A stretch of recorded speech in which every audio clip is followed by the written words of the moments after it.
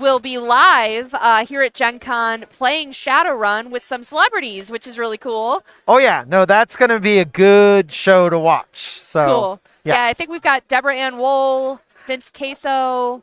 I don't remember because I am horrible with names, and I openly admit that. But I did run into a couple of them last night. I was like, hey, I recognize these people. Awesome. Yeah, and you can check our Catalyst socials, which will have all of the advertising and the stream schedule and everything if you want to catch up later. But I really want to launch a Kickstarter. Can we launch a Kickstarter? Right now? We can launch a Kickstarter right now. We've got secret people watching this stream right now who are waiting to push the button.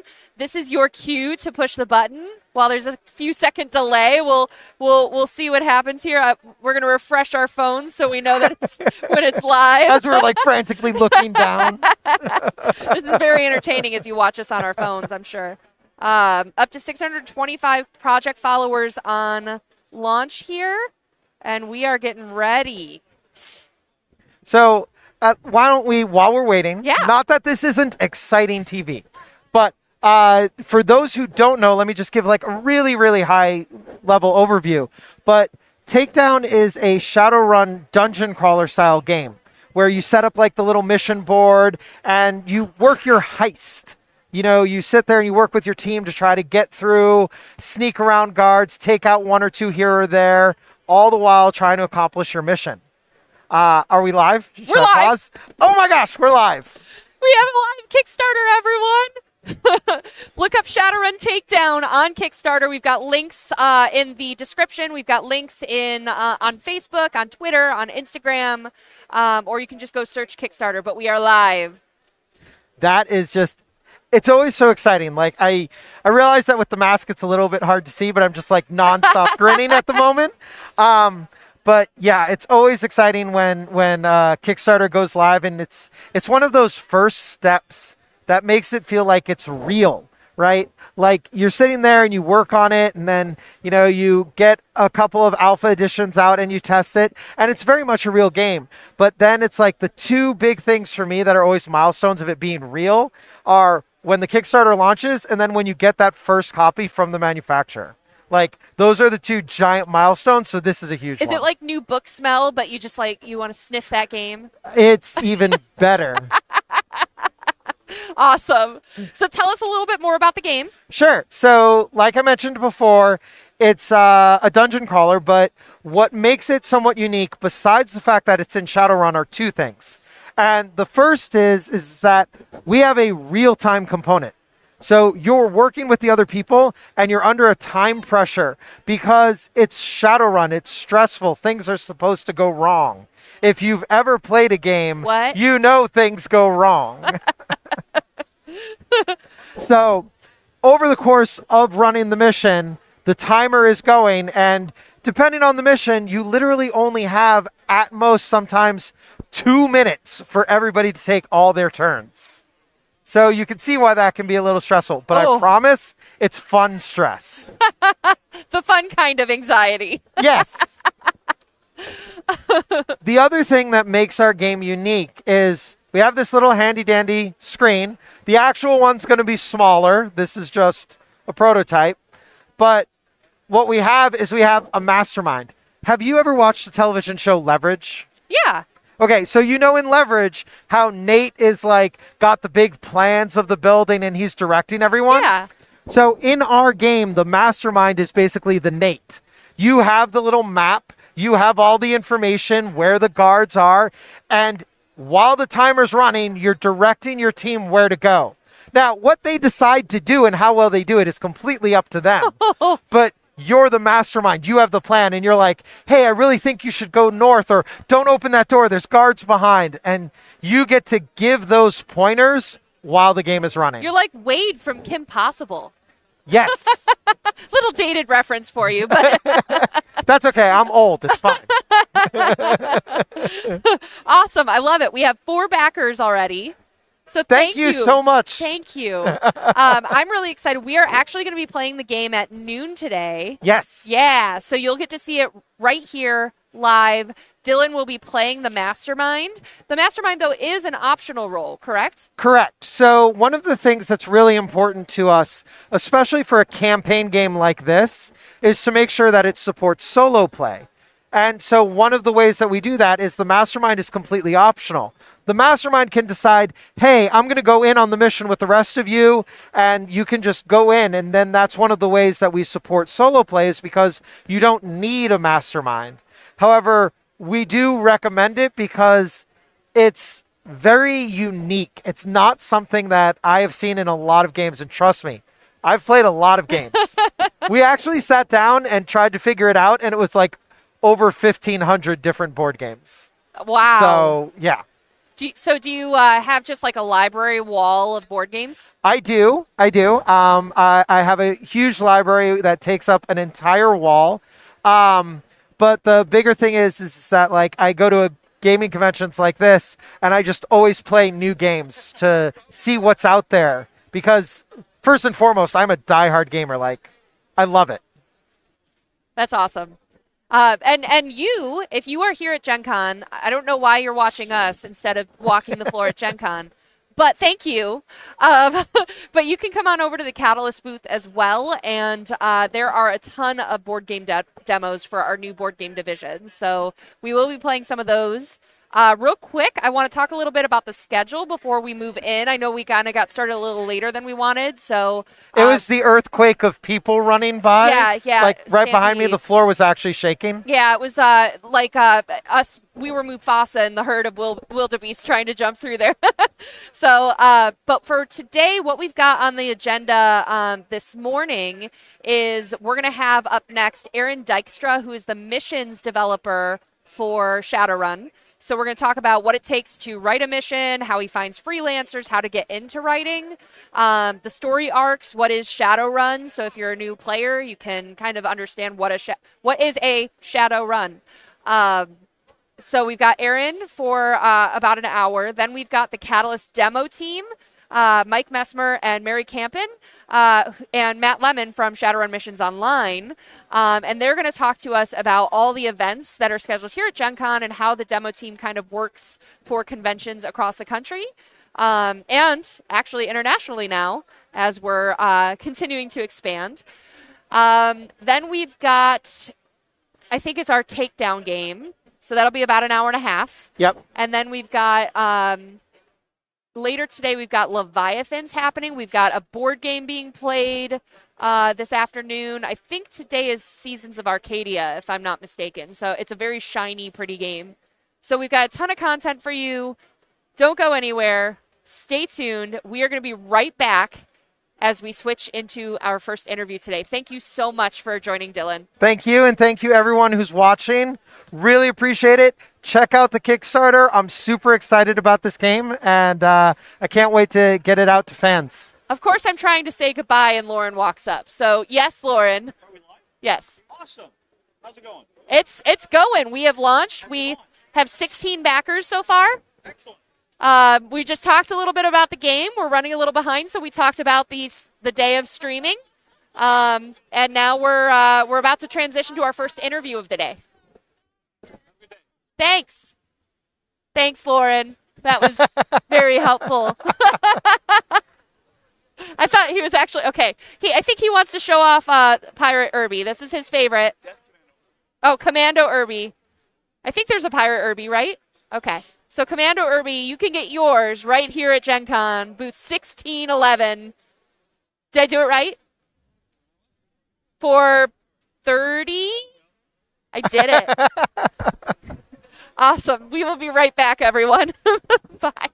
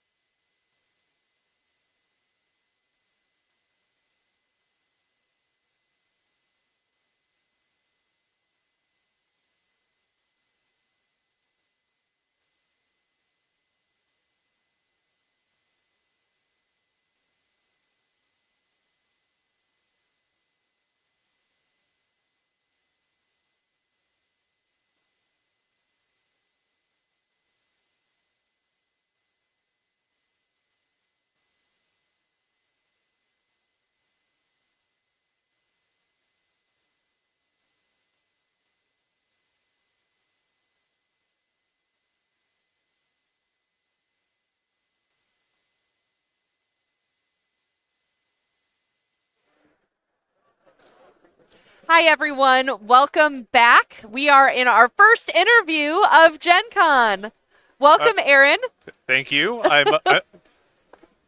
I'm honored to be the first interview, so I appreciate that immensely. Awesome. Aaron Dystra is the missions developer Yes. for Shadowrun. So we're going to talk a lot about Shadowrun missions, a little bit about the Catalyst demo team, because that's where you get to play the missions as they release for the con year. Yep. We're going to get all the details. Yeah, we can do a little bit of writing too, but I know you've got a bunch of other interviews through the entire weekend. Yep. So. Yeah, I think this is it's going to be kind of an interesting take to kind of introduce Shadowrun as we lead up to the Takedown conversation and stuff. Which, by the way, we are at 20 backers. We're at 1854. So thank you guys so much. Really appreciate all of the support. Yeah, more Shadowrun, right? More Shadowrun. Always more Shadowrun. Yeah. Those are the things you get hooked on the world, and then it just keeps going deper, and you're like, oh, well, I need more. Yep. And it's been an addiction. Yeah. I don't know if I've told this story on stream yet. So I'll tell it here because we've got a lot of time to kill. So when I started with Shadowrun, I was actually playing Dungeons and Dragons with my home group, and one of the Shadowrun writers joined our group and actually put us in Chrome Flesh in 5th edition. Yes. Our gaming group was in that book. That was Scott, right? Yeah, Scott Schlitz. And so when our D&D campaign finished, he's like, hey, I'd love to run this cyberpunk fantasy role-playing game for you. And I was like, that sounds stupid. But the rest of the group was like, be nice, we should play. And I'm like, ugh. So I was in theater at the time, and I finished a play, and I was kind of going through the withdrawal of having a character to dive into and get hold of. So I was like, I guess I'll care. And I fell in love with the world, the setting, the stories, the characters, all of it. Oh, yeah. So really excited to share that love with the gaming world and get other new players to come on in. Absolutely. And a lot of the things we do for Shadowrun missions, and a lot of the things that we do with the Catalyst demo team, is specifically we want to bring in more and more new players to give them that first taste, to walk them through what, I mean, it's somewhat depressing, right? You've got this dystopian future, or dystopian present, however you want to look at it. Where evil megacorps own the world, but the magic element is just so enticing when you start looking at that and how the corporations want to control magic. Yeah, absolutely. And technomancers too, where it's like, which to me is computer magic. I like calling them matrix mages.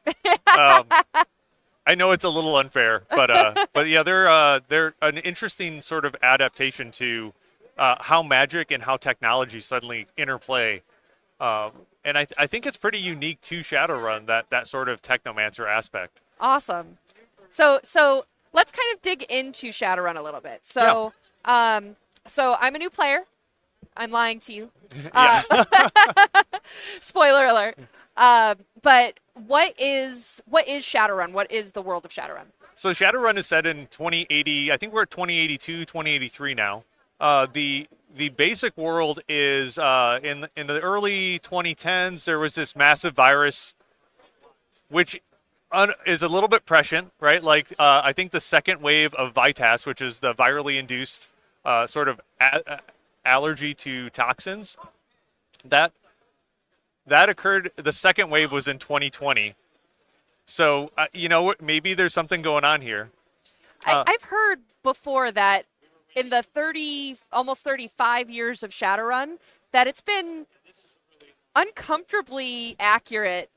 We're always writing 60 years in the future, but as we've gotten there, we've gotten a lot right.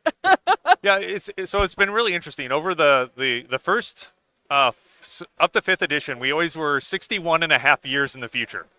And it made it really easy. We've switched to doing a half year of game time for every year, which makes the math a lot harder as a writer to make sure we stay in line. But yeah, it's so you've got magic and you've got technology. So after all of the immense population drop, corporations took more and more control away from governments, because suddenly governments had a lot less power, and the governments are still around, kind of. But, like, look at the U.S. The U.S. doesn't exist in Shadowrun. It was broken up to, like, 5 pieces. which is really interesting. Canada got absorbed into 2 of them. And a lot of that came because of the Native American populations rose up. They were put in internment camps, and they suddenly found their magic first. And because of that, it just broke the U.S. and it broke the world as they started using magic to take control. And you know what? People don't like when they had control and lose control. So now you've got this sort of battle of anarchy versus corporate control, and I just find that so intoxicating. Yeah. One of the quick ways I like to describe Shadowrun to someone, I was like, well, you like dragons, right? Dragons are awesome. Yeah. And you like magic. Yeah. Casting spells. Uh-huh. You like having replacement body parts that make you faster, stronger, more powerful. I mean, cool. And then, well, what stops you from having a dragon with a Gatling gun strapped to its chest? Well, nothing. Uh-oh. So it gets a little exciting. So yeah, you're crawling a dungeon, and maybe it's got a breath weapon, but maybe it's got an AK-47.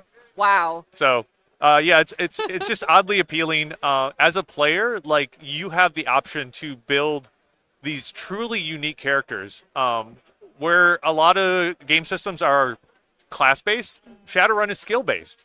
So if you want to have the ability to hack and also cast magic, you can do that. Cool. And I think that's really what is super compelling. Now, it can be crunchy, but it is one of those things where if you really get into it, it's fun, it's compelling even between the sessions. Now even so, lore aside, because love the lore. You mentioned the crunch, but there are different levels within the books that are written. Yeah. That you could go into. Can you explain a little bit about if you want the light version, the medium version, and the dark roast? So there's a couple different sort of flavors and aspects. I think light version is anarchy. If you're looking for a way to tell a cyberpunk story with rules light, and it's not that light. That's the other part. Even light, it's light for Shadowrun. But there is still quite a bit of rules, and there's a lot of things that you can really sort of build into your character and really make it your own. But it is story-driven.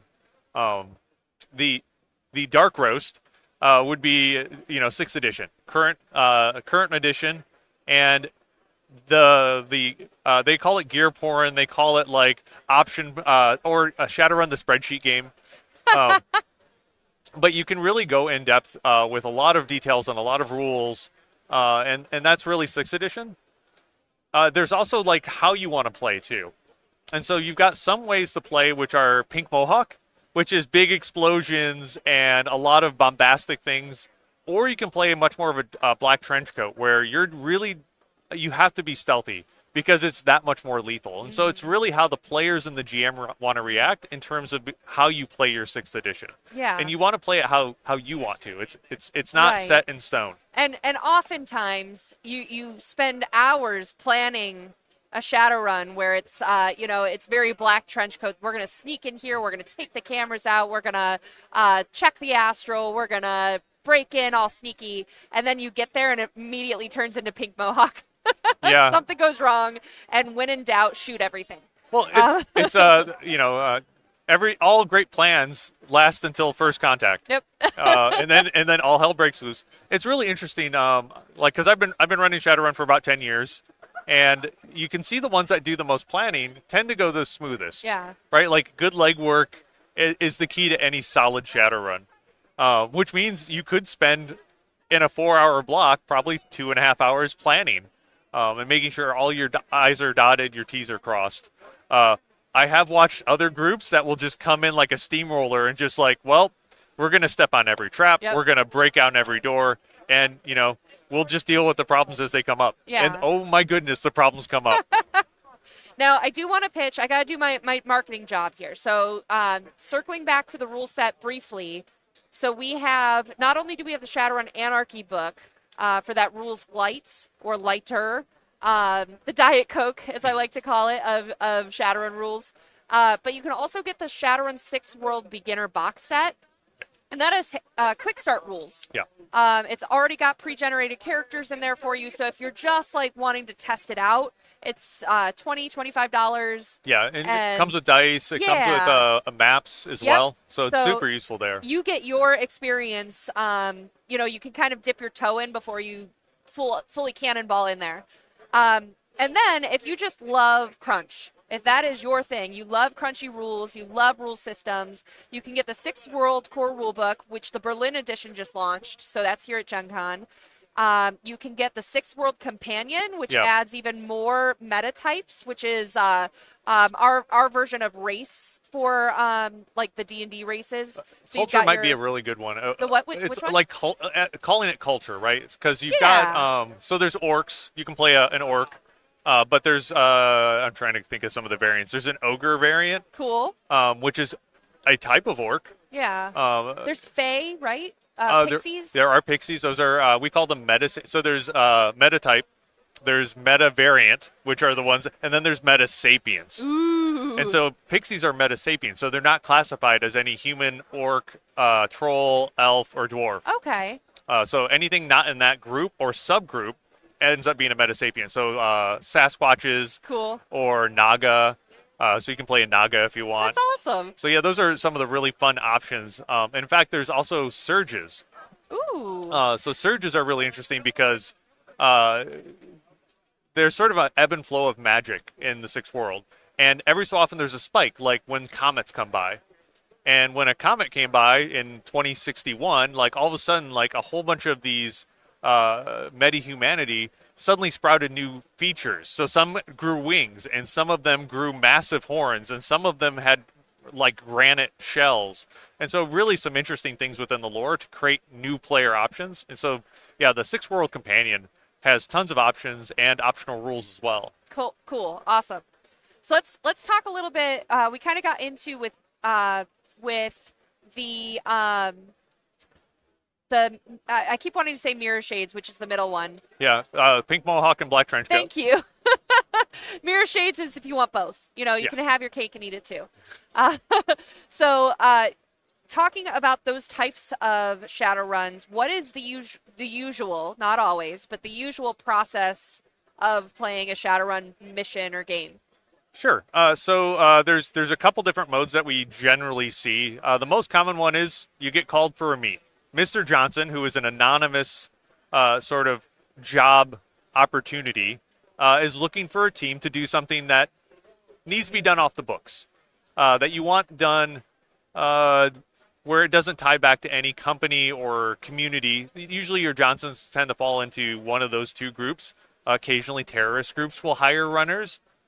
So there's some morally gray areas that Shadowrun does tend to live within. Mm-hmm. Once you get the job opportunity, it's time for the meet. Negotiating pay, figuring out exactly what Mr. Johnson wants, and then time to do legwork. So once you do legwork, it's like, do I know who works at the location we're going to hit? Or what type of job is it? Like, are we assassinating someone? Are we extracting someone who, like, let's say Corporation A wants an employee from Corporation B, so you may have to do an extraction. Maybe they're willing. Sometimes they're unwilling. You've got stealing of prototypes, sabotaging facilities. Like, there's a lot of different types of runs that you'll end up seeing.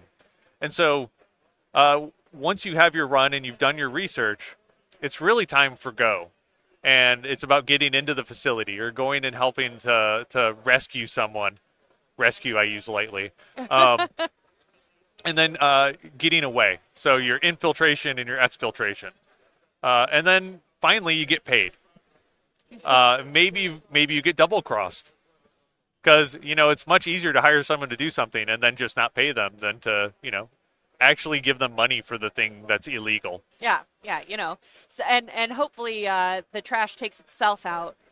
Exactly. For Mr. Johnson. So in his perspective. Yeah. So usually they will give you a good Mr. Johnson will give you enough information to get the job done, but not enough to save your skin. Mm-hmm. Because a dead runner is fine as long as you got my job done. Yep. So. Yeah. So the other one was in media res. And that's where a run starts in the middle. So some adventures that are written will start you in the middle of a firefight, and you need to find your way out and then get your real job. Ooh. So those are always super fun. We don't see them a lot in adventures because it might get overplayed, right? Yeah. But usually once out of every like 12 missions I see generally is written in that style. Cool. Okay, yeah. So let's flip over to missions. So we've learned that we're working through the criminal underworld and taking whatever jobs we can to survive.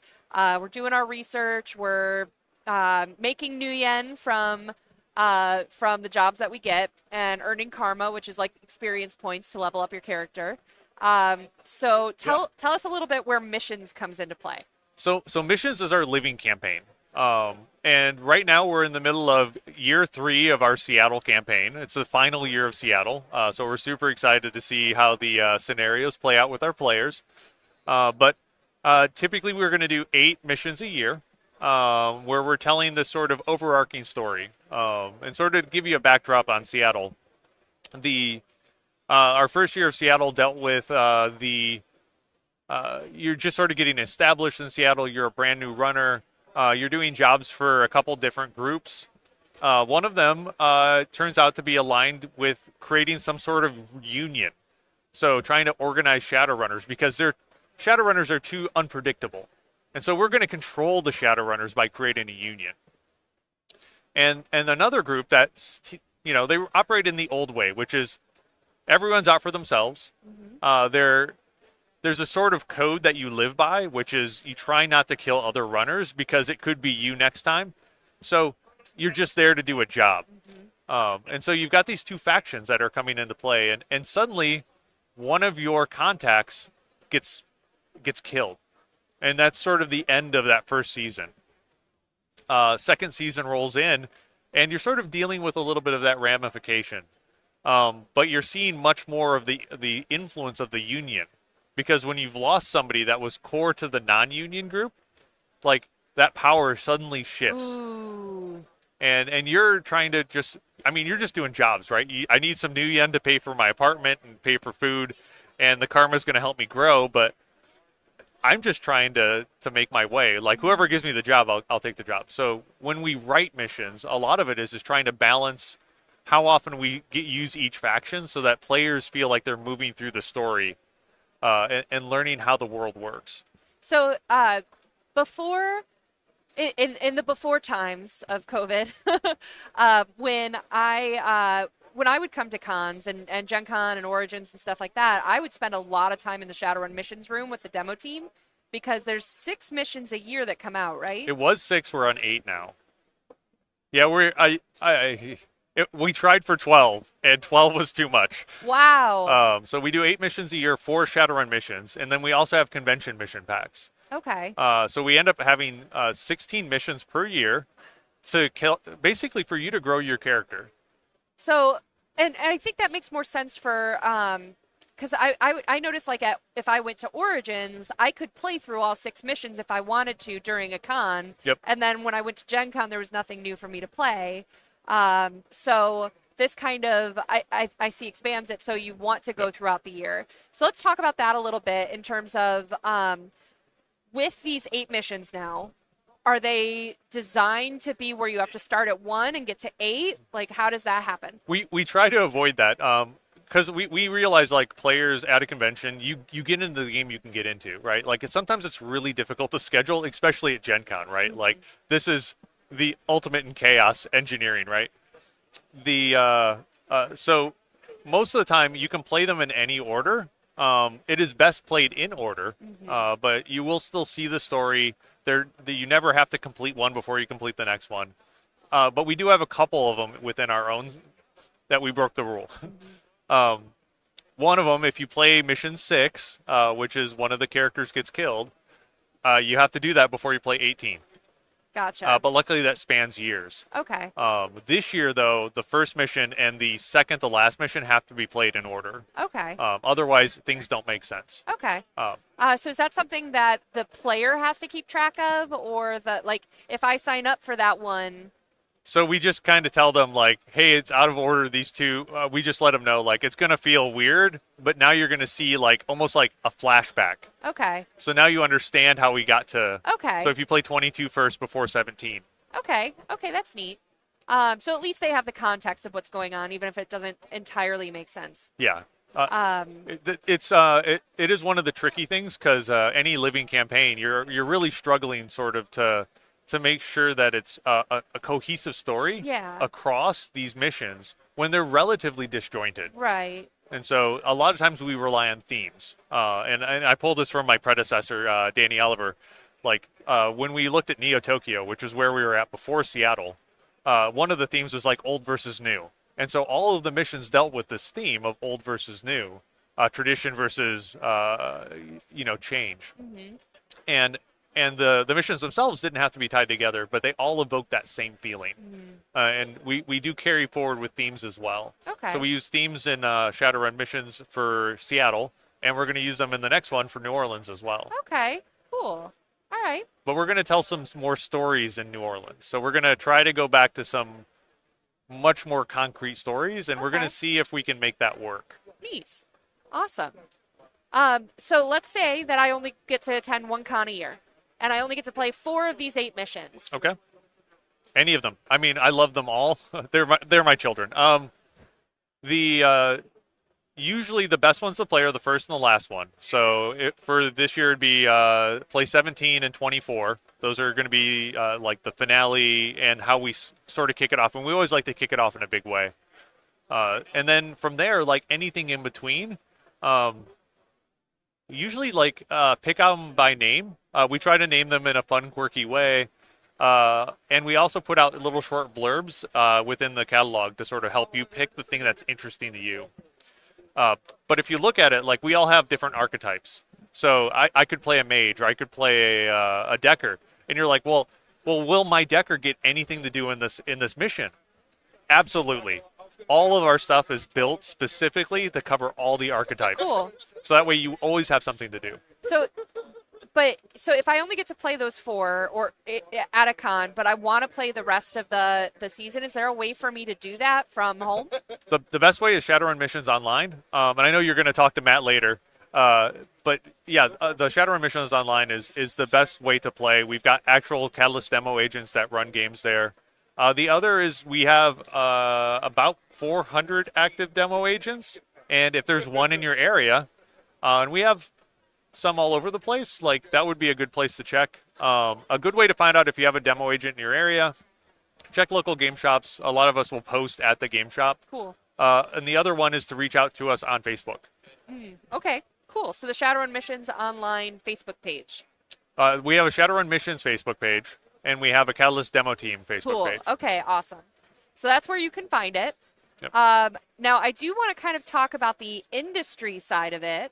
Yes. And developing all of this. But I'm going to take a quick break just to say, hey, guys, we are at 73 backers, $7,259. So we are $1,800 away from our funding goal. Nice. So thank you so much, everyone watching, everyone who's checking out the Kickstarter page and backing. We really appreciate it. Thank you so much. Now back to the show. So I kind of want to hear your story of how you went from con attendee to demo agent to missions developer. Can you tell us your story? Sure. I went a little bit of a roundabout way, but it's probably normal, right? Like everybody finds their way to gaming in a different way. Some people find it early in life, in high school or in junior high, and I think it's more common now, which I love. I came to it fairly late in life. I actually did a bunch of acting as well when I was in college. I did a bunch of improv. I did a bunch of that sort of thing, but I didn't play any of the games. So I'm a latecomer. And then I started running for Pelgrane Press. I know they do 13th Age and they do Trail of Cthulhu and a bunch of really interesting games. And I came from more of a D20 background. And then a bunch of us went to a convention in Seattle at technically Tacoma, and we had one Catalyst demo agent We had one guy from Pelgrane, which was me. We had another guy from Paizo, and it was just we were just sort of sitting there going, like, what do we do? Because none of the players were coming down. It was a miniatures con, and so we were just like, okay, well, let's just play each other's games. And I played Shadowrun. I got hooked. I came to Gen Con that year, and I walked over to the Shadowrun room, and I was like, I want to be a demo agent. And they're like, absolutely. It's pretty easy to become a demo agent, and I know they'll talk about that. And from there, I demoed for a couple of years. I felt like I wanted to help write, and so I talked to somebody who had done writing in the past, and they're like, well, we do open calls, and we do have an open call right now until August 9th. If you're interested in writing for me, I am looking for more writers. That is on our Shadowrun Missions Facebook page. Cool. Is the easiest way to find it. Awesome. I signed up to write, and he's like, I'm full right now, because we do get full. I've got 8 missions a year. But if you want to play test for us, I would be glad to let you play test. And so this was Danny was running at the time. And so I ran through and did a bunch of play tests, and I wrote up all my feedback. And it was a lot. And I handed it back to him, and he was like, you should apply to write when we open it up. And I was like, yes, I will. And so I signed up to write. I wrote in season 10, which was Neo Tokyo. And from there, I just kept growing my responsibilities. So I helped out a lot with editing. I helped out with a bunch with the writing. I started helping develop some of the meta plot. And when Danny decided to go do something new, they invited me to take on the role of missions developer. And I've been doing that for about 3 years now. Awesome. It's just great. And one of the things that sort of compelled me to do it was it's one of the easiest ways to break into the industry. I've worked on a couple books at this point, and super excited that I was given the opportunity. But a lot of that came because I wrote missions content, and I've actually handed off some of my writers for missions up to Jason Hardy to get them writing books too. That's awesome. So it's one of our best funnels to get new talent. That's really cool. So finding a way, if you are an aspiring writer, game designer, and you want to figure out how to get your foot in the door, this is a great way to do it. So really cool stuff. I've looked around trying to find hey, if I want to write for somebody else, what does that take? Don't cheat on us. I'm not cheating, but it's good to know, right? Because I want to see how they get talent too. Yeah. And so when I went and dug into that, a lot of the places just aren't hiring freelancers, right? The industry is sort of still in that lull of COVID.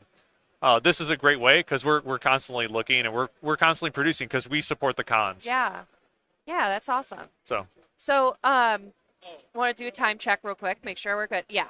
So can you explain a little bit about that writing process? You have these writers, what kind of samples or what do you need? If I want to write for you, what do I need to give you or do to get on board?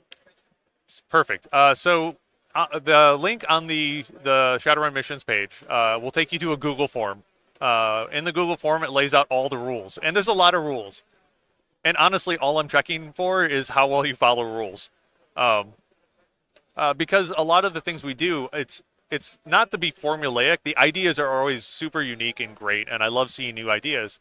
But we have to fit in a 3.5 hour convention block. We've got to be able to make sure every player has an opportunity to showcase themselves at the table. So we have some rules that we follow. And formatting is another one, because when we want to go to print, because all of these folks are going to go to print, I need to be able to get that quickly and easily to Catalyst so that they can publish this content. And so we've got a bunch of rules. What I'm looking for is a rough synopsis of your idea. What makes your run cool? And then the right one scene. And it could be a meet, it could be a combat, whatever sort of tickles your fancy. And then you submit that to me. We'll review the content, and by we, it's really me. The deflatedness that just happened. It's the royal we.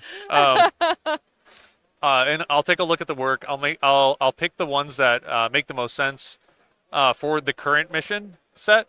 That's not to say that all the submissions are in the trash that don't make it. We'll absolutely use them in the future. And we just funded. Did we? We just funded. Guys, Jason Hardy walks up as I watch the $9,000 go into the $10,000 mark. Let's announce. Hey, Chris, you have a voice. Can you announce to the general area that Shadowrun Takedown has funded on Kickstarter? Shadowrun Takedown has just been funded on Kickstarter.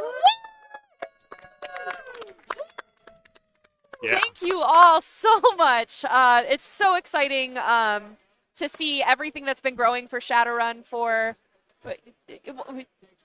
Oh no! Guys, do you know Jason Hardy? Come over here so that he can.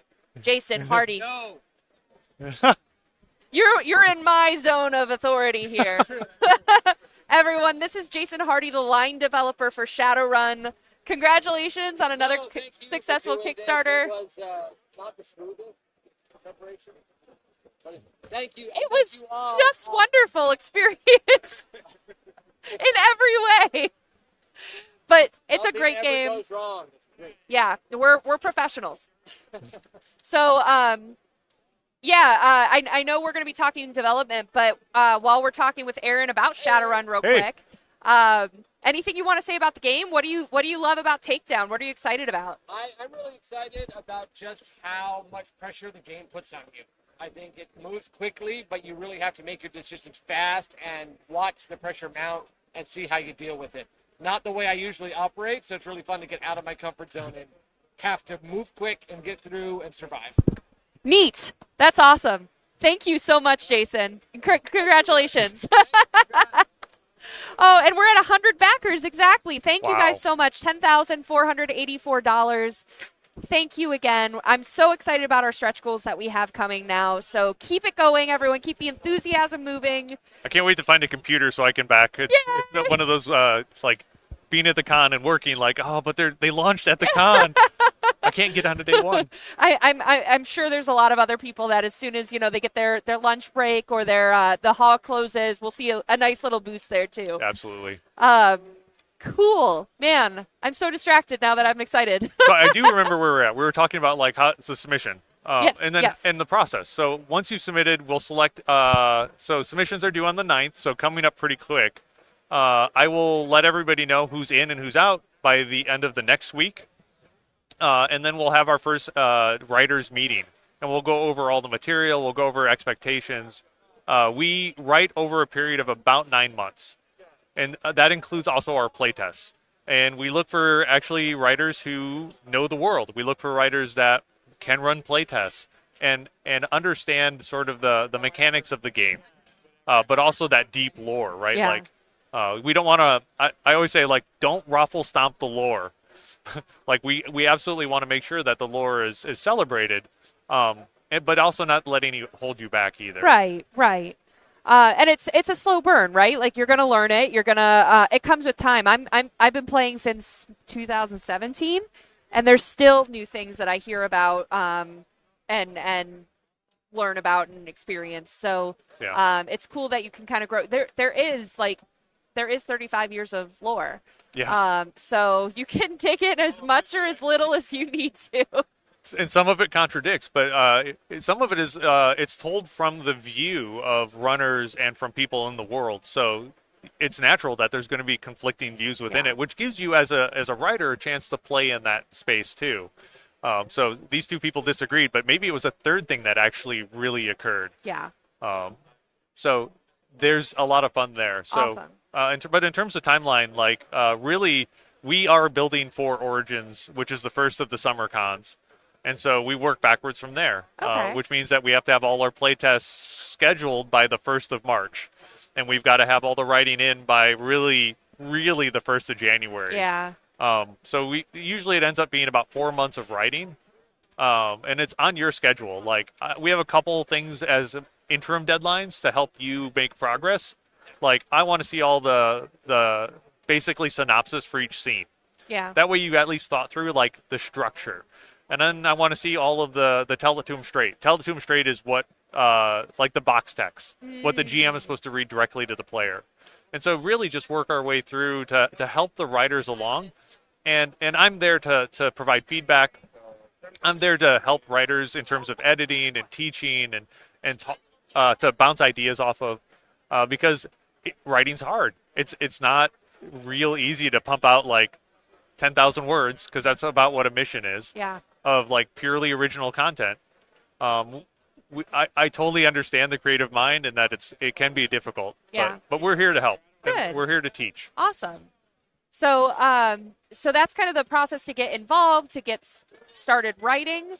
Now, moving into, now that you've written for some of the books, how Yep. does that change from the style that you write for missions to all of a sudden a game dev book where it's got rules, it's got lore pieces, it's got fluff, it's got...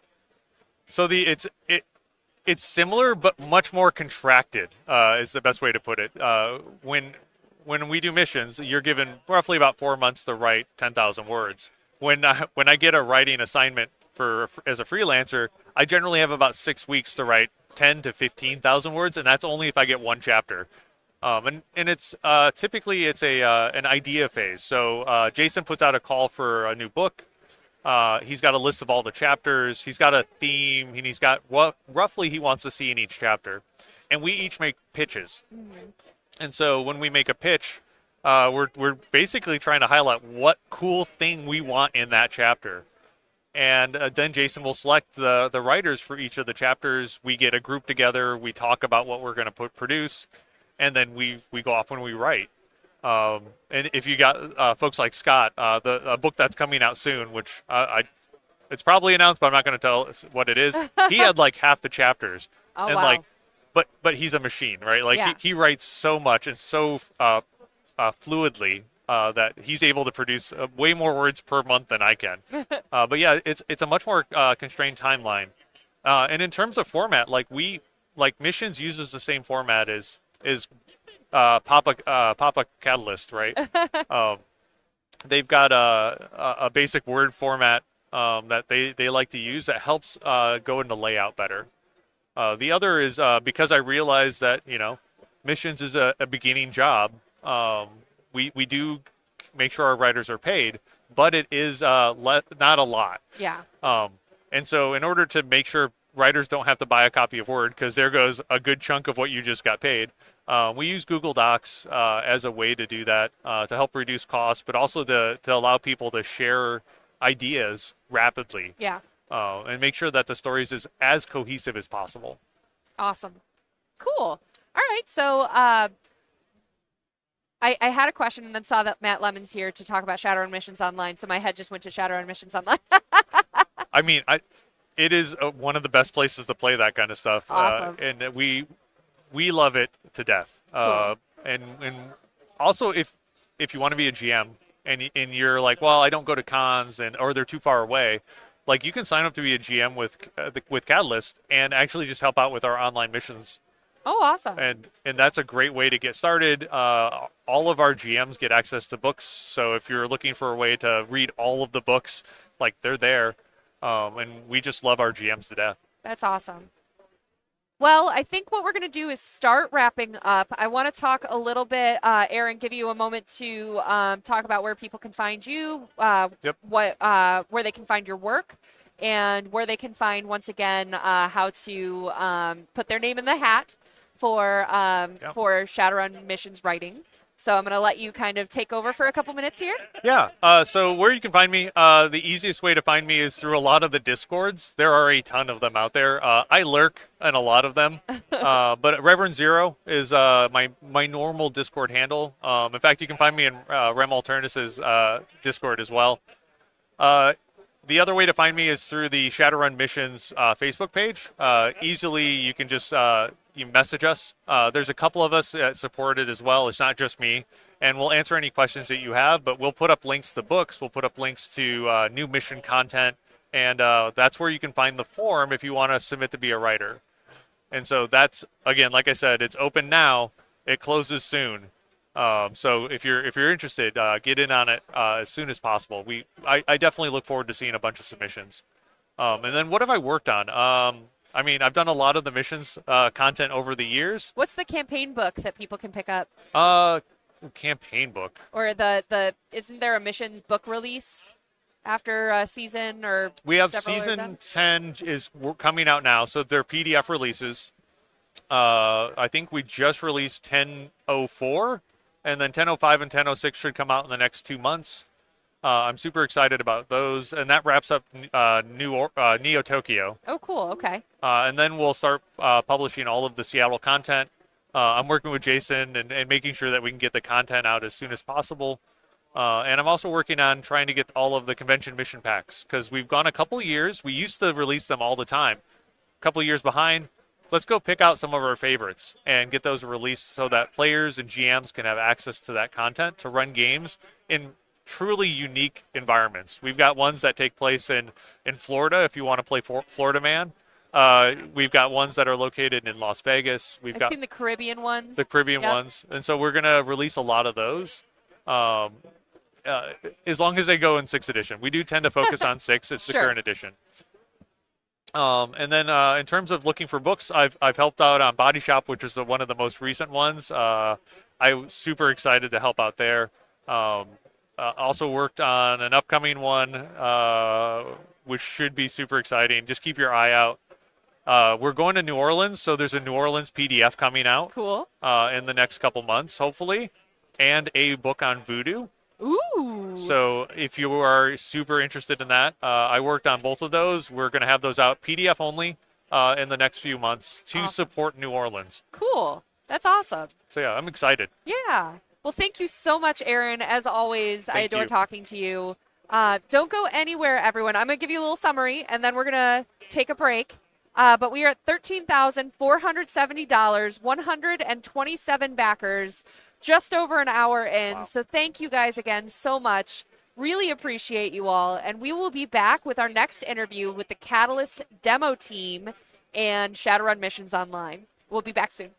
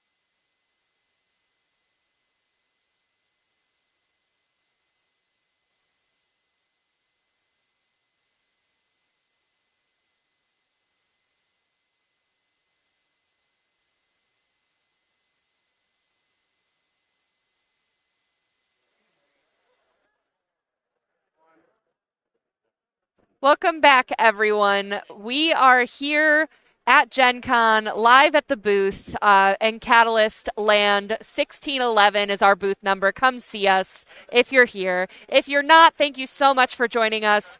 I am here, I'm Rem, and I'm the Community Marketing Director for Catalyst Game Labs. I am here with two very special guests today. I've got Mike Messmer, who is what is your title, Mike? Lead RPG agent, but technically I'm more in charge of Shadowrun in general. But lead RPG agent for the Catalyst demo team. Awesome. And Matt Lemon, what do you do? I'm just here. Okay, now the truth. No, the truth. All right. I run an online community called Shadowrun Missions Online, where we get to play Shadowrun missions all the time instead of just at conventions. Awesome. So just like we talked about last hour with Aaron Dystra, who's the missions developer, he's the one writing the stories. Mike's the one making sure that players here at the convention can play the games. And Matt's the one that says, hey, it's post-convention and I still want to play more games. So let's do it. That's right. So thank you guys for joining. Just to check in on the Kickstarter, we are at $16,540, 156 backers. That's incredible, guys. We've got a really cool stretch goal that's starting at 20,000. So let's hopefully push there while I've got you guys on. But in the meantime, I want to hear a little bit about the demo team here at Gen Con. What do you guys have going on this week? Well, for the demo team, for the RPG side of things, we have Shadowrun missions running the entire con. Right now we are running the last 12 or so of the 2081 arc. And there is also a 4-part New Orleans arc and a 4-part Kentucky arc that we're having. Everybody we're also running our First Taste events, which are introductory Shadowrun events, and we're also running our Build-A-Runner character creation sessions. We're running pretty solid right now. The first slot we ran already has a pretty good fill rate. We had a lot of people walk in and ask for introductory games. We're definitely accepting generic tickets, people to come by and try the game out. Awesome. Now, any special events for missions that people can get in on? Hint, hint, legends? In case that wasn't clear. There's two things. Tonight and tomorrow is a 2-parter. It's actually, if you really want to come play Shadowrun, it's the best deal we got. It is a 2-parter for the price of one. You have a Thursday night, Friday night, 2-part Shadowrun tournament that has pre-generated characters and a special scenario just made for that. That is going to be a lot of fun. We have that storyline's been in the cooker for a year, so that's going to be a lot of fun. And the second thing we have is called Legends of the Shadows, which is an exclusive event that has you play with some of the luminaries of Shadowrun that have been part of the development and writing of Shadowrun over the years. In those tables, we're going to have our line developer Jason Hardy. He's going to be there. I believe you are going to be there as well. You can come play with me. Echo Chernick is going to be there. Ooh, she's our wonderful Shadowrun artist, one of our many. We have 2 other guests that are coming as well, Tom Dowd and Mike Maville. Also, the writers and developers from ages past have come to grace us with their presence again for that. Awesome. Another cool thing about Legends is if you're a Shadowrun missions player in regular time, if you participate in the event, you actually get a special challenge coin or a token or something along those lines that allows you to get special privileges as far as making a new character. There's last year we did the thing. I'm not pretty sure it's going to be the same thing for this year. You're allowed to make a ghoul character. It allows you to get extra qualities and whatnot, character creation for a new character, and a few other things in there. It's all detailed out in the SRM missions guide if anybody's interested in looking it up. But it's really kind of cool. It's something special that we wanted to come up with. Instead of just you're getting to hang out with these really cool people, but at the same time, we wanted to give you something for if you wanted to continue to play missions as well. Cool. So Absolutely. We're giving a little extra back to the people also. Awesome. It's a lot of fun. Oh yeah. And the run that happens there happens nowhere else. It is exclusive to that. It will never happen outside of there. It is the only place that particular mission will ever be run. Awesome. Mm-hmm. So I want to jump over because we have a new addition here. I hope that your mic is on and everything is working. No worries. Mary, can you please introduce yourself and what you do? Hi, I'm Mary Kempen. I'm the head of the demo team, the Catalyst demo team. So I oversee all the things, and then I most directly coordinate the Battletech, miniatures, line of organized play. I have these great fellows who are doing our Shadowrun stuff. You can't be an expert in everything, but I do the other part of the things. So we've just gotten to hear a lot about Shadowrun and the special events happening for Shadowrun here at the con. So not only can people come and sign up for Battletech games or Battletech Alpha Strike games, but what else is going on that's special for this convention? So the most special thing every year is called Masters and Minions. It's our celebrity event. Basically, we require all of these amazing people at the con to come and play in this event Saturday nights against players. Everybody takes home painted minis. Masters get to pick their minis and their themes. Ooh. So it's all over the board. Some of our very serious masters pick canonical fiction-based schemes, and it's very serious. Some of our whimsical, especially artistic type masters, pick crazy things and have them painted up. And so it's always kind of a game during the con as to who picked what and who you're going to play. Right now we have the minis displayed in our minis area in a case. Great. So people have been kind of guessing who is who and who picked what. So that's the highlight. People walk around, they get signatures. It's a whole event. We have the same for Shadowrun called Legends of Shadow. Same time in the Shadowrun room, same idea. And then we have a whole variety of our organized play games here that because as everybody knows, it's our long-standing crisis that we didn't have a website. So we're in development for that. But because of that, our organized play is hard to find. Ooh. So we do have all of that here at the show, though. So we have a blind draft tournament that we started 2 years ago out of the Battletech salvage boxes, kind of like you did with a card game. You open up and what you get on the site, and then you build your team out of that. We have our big competitive tournaments, Battletech Championship Circuit, Alpha Strike 350, the Battletech Open, Solaris Melee Challenge.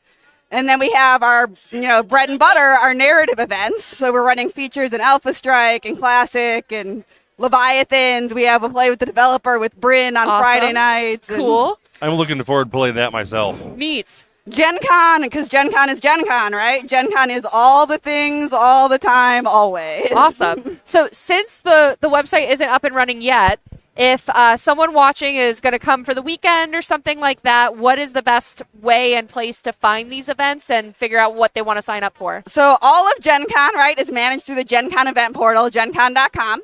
And you can search for Catalyst Game Labs, and you'll see all of our events. I guess good for us is that most of them are sold out, but there are still some openings and things, so you can search for non-sold out games. Our event guides are on our rather sad old website, so if you're looking for those. Or if you have a specific question, you can always email me directly at demoteam@catalystgamelabs.com, and I can send that to you, before our website, our new one, is up and running. Cool beans. All right, so we've talked about Shadowrun events here. Yes. We've talked about Battletech events here. So I know that there are very good odds that the people watching right now are not here at Gen Con. So where do they get their Shadowrun from? Well, I think the best person to answer that question is Matt Lemon over here, who is the person in charge of our Shadowrun missions online. If you want to run missions online, if you want to run missions from the comfort of your own home, we have a great integrated Wait. system to I handle thought it. I was supposed to be telling all this. You told half of what I was going to do, too. So well, never gonna do that's true. That's true. So, That's true. I'm giving you your introduction. All right. I gotcha. Well, I appreciate it. Without further ado, Matt Lemon, who was supposed to be my XO at one point, it is more or less our SRMO on. So Do go you ahead. see the passive aggression that's happening right now? This is We love to entertainment hate for each you other. guys. We love to hate each other. Exactly. That's right. No, SRM Online is a web-based thing. We use Roll20, custom maps, Discord for voice and text chat. It is a pay-to-play situation, but it's just to cover all the back-end stuff. And, I mean, people understand that kind of stuff. But it's a situation where we have most of the missions guide developers and people who develop the rules and whatnot for the organized play setting on our Discord server. It's very active as far as if somebody asks a question, it's relatively answered in an hour, at least an hour, if not 10 minutes or so. I mean, usually I'm looking at it too and saying, oh, hey, well, this is what I think, but this guy is the one that actually knows the answer. Awesome. So our website is srmissionsonline.com. and I'm sure your show guy will put a link in the thing, and I can get him a Discord link also in case anybody's interested. But we run 5th edition missions, we run 6th edition missions. We're talking about doing a few other things. We're starting to work on the what was I thinking about? We're starting to develop the 6th edition missions that are currently debuting at Gen Con on Roll20 as far as to make maps and whatnot with it. The 5th edition missions, while it's not exactly still, not the current edition, it was still pretty popular with people and whatnot. We've got most of the missions mapped out, maybe not high-quality maps or anything along those lines, but it's still pretty good. We like to play, we play for, basically it's a situation where GMs, when they have 4 or 5 hours of time that they can say, I want to run some games. A Catalyst demo team agent can sit down, say, hey, I want to run a game for this time frame. He submits an event to me on the website. I approve it. I put it all together and then broadcast it on. Usually, I do it on the Shadowrunners Union Facebook page. I'll do it in the Shadowrunners 6th edition page as well. I'll do it on our Discord server, obviously. And it's a situation, if you guys have the time to sign up for the event, go on to the website. If you don't have an account, make an account. Pay your $5 or so that the ticket is. And usually we have coupons going most of the year for 50% off or something along those lines. And then when your time comes to play, jump in and play. Awesome. So I know that and that both the physical con presence of the Catalyst demo team and the Shadowrun Missions Online are always looking for GMs, right? Yes, absolutely. Always. So what is the best way? Let's start with Shadowrun. All right. What is the best way for someone that would be interested in getting involved with the demo team to get involved with the demo team? All our demo team goes through one portal. So we have one, it's a Google form that you find and you fill it out for either Shadowrun or Battletech or Leviathans or board games. You go to the forum, you enter your information. As you choose what you want your main thing to be, it will send you to a different set of questions that you fill out. And these are meant to be kind of what we do. Like, how are you going to bring new players into the game? How do you maintain a community? Like anything else we need to know about you. And then every month we process those and you get added in and then you're going. Awesome. What are the perks of being a Catalyst demo team agent? Community. Well, you clearly get Community. this. I mean, that's You get your bowling shirt. You get the snazzy threads. That's for That's one. right, yeah, right? yeah. Get a nice little badge holder if you want it. You get the more modern one if you're paying more attention than come that. Has on. been I like the recently. green. It's not tattered yet. It's perfect. He's right, though. The main thing is the community, Yes. right? It's like talking to ourselves, and then because we're the official team, we also can talk directly to Catalyst. So if there are issues, a lot of times we do play tests for things before they come out, and they'll ask us, like, what do you think about this or that? We get all the organized play documents, but, working together and figuring stuff out. Because we do not write small rule books here at Catalyst Game Labs. That's not who we are. So community is very important in some of that. Awesome. And I think another thing with community that, you touch on with the online aspect, and, Mary, I know that it's not all just Gen Con. We're at small cons, we're at big cons, we're at game stores, we're at everything. All around the world. In schools, we have a bunch of contingents in schools, school organized groups now. Really? I didn't know about that. That's cool. And we're also going to be having conversations about expanding into live streaming to have some of our content online so that you can see missions. If you're more of a listener rather than a player, you want the lore, you want to get in on some people playing, and that'll be for both Battletech and Shadowrun. So you guys can stay tuned for that. I don't have an ETA for you. Unfortunately, we're working on it. There's a lot to do, but we'll get there and we'll communicate when we're ready. Anything else you guys want to share? I know we don't have too much time for you guys today, but anything else we can talk about? One thing I will say is that, just like you said, we are always looking for good GMs. And even if you don't know how to play the game and you're just interested in running, you want to come participate, you want to be part of the community, reach out to us, reach out to srconvention@gmail.com, reach out to the SRM online, reach out to the demo team at Catalyst Game Labs. Any one of us can direct you in the right place to get you anything you need to become a GM, to become somebody who's running these games, whether you're into Shadowrun, whether you're into Battletech, whether you just want to do it, we always need good people. And we're always willing to teach, and we're always willing to have people come on board. Yeah, we actually have a whole internal mentoring program. So if you also are trying to be a GM for the first time, a lot of our GMs come to us from other games. So they already have some experience. But if you're looking to get into the GMing thing for the first time, we have an internal mentoring program. So we can also help you set up with some veteran GMs to help you through those first. The first ones are the hardest, right? I love that. That's so great. Oh, remind me so we can advertise for that a little bit after the con. But thank you guys so much for what you guys do for the community. You keep the energy high. You keep finding people who love the game and getting them in. I know we were just talking with Aaron Dystra about going from being a fan to being a demo agent to writing missions to developing missions. And this is a great community that lifts each other up and grows together. So thank you all for your contributions. I really appreciate Absolutely. you. Anything else to add? If you are here at Gen Con and you do happen to be watching the stream for whatever reason and you want to play some Shadowrun, we're in ICC 122. Come on by. We'll be happy to do what we can to get you in a game. Battletech and Minis are right in Hall A, door A. First thing you walk in, we have that giant banner I'm sure you've all seen on social media. And if you need to get the links for SR missions online, it's at there's cards in the Shadowrun room so that you can pick up there.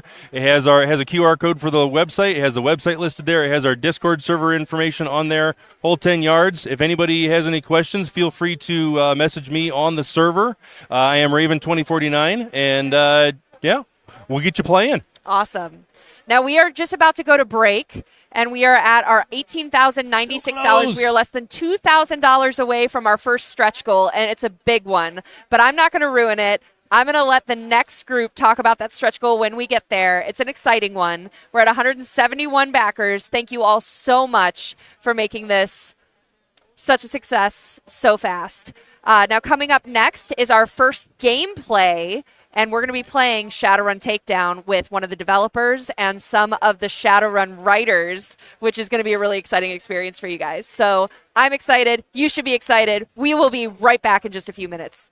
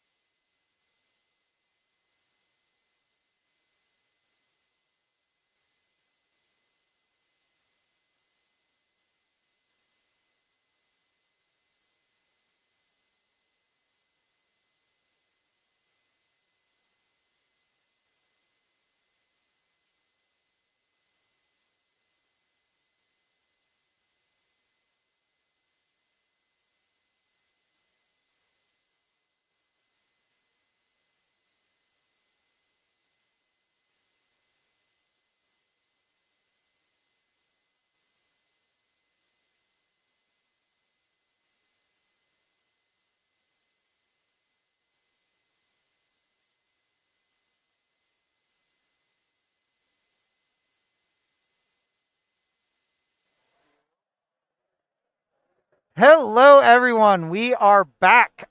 Those of you who were on the stream earlier, I'm Dylan. I'm one of the designers of Shadowrun Takedown, which is what we are going to be running through. Real quick, I will mention that it is a Kickstarter that went live this morning. We launched it live on stream. It is currently running. We are just $500 and $508 short of our first stretch goal. It's already funded.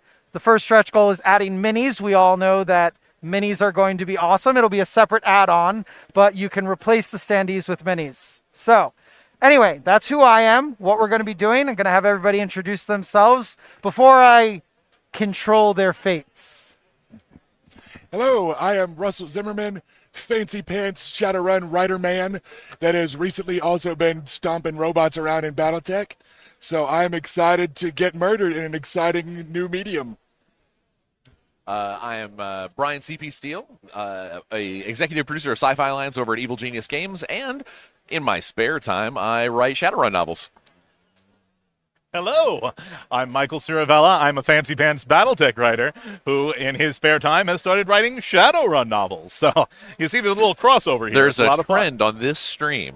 I mean, I would also, I feel the need to throw it out now. I forgot that also in my free time, I have written both Shadowrun and Battletech short stories and novellas. So yes, this is the author stream right now. Exactly. We all need smoking jackets, pipes, and some kind of snifter for this. There we go. And an editor yelling at us to hurry up just off screen.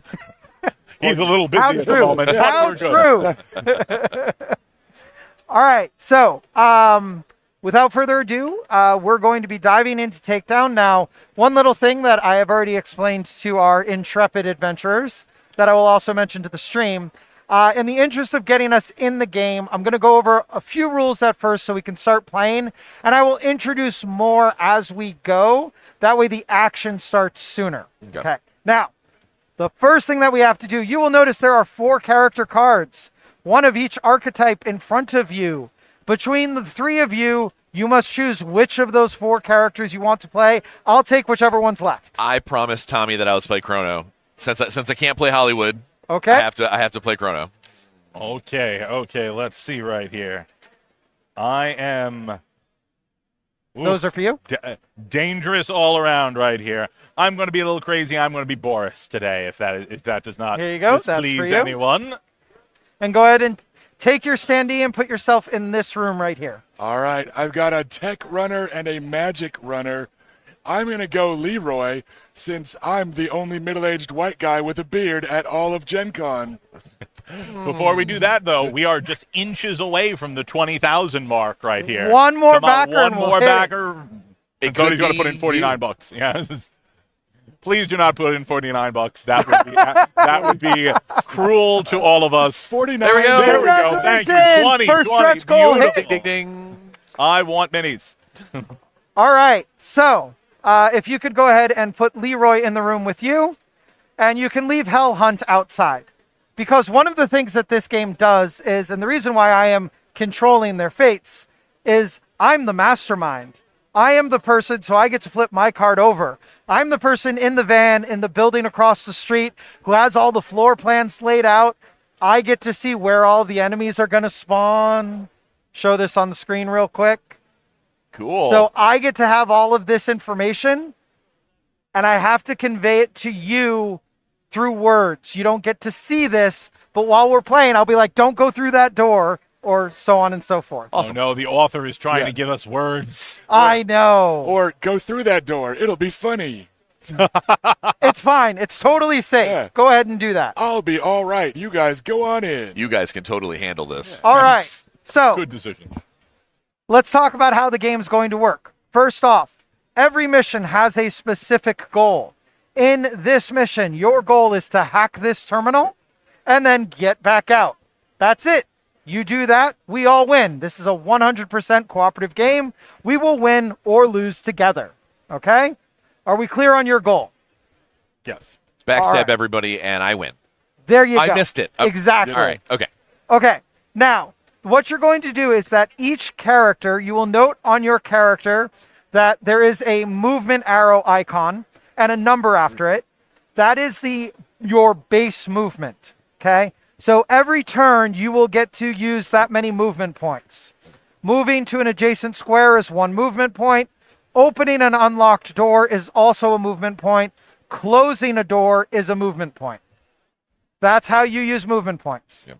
When you start using your default movement, you must use all of it if you're going to. You don't have to use all of it, but you can't like use one, do a separate action, and then use the others. Make sense? Right. Any questions on movement? Diagonals. No, straight lines only. Okay. Any other questions? Nope. Okay. Sorry, I dropped a card. All right. Now, the other way that the other actions you can take will all take dice. You start with 5 dice, okay? There are certain things you can do by just spending a die. For example, if you want to help another player, you can just spend a die to help them, whether that's healing them or giving them a boost when they're doing something challenging, okay? There are a couple of other things that I'll explain as we go that just take you to spend a die, all right? The other thing you do is make a test. When I say make a test, what you will do is you will choose how many dice you want to roll. You will roll that many dice. Any type of test will tell you what kind of symbol you want. So, for example, if I say make a combat test, you're rolling the die and trying to get the combat symbol. If I say make a magic test, you're rolling the die and trying to get the magic symbol. Okay? So if you're like, hey, I want to break down that door instead of opening it, and I say, okay, that's a 2 combat test. Okay. That means roll as many dice as you want. You need to get 2 combat symbols. Okay? Got it. Is that clear? Yep. Very. All right. Attacking guards is combat tests. Stunning guards is magic tests. Picking locks or using terminals are tech tests. Pretty clear, right? Very. I think so, yeah. All right. Last thing about making a test. You will note that you have a symbol in the top left of your runner card. Every time you make a test, you get that symbol for free. So our Street Samurai is by default better at attacking. You get 1 of that symbol for Yes. free, correct? Okay. Yeah, so if you need to unlock this door, it takes 2 tech. You only need to roll 1 tech because you get 1 for free. But they need to roll 2 techs because they're not as good at it. Is there Okay. a benefit to over-succeeding? No. Got it. And whether you succeed or fail, whatever dice you rolled are spent. You have 5 dice every turn. That's it. Do the bare minimum, gentlemen. Yes. Do I ever do anything else? But note, if you roll 3 dice and are 1 short, and then you've got 2 dice left, you're starting over. You can't add additional dice. Okay. So that's the gamble. All right. That is enough to get us started. Like I said, I'm going to introduce more rules as we go. Excellent. Anyone have any questions? Not yet. All right. Last rule I'm going to give. You can only take actions when you have this marker. Okay? I start with it every round. I hand it to whoever I think should go first. Okay. When you have it, you can take as many actions as you want and then can pass it to someone else. Okay? So you can only take actions when you have this marker. All right. So I'm going to say that because of what I know, your tech person wants to save their dice. So I think somebody else should open the door. I mean, I suppose Chrono will pop over. Now, is this is 1 space or 4? It's 1 space. Okay. Yes. So I don't need to move anywhere. I just have to spend an action to open the door. So it's if you're doing your default movement, you spend your first of 3 movement points to open the door. Okay, and there's no roll. It's just an unlocked door because there's no Correct. symbols. Correct. So you just flip it over, know that you have spent 1 point. Okay.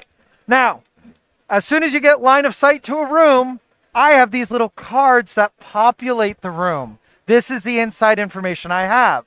Okay. So this room gets a sensor grid, gets a terminal, and gets a shrine.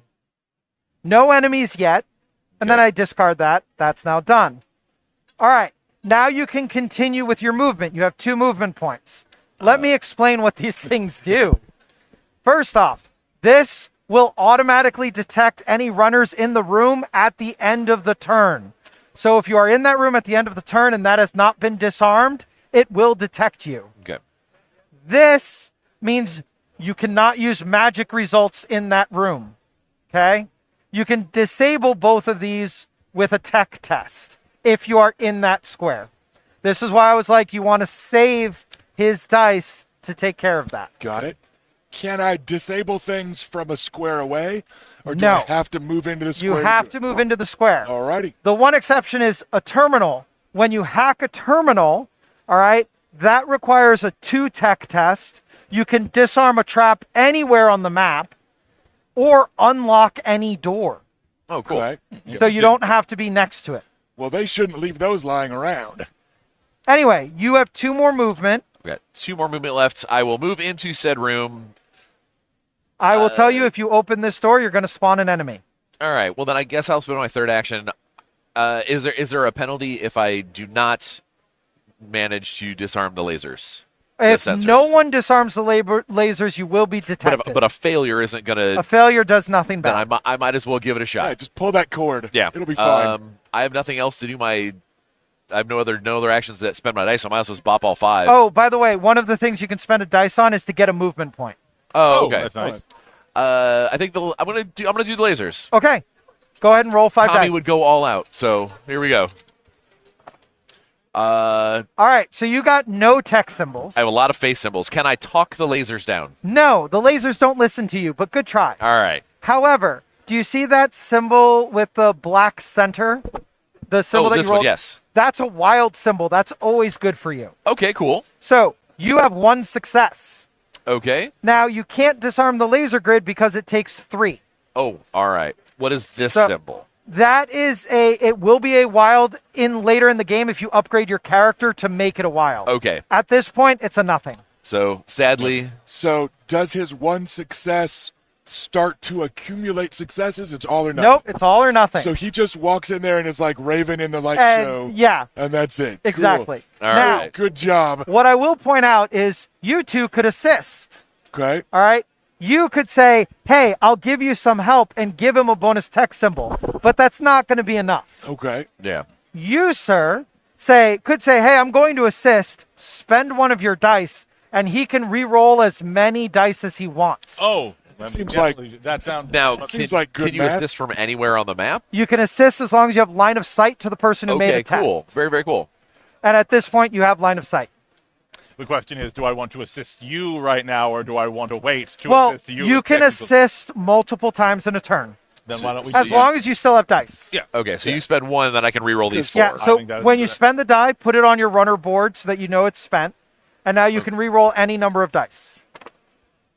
So there's 2, There you go. and there we There you go. go. Much better. Perfect. Okay, so Chrono learns the from his laser mistakes. grid is disarmed. Nice. And all 5 of my dice have been spent. And you have used your basic movement, so there's literally nothing else you can do. Okay. Now, do I choose who? You choose who that goes okay, to. so I get to choose. And who this goes is next. co-op. We could be talking. We could be discussing where it's going to go. Hasn't he only moved 2? But There's remember, one to open if the you door. interrupt to do an action, Okay, you that don't takes get the remaining points. Gotcha. You are correct, but he stopped Good. to do an action. I've been working on counting to 3. I wanted to make sure I had it. You whoop. Oh, no. You That's still right. have counted to 3 There correctly. we go. Killing it, Rusty. All right. Do we want you to go ahead and just do the terminal? I think so. All right. Yay, I That have way, to if something come. bad happens, you can run in and shoot them. That's Yeah. my thought process. All right, so I will spend 1 to move in. Do you mind moving me? Do I need to be adjacent to the terminal? You need to be in the same spot as the All right, terminal. then I will spend 1 to move in, Okay. and then spending my third move to interface with the terminal. Well, it's not Or a no. movement point. It's making a test. Okay, that's Now, it. to interface with the terminal, you need 2 successes. Got it. Remember, you get 1 for free. Yep. So I don't know if you want to roll all 5 dice. It's up I to you. don't feel like I'm likely to be able to tech much on the shrine, so I might as well make sure I get the terminal is kind of my thought. Okay. So I'm going to go all in. Okay. All right. You got what you needed. Yeah. Barely. And a whole lot of almost something Would have been else. great. If I was a little bit better at this job, I would have looked fantastic. Man, if you had the improved data jack, that would be awesome. As it Unfortunately, is. you don't have it yet. But luckily, it happened in the Matrix, so all they see is I tried and it worked. All right. So we remove the terminal, and now you have a choice. You can unlock any door on the map, or you can disarm a trap that you can see, which does include the shrine. Okay, so those do count. Or Right. you could let me disarm a trap that you can't see. All right. And you could say, hey, Dylan, can you disarm that trap for me? And I'll be like, okay, and I'll disarm one of these traps. Okay. When you say any door, is that any one door? Any one door. Okay, so not all doors. Yada, It's yada, any yada. one door. All right. And I would recommend unlocking a door. Okay. And this is just unlocking, not opening, correct? Correct. All That's right why we then. have those little unlock tokens. Right. Can enemies open doors? Enemies go through doors without any problem. They don't care. They have All right. access codes. They have the key card. So unlocking that door where we know a bad guy is behind it doesn't make their life easier, but does make our life easier. Yeah. Have we heard anything from Hellhunt about this side? 'Cause So- she did warn us there's an enemy in that room. Yeah, there's going to be enemies both ways that you go. Okay. I would strongly recommend you take this route. Okay. Okay. I would strongly recommend staying out of that room. Okay. That's my That's, suggestion. good. That's the security guard break room. Got it. Let's unlock the door behind the desk there. All right. Well, that is already unlocked, but you can unlock this My one. bad. Yeah, sure. There we go. So now we know when you go up there, you can just open it. Right. Excellent. All right. Now you have spent all of your dice. You have no more movement because you did that. Yep. So it makes sense I will to pass it. Hand it over to our Street Sam. Excellent. So I've only got a movement of 2, so not going terribly far. So what I will tell you is you could open this door. It will spawn a guard, but you could try to take him out. Interesting. It's always going to spawn a guard, whether you do it now or later. How many combat successes does it take to take out a guard? It's written on the little standee. Okay. So in this case, these guards are 2. Okay. And you're getting 1 for free. So Correct. 4 dice, looking I'm for a willing water to give it a one. shot. Absolutely. Yeah, let's do it. So I need to move in first, All right. right? So there's the first one. And I need to move into that Yep. spot. So that's 2 movement. Okay. That's your base movement. Are the desks and the planters just I'll decorative? Or? No, I'll All right, cover we'll it when find it out. applies. Perfect. Sounds good. Should I be behind cover? You're good. I'm good. I'm good. All right. So now that was your base movement. Correct. You could spend a die to gain a movement point to open this door. Okay, I'm going to spend a die Okay? to open that door. All right. Okay. So now I spawn what's in this room, and there is a guard and what we call a piece of cover. Okay? Gotcha. So now it goes back to you. Now, before you do anything, you might want to read the description of your katana item. Move 1 square for free before making a range 0 attack. So if you choose to attack this person, you could move into their space for free and then just roll dice to try to attack them. Does that cost anything for my purposes? Not for what we're worrying about here? No, your gear, automatically the text applies and tells you what happens. The one exception, could I see your piece of gear here, bribe? You see how this has the little cutout symbol? That means you need to assign a die to it. Oh, cool. And as Okay. long as a die is assigned to it, the ability applies. Okay. Since yours does not have that symbol, the ability is always applied. So it's not one of those discount Stuffer Shack one-use katanas. Correct. It is it's an cool. actual real katana. This is Excellent. a genuine Street Sam. Now, it's not a monofilament, but, you know, Sure. take what But, you can get. but it's good for more than one use, which is That's nice. It's important. always nice. Yes. Yeah. Okay, so I'm going to use the katana. So I'm going to Okay. move into his spot, Yep. into the guard spot. So, by default, everybody can do a range 0 attack. In Okay. order to do more than that, you need to have an item. So, Cool. and now choose how many dice you want to attack with. I'm going to use 3 dice for Okay. a threat like this. So, go ahead and roll. I see a There gun. we go. And you have and a I've gun. got a gun. So, congratulations, you killed the guard. I did my purpose. Yeah. However, Okay. there's always a downside. Since you killed a guard, the alarm level creeps up. If the alarm level triggers, the board gets a lot worse. Okay. And every time you are seen, and every time you kill a guard, the alarm level creeps up. This is why you might choose to stun guards using magic instead of killing them using combat.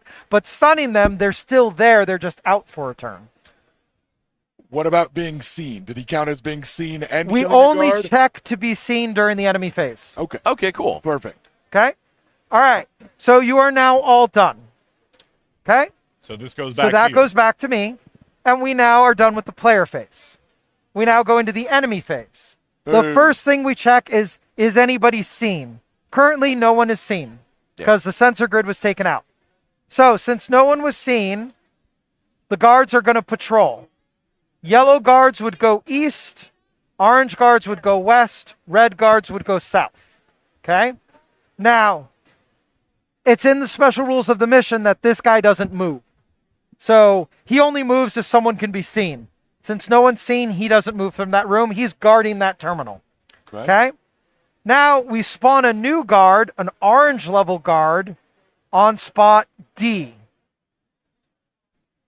However, we have already checked to see whether or not you were seen. We only check at the start of the enemy phase. Now we go into the refresh phase. You get all of your dice back. Yay. If your dice were assigned to items, you could choose to leave them on the item or take them off, your choice. So now is when if I wanted to go ahead and put one on bribe, I when could do you have when this, it's, okay. it has to be your turn. Okay. And now we would go into the player phase again. Excellent. All right. Do you have any questions? Not off the top of my head. Pretty Okay. straightforward.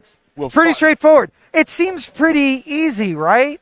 I hesitate to say that. It Oh, seems- no. It's designed to be easy at this point. It is a milk run, and they are famously straightforward and safe. And they Okay. never go wrong. Well, here's the thing. There's a reason why it's so easy. I'm going to give you a peek behind the curtain. I'm just going to pick these up so I can show it to the camera. Okay. Do you see these 1, 2, 3, 4 spots at the top of the map? I do. Okay. Do you see this innocuous looking sand timer that hasn't been used yet? We do. If I say I don't, does it not count? No. I do. So, It's there. what I do, and I'm not going to try to put this on the camera because it'll mess up the map, but when we start the player phase, I flip this in the 1 spot. At any point, I can flip it again and put it in the 2 spot, then the 3, and then the 4. And then at that point, I can't flip it anymore. If it ever runs out of time, even if it's not on the 4 spot, the player phase immediately ends. Okay. 30-second timer. That means that if I do flip it at the best possible time, 2 minutes to do all of your actions. So you do have to flip it each time you move it, though. Correct. Okay. Correct. This'll be fine. Deadlines aren't that big a deal. Oh, that's good. Yeah.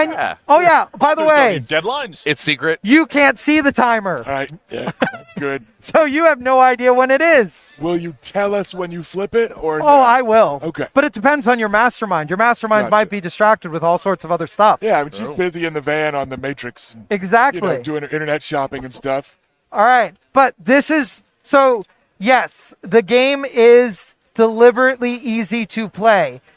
It needs to be because of this time restraint. So, yes, if it seems like, oh, this is pretty simple and like it's not that complicated, yeah, we can pretty much easily do this. Yes, because we haven't used the timer yet. Do you want one more turn without the timer, or do you want to jump right in? I'm ready to jump in. Let's fail fast. Let's do Okay. this. go. So, if we are, I will pause if there's rules questions or things that I need to explain for obvious reasons. But Okay. if you're discussing strategy, the timer's still running. Okay? So you can discuss as much as you want. And remember, you can only take actions if you have this. Right. So you might be like, give. All right. Cool. This Are is you, fine. Yeah. Are we ready? Oh, yeah. I believe in Okay. us. And you can go first. Okay. A heavily armored security guard just popped out in front of me. He's got 2 health. Okay. I think I let out a manly yelp and I go for him. How do I know if an enemy has scan? Because my data sprite He gives does me a have bonus. scan. It's the circles. Perfect. So I've got 3 movement. I use 1 to close. Do I have to spend a movement to attack or Nope. anything? Okay. You spend however many dice you want to roll. I'm going to 5 this guy, I think. I have flipped So- the timer the first time. All right. It says +1 hit against enemies with scan. That means, well, So- but you still need combat. Okay. You don't need tech. You Okay. need combat. That was my next question, was just, is it combat Yeah. or tech? So I'm looking for guns, basically. but yeah, you only All need right. one. All right, you got go. this. One Yeah, gun. there you go. There's a gun Perfect. and a All wild right. gun. Yeah, we'll take so him he out. comes off, and we increase the alarm by 1 because remember, it's a dead guard. Yep. By the Excellent. way, I flipped the timer the second time. Your time's half done. He was going to see us anyway, so I will do that. I can still move. to Nope, kinda- because you nope. moved and I then took did an a thing. action. So Gotcha. you're All done. right, then. Let's go to our other Hey, slowpoke me- here. in We've the got back. less than half I'm the going to time. move I'm going to move forward 2 because that door is open. So forward and then open the door. Open the door. Okay. Okay. fair There enough. we go. And so then I populate it, and what is in here is one of these guards and another piece of cover. Gotcha. All Okay. right. I'm going to use my katana. All to right. move forward 1. I and flipped the then timer the last time, 30 seconds. Taking a shot at it, he goes down. Yeah. About Okay. 1. Someone move the alarm up another. All right, Going up mine's again. easy. I'm going to go 1, 2, 3. I'm going to spend 1 to activate bribe, spend another 1 to go into this box. What's the Time's box? up. Oh, okay. Sorry. All right. And now you see where the. Oh my the God! Oh my timer God! Oh my goes God! to Has that. to happen. We were constructive. We killed 2 Okay. people. I also feel comfortable where everything. I don't know what that box is either. So Okay, we should that's just- so right. that Gotcha. box, either 3 tech or 3 magic. If you open it, you'll get a piece of loot. Oh, I cool. love loot. Okay. I love loot. So it's 3 tech or 3 magic. Either Okay. one, you can choose which you're rolling to Okay. open it. Okay. All right. All right. Now I'm going to tell you about another thing that is going to become very important here. Your goal is to hack this, right? You know that requires 2 tech symbols, right? This is information you know. I'm just reminding you. Yeah. Here's the new thing. This guy, do you see how he's got the tech symbol and a red line through it? Yeah, I'm not a big fan of that. It feels like a hate crime. Any room that he's in, you can't use tech symbols. So we have to eliminate him What if we first. take him out? You either have to eliminate him or get him out of the room. All right. And by the way, he's a 5.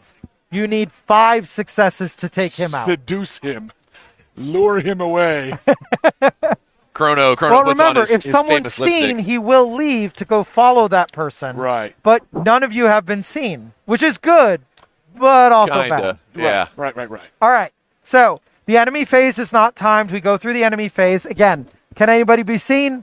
No, that no one can be seen. So there's nobody to patrol because he's the only guy he doesn't patrol. But we do spawn another orange enemy on spot B. Yeah, that room looks worse. Quick question for you, Dylan. Sure. So, what are the? You can only attack someone who's in your same space. Unless you have an item that says otherwise. There are guns and things you can get that will let you do at range. What about the gentleman who's in that room? Ah, that is a very good question. He can attack 2 squares away. That doesn't Okay. seem fair. And you know that because of your fancy screen. Yes. Okay.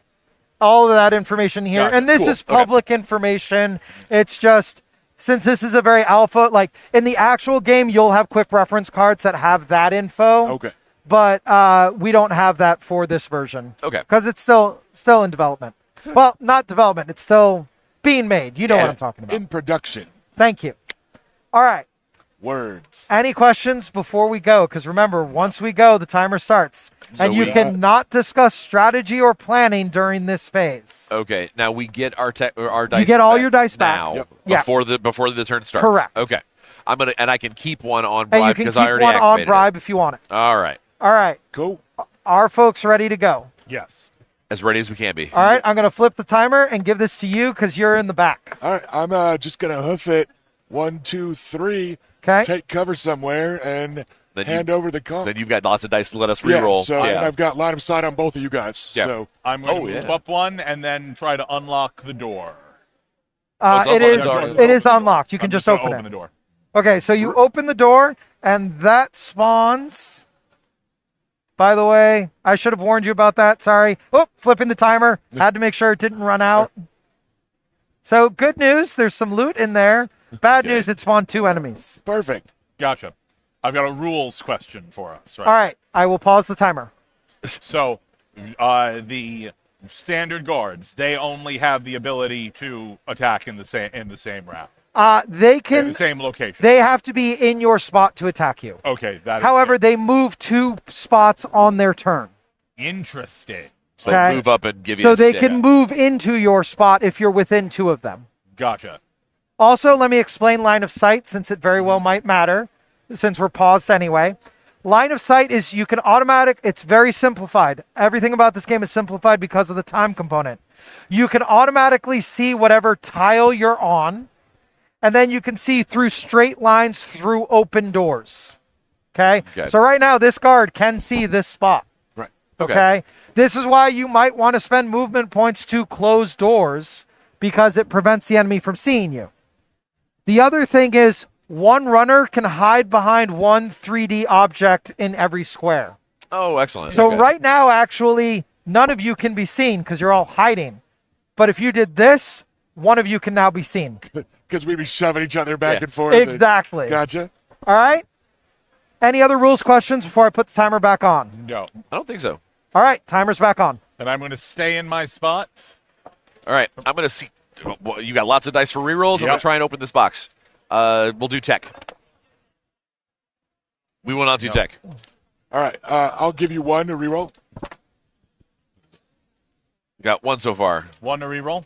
You're not in line of sight. You can't assist. Okay. Can I assist twice? No, you can only assist once. Oop, got to flip the timer. Almost missed that one. No problem. By the way, if I miss that timer, the phase is over. Oh, geez. So there's pressure on the mastermind to be paying attention as well. So looks like we're not popping it open, but that doesn't lose us anything. But but his dice are spent. That is the law. But I'm saying it doesn't trigger the alarm or anything. Correct. So then this goes back to you. And I think I've got good. nothing. The box I'm flipping the befuddled timer. me. Don't you still have dice left? I do. Yeah. Do you want to? I don't know if he wants to do anything. I do not want to go into that room right now. I just wanted to give you the choice because we still had some time. Yeah, because you can hide behind here. here. I'm hiding behind right there. If they come to me, that's fine. But hopefully they can't see me. All right. Okay. So, start of the enemy phase. Nobody can be seen. Like, we have line of sight, but we've already explained you're hiding behind cover. We're cunning. So, nobody can be seen, so we do a patrol. So, yellow enemies are going to go north. He's going to go 1, 2. I understand he went through. Again, simplified rules. We only check whether you're seen at the beginning of the enemy phase. Well, he's just circling around at the same Exactly. time. Yeah, classic Tom and Jerry stealth routine. So, this guy wants to go north, but there's a wall. You see the little arrow on him? That means that he follows the wall in this direction. This way, all the enemies don't clump together. Yeah. So, when he hits the wall, he follows it turning this way, so he goes 1 and continues following the wall 2. Okay? Okay. This guy just goes 1, 2. He can get through the door, no problem. By the way, another rule. Whenever guards end next to a door or go through a door, they close it. Because the doors shouldn't be open. What about locking it? I am so glad you asked that. Yeah. That's sad. You're welcome. That's no good. Okay. You're now locked in a room by yourself. Final rule that I'm going to... He's not by himself. He has 2 friends. 2 friends. Friends. Final rule I'm going to mention before we get started again is if there is an enemy in your space, you cannot hide from them. Okay? Okay. Now, if you take this enemy out, you can hide behind the pillar and be hidden from this guy. But this guy will be able to see you if he's in your space when the enemy phase starts. Okay. But at the start of the turn, for instance, if he was to move in and to that next piece of cover, it would be a no line of sight situation again. Okay. Correct. Okay. Okay? So it's all about the timing. Yeah. Yes. All right. Now, hold on one second. Let me just finish one thing real quick. Oh, by the way, this guy was wrong. Because he's an orange enemy, so he doesn't go north. He goes east, which means he'd hit that wall, and the X means he doesn't move when he hits the wall. that's what I was going to ask. Right. How do you know which way is north? There's a compass on this little board right here. Excellent. Okay, thank you. Yep. Okay. So, now we would spawn a yellow enemy on spot A, which means spawn a yellow enemy here. However, new rule time. Don't you love new rule time? Maybe. Who you choose to be the mastermind is very important because we all have unique abilities. My unique ability is at the beginning of the mission, I picked one of the enemy entrances and no enemies spawn there the entire run. I happened to pick A by putting this token on it, which means that no enemies will spawn at A the entire run. Very cool. So this enemy does not spawn. Rusty, do you like that new rule? Better than the last one. Yeah, yeah. But if you want to take a sneak peek, you can look on the other side of your boards. For example, Michael, Your ability is you can take out a guard before anybody even sees it. That's a good ability. Your ability, for example, is you can move guards. You basically make a phone call and say, hey, you need to check this out in this room. Cool. Because you're a face. That's what you do. Nice. So, and yours. Yeah. I can, after any running rolls dice once per turn. No, the other one. Oh, yeah, sorry. So what's the first one then? The first one is you can use it every round. That's the same for everybody. Okay, it's a different one. Once per mission for mine, when the timer's on the last spot, I can unlock an adjacent door. Oh, To fantastic. any runner. So See? So what you're saying is that if I next round try to magic open the box, you can throw an extra symbol at me. I can, yes. All right. I can give one person a bonus magic symbol every round. Nice. Okay? Fantastic. Again, I know I didn't explain that at the No, it's beginning, good. but I wanted to get us in the game. Yeah, but now you sure. can see sometimes you read the mission description Okay. and choose who you want to be the mastermind based on what you're doing Yeah. because it drastically changes the game.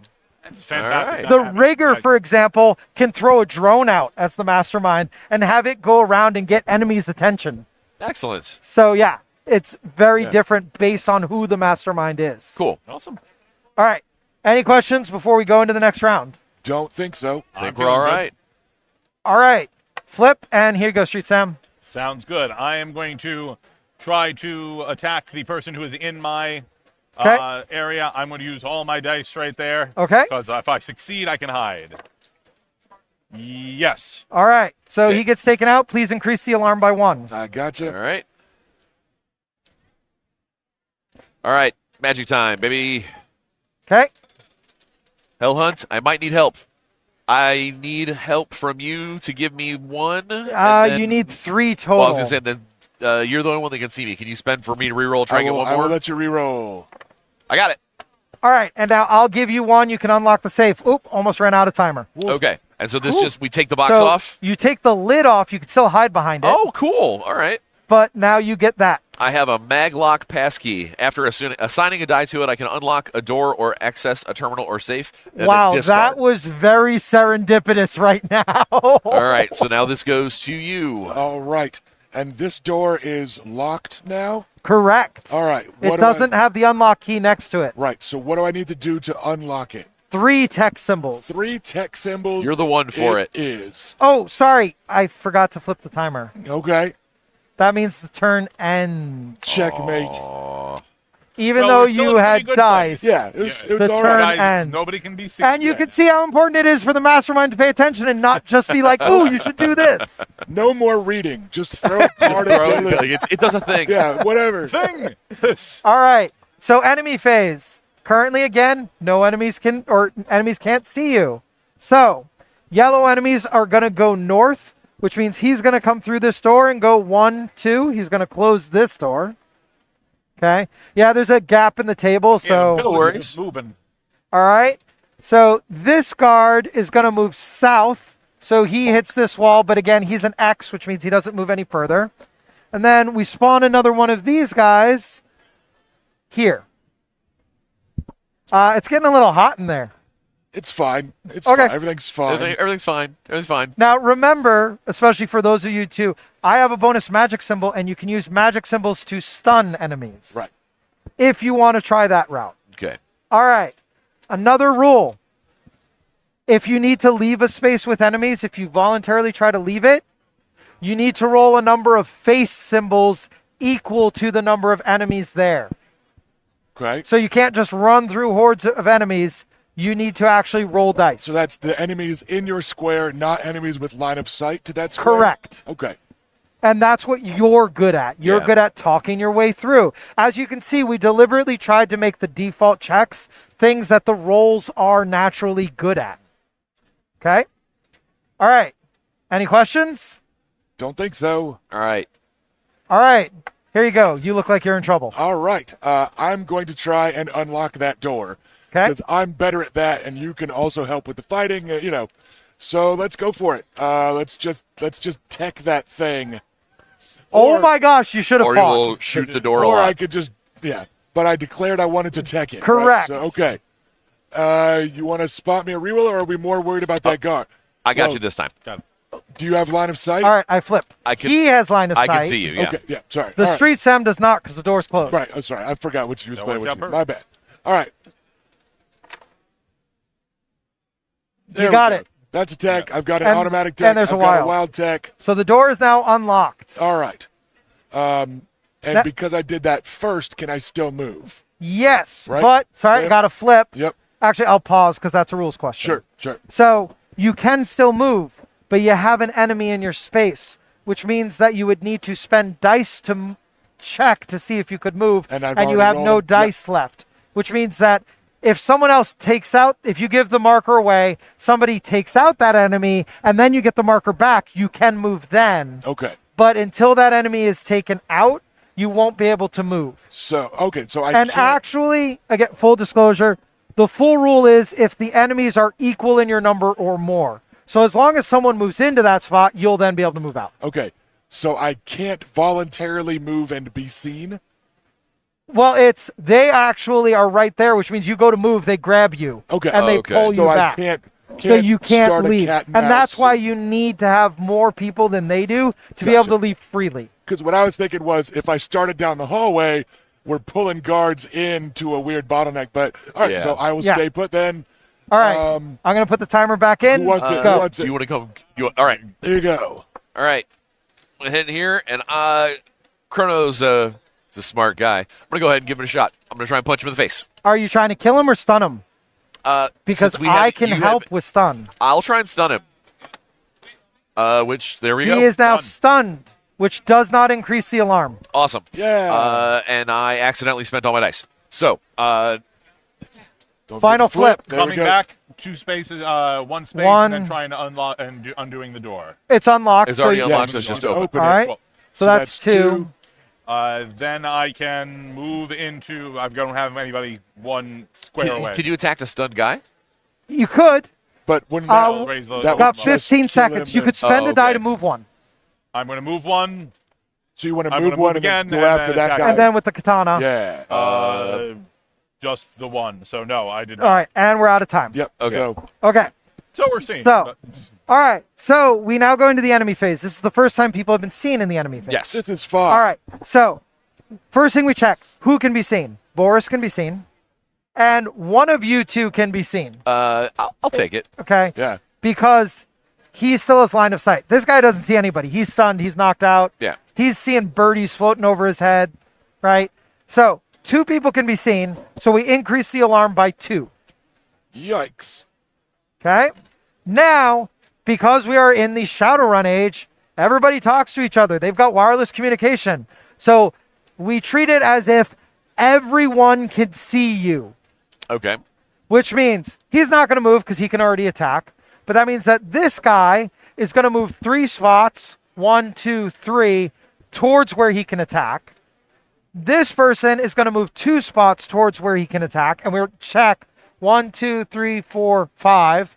1, 2, 3, 4, 5. Since it's the same, we can choose which way we want him to move. I think we I put it- strongly recommend out of the room. Yeah. So he moves 2 out of the room. 1, 2. All right. So that is all of the enemy move. Now we spawn a new enemy, orange on C. Oh, that's unfriendly. That's fine. Okay. Coincidence. Now, refresh phase, you get your dice back, Yay. and this guy stands up. Oops.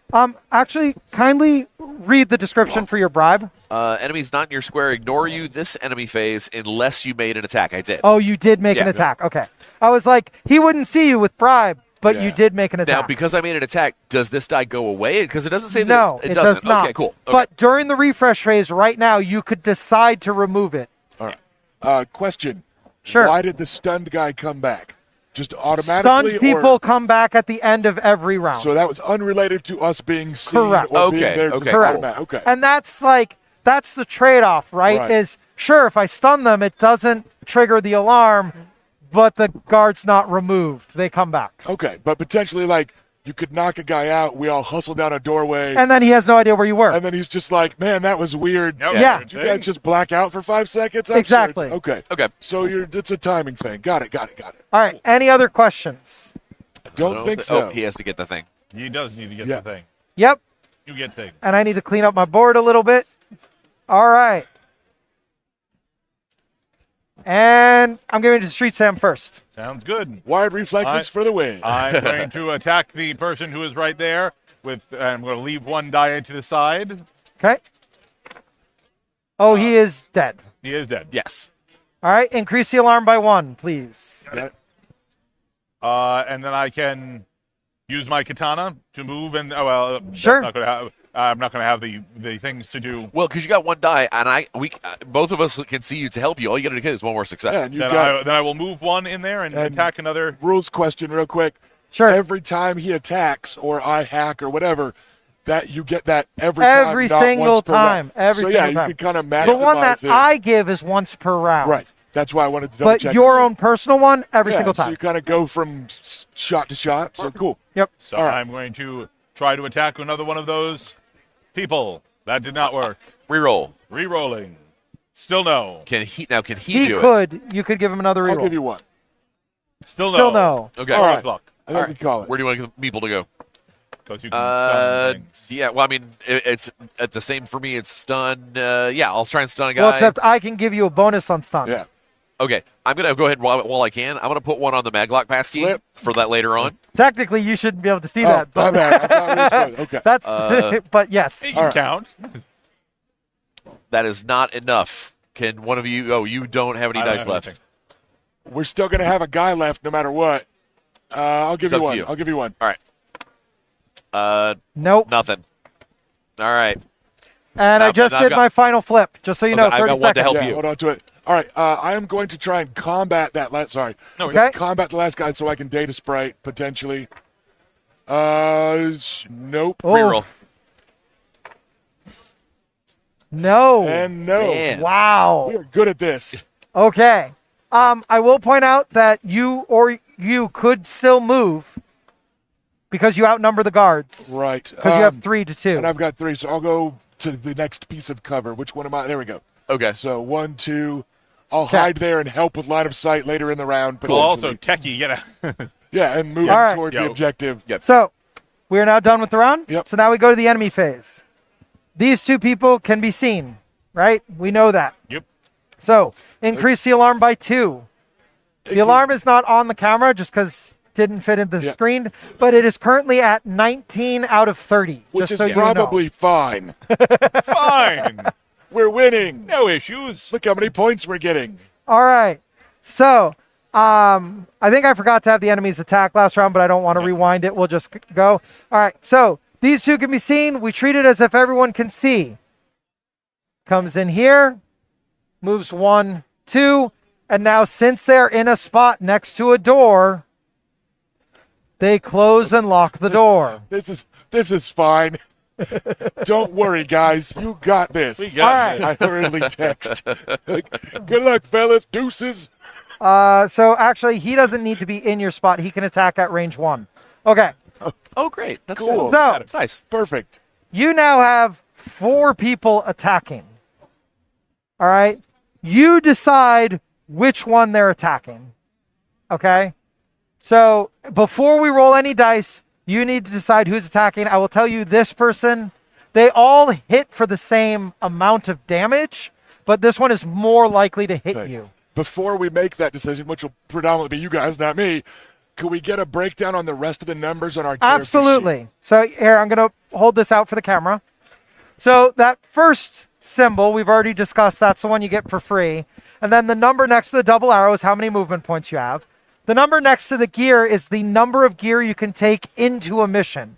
So this is a campaign game. Okay. You will accumulate lots of gear, but you can't walk in with the giant D&D backpack of 8 weapons. Okay, there's a limited amount you can take in. Now, you can go over that limit by finding gear on the mission, Yeah. but that's the most you can take into the mission. Okay, cool. The next number is how many wound tokens you can take.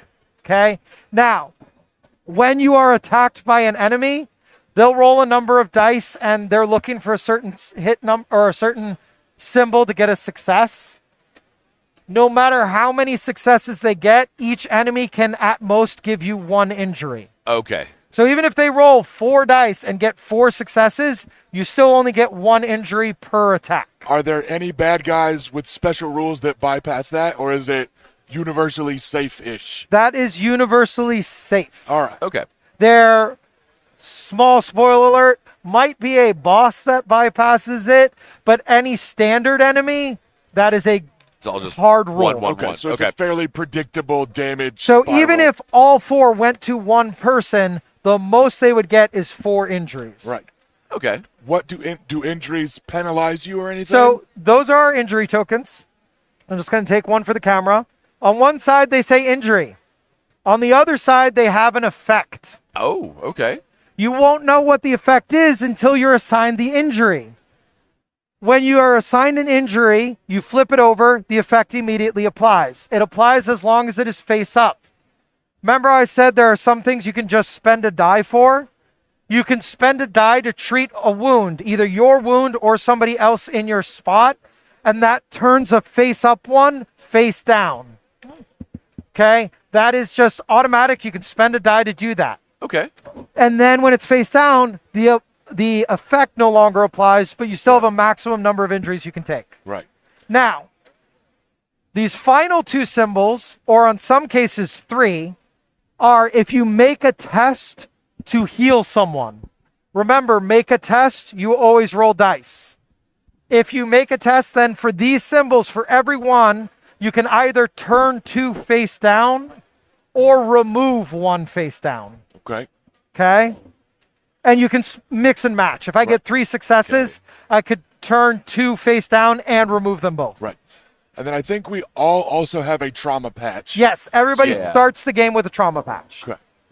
Now, his 3 I'm feeling symbols. Now, is this him rolling those to dress Yes. wounds, or we roll those to No, dress his that wounds? because he is a better healer. Okay. Okay. So by default, he is better at healing people than either of you 2 are. Cool. And okay. so therefore, he's got an additional symbol that he can heal with. And when However, note that it is a face symbol. You can give him a bonus face with the assist ability when he goes to heal someone. But only if I was on the. Mastermind or Because you can spend dice. You would have to have a die, because remember, when you can spend dice.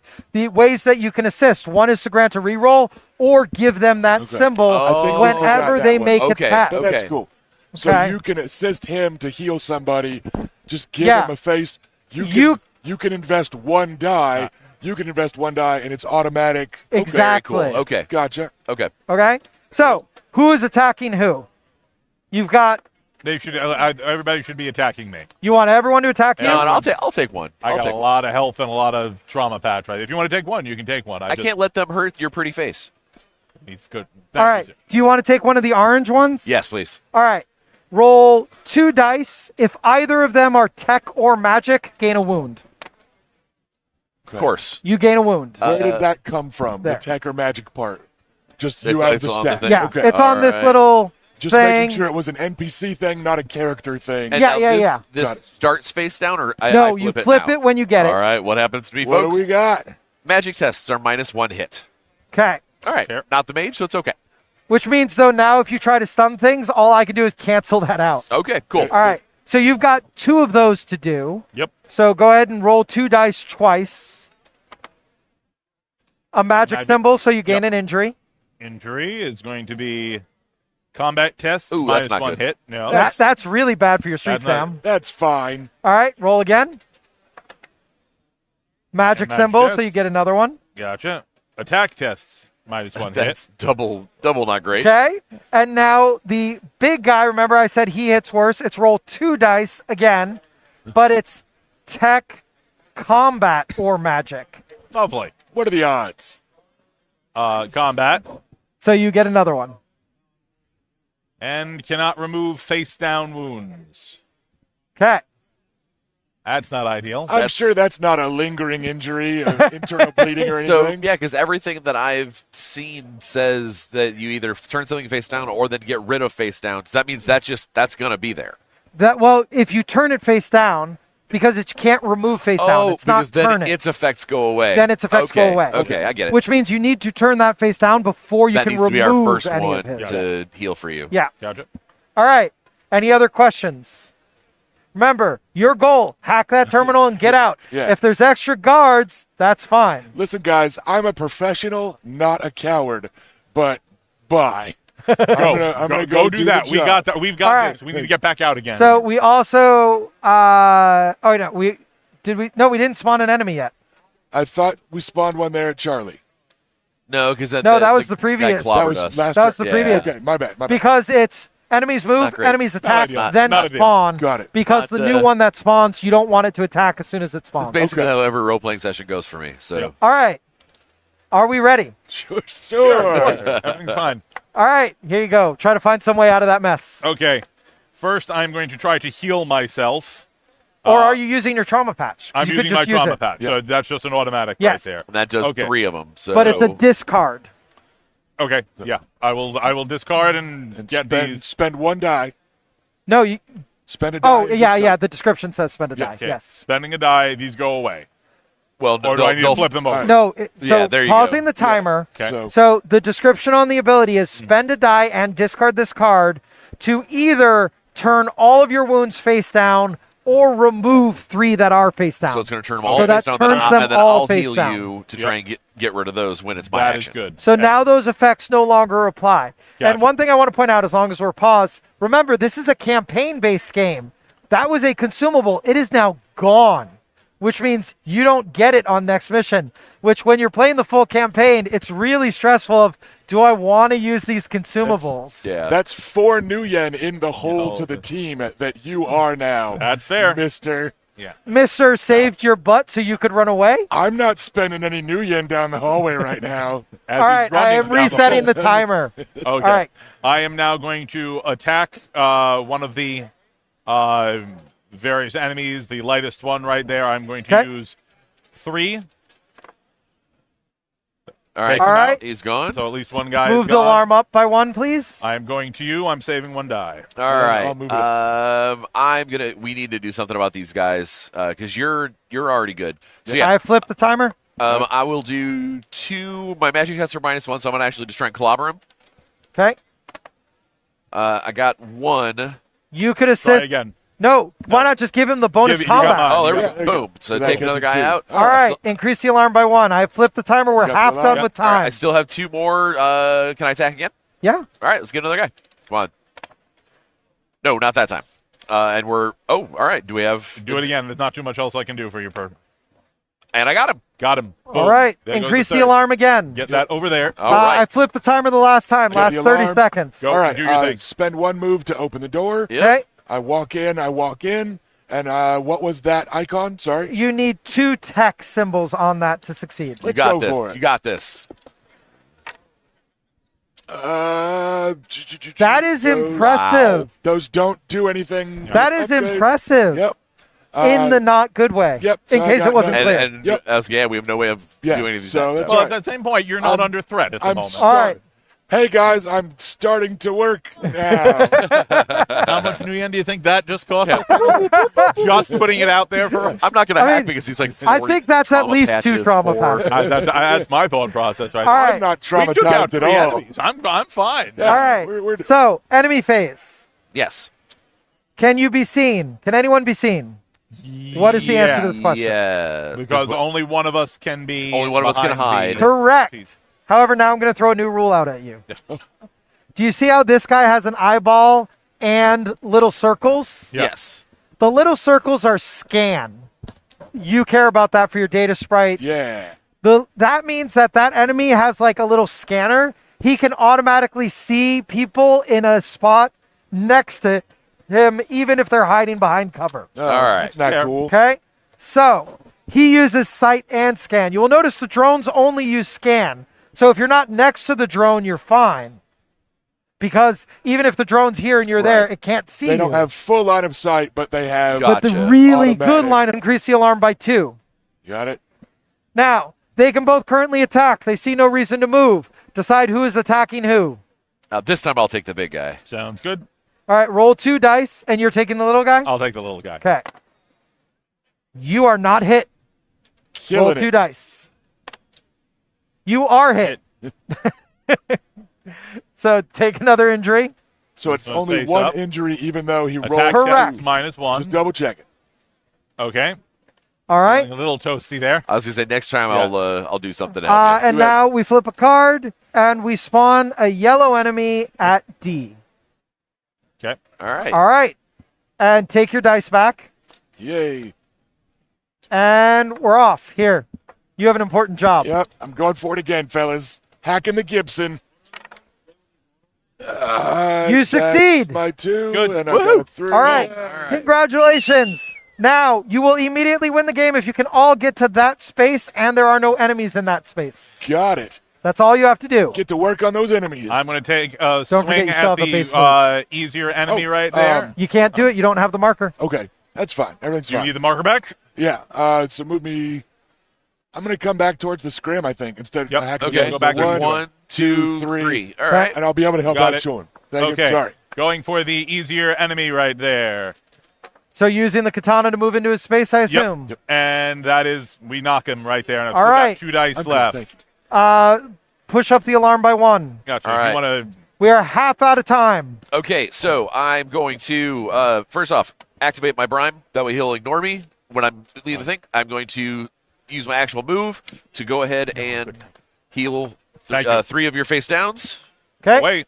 And then I'm going to get another movement. Thank you. Go there, and then get in and save. Do you have any dice left? 2. Give him a shot. Okay. I'm He gonna requires 5. That is Not bad. gonna matter then. Okay. So I wouldn't. yeah, then I'll just spend 1 to All right. get back here. Cool. back. Do you want to do anything? I don't think there's really too much that I could do at this You point. could try to leave the space with him if you're not going I to will fight try to him. move the space. So choose. It's a test. Okay. Since there's 1 enemy, you need 1 face result. Oh, I should have saved that. Oh, Oh, but I couldn't see you. I did not have a face result. Okay. So I'm sorry. Remember, you can automatically see every square on the tile you're in. So even if you're around the corner, you can still Okay, see. yeah. So I should have not moved, but that's okay. No worries. I'd rather you start going Yeah, that way. It's we're a just- learning game. We're just leaving behind an epic Street Samurai versus boss All right.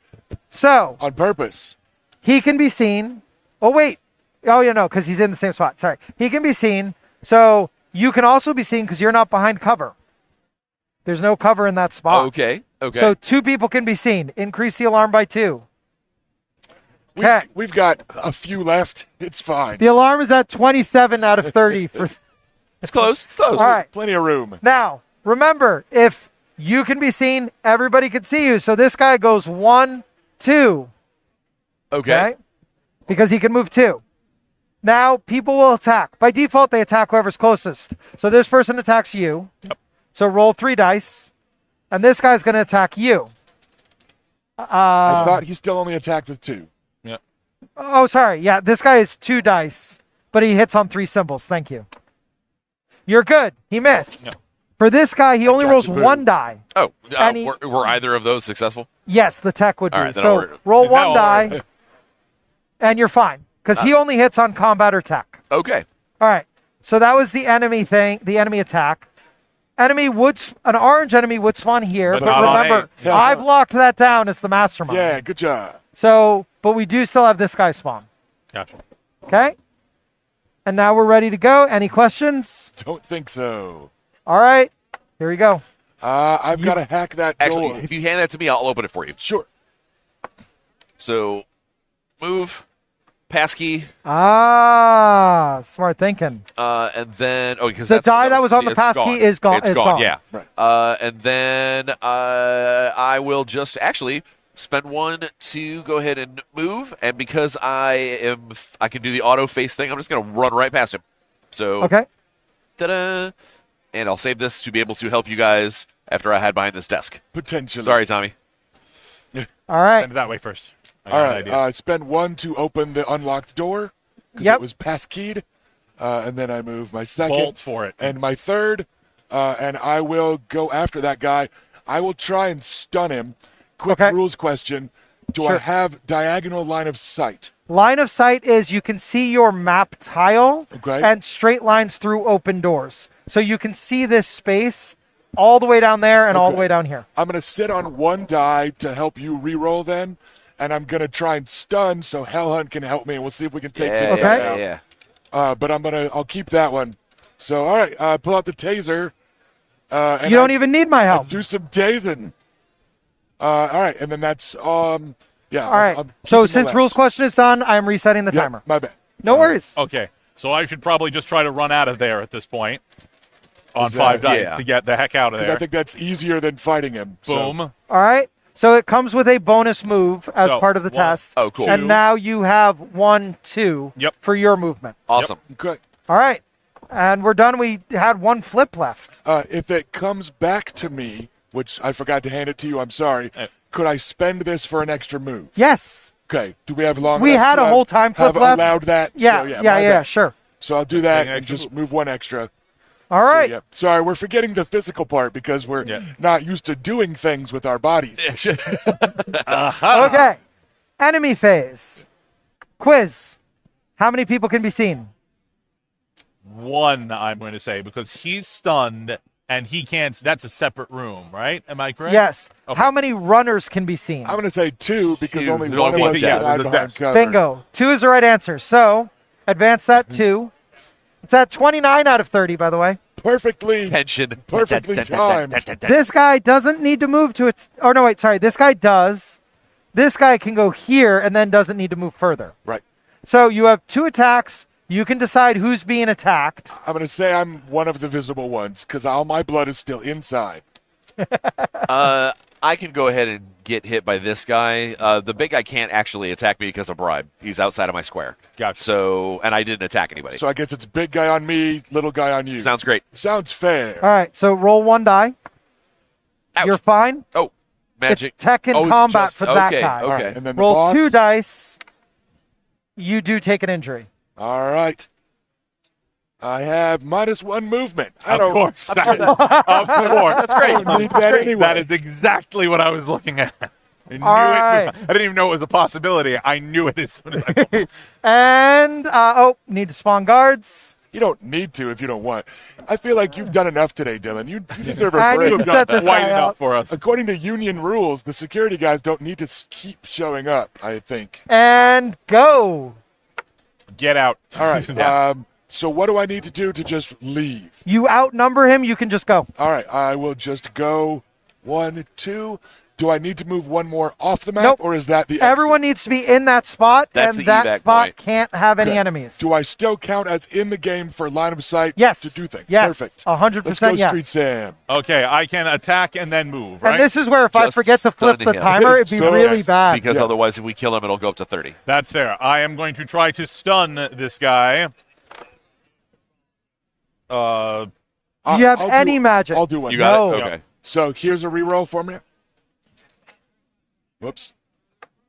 That time you're good. I can give Yeah, you a good. magic. He's stunned. So he He's gets stunned. tased. And now I'm going to run out. And do your default move. 1, 2. Good. All right. And you still got- okay, that was all I'll you- just stroll on through. See you guys later. Peace. Flip.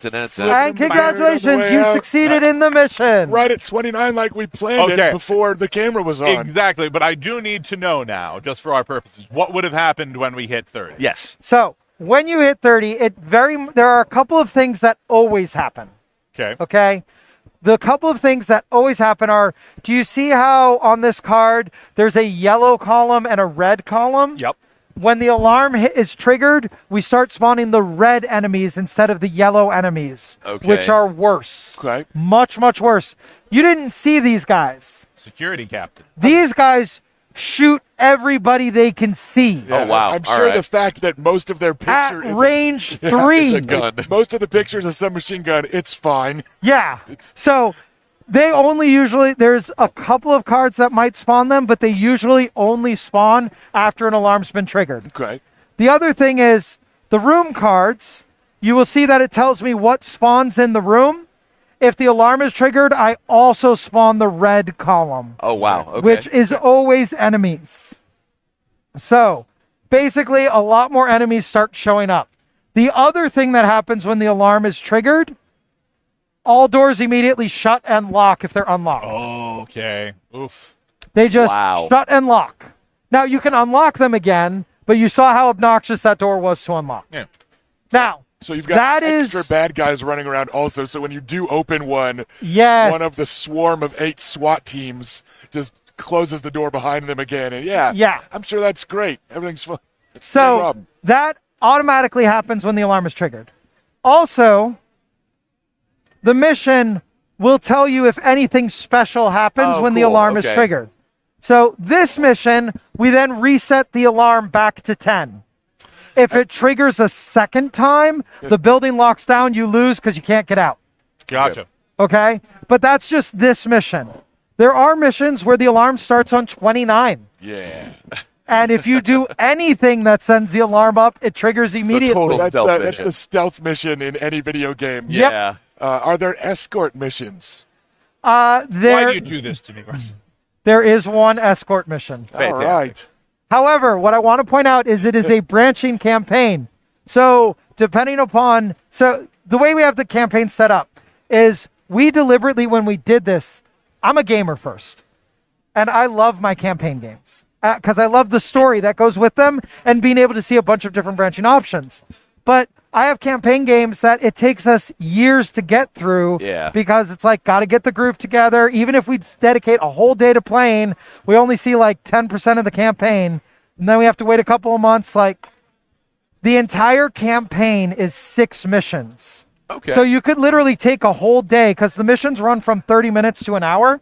You could take a whole day and play through the entire campaign. Cool. And it's a branching campaign, so you very well might not see the escort mission. Where are we at on time? With us having never played before, it's 1:20, so that's pretty not bad for a first playthrough of a board game. Absolutely. You know, so yeah. I could see a campaign in like a dedicated day. Yeah. Yeah, and that's what we wanted to do. And so the other thing that happens at the end of the mission is you have these, you have basically these reward points that you get, and then you can do different things with the rewards. You can go buy more gear. You can make more gear available by you all go to your fence and add gear. So the basic deck has some gear in it, but then we have 3 tiers of gear that you can put into the deck that then become available. Make it One more is like a available. break and enter set. One is the demolition set. They're themed so that you can even have the gear customized the way that you want. And of course, it's Shadowrun. You can get cyberware upgrades. So you can swap gear back and forth, but cyberware upgrades, you can't swap. They're yours. And we didn't leave our mages out. You can go on extended meditation retreats that then also give you similar upgrades, or you can commune with your spirit, so on and so forth. For example, one of the cyberware upgrades that I guarantee you I'm going to get every time I play, 1 bonus action die, so you have 6 dice the whole run. That's cool. And another one is this symbol is now wild for That's you. what I was going to ask. I was like, how do we turn that into a wild That is a cyberware or a meditation upgrade. Okay, cool. So I have a question about gear that you yoink mid-game.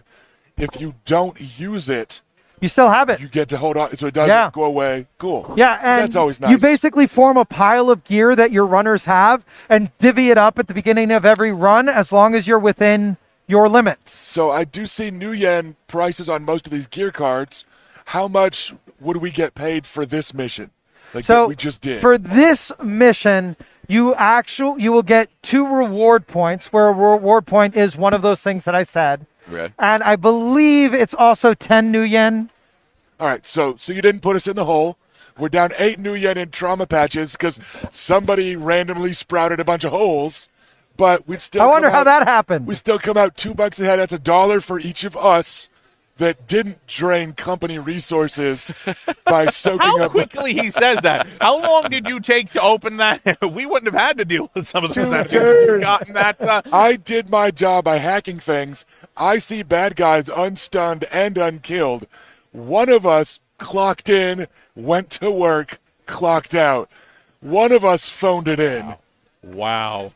So, I remember that, Rusty. So, a couple of things that I'd like to throw out there. Let's say you don't have a hacker, and unlocking these doors is really annoying. You'll note they can also be blown up. They have a shield rating, at which point I was going to ask, they're just gone. they're gone. Guards can't lock them anymore. There is no door. You blew up the door. They just They hit don't the come and button. install a new door. I'm It's assuming like, that door's probably gone. raises the alarm level when you blow up a door. it does not actually. Really? Okay. Yes. All right. However, Don't give him any ideas. However, there is an item you can get which is reusable, but it's only usable once per mission, which is a demolition charge that you can put between two walls. Because that's how That one does raise the alarm. That's how thieves do it in real life. They're like, if a door is really locked, I bet that door Doesn't need to be a around door it. anymore. So like, you will also cool. note there's lots of these little things that I didn't get into that I think are really cool and are going to really appeal. You will note you have 3 keywords at the bottom of your character board. Indeed. In order to use the demolition charge, you must have the demolitionist keyword. Gotcha. So I can't use it. However, in order to use the chameleon suit, you must have the stealthy keyword. You can't use that. That's fine. Gotcha. Cool. So Yeah. the more advanced gear, not everybody can use. I have a question. Sure. How many characters currently exist for the game? 10. So, okay, 10 so we had a 3 combat, 3 magic, 3 tech, and 1 face. Very nice. And the reason why is our combats are split between 2 different kinds. We have 2 street samurai, 1 adept. We have 2 deckers, 1 rigger. And we have 2 mages, 1 shaman. We didn't want to leave anybody out. Are there more characters as stretch goals? Well, I will openly admit that I might have spilled the bag, and I think there's technically only 8, and 2 of them are stretch goals. Okay. Are there? I have been told that there is definitely the concept for them. Okay. Are So- those characters established characters from the lore? Like, are we getting special guest starry type of stuff? We are definitely getting special guest stars. Like the 2 that are currently in there that are in this, Leroy and Chronostatic, they are, if you watch the Shadowrun gaming streams, Right. especially they're on the Six Sides gaming stream for Shadowrun.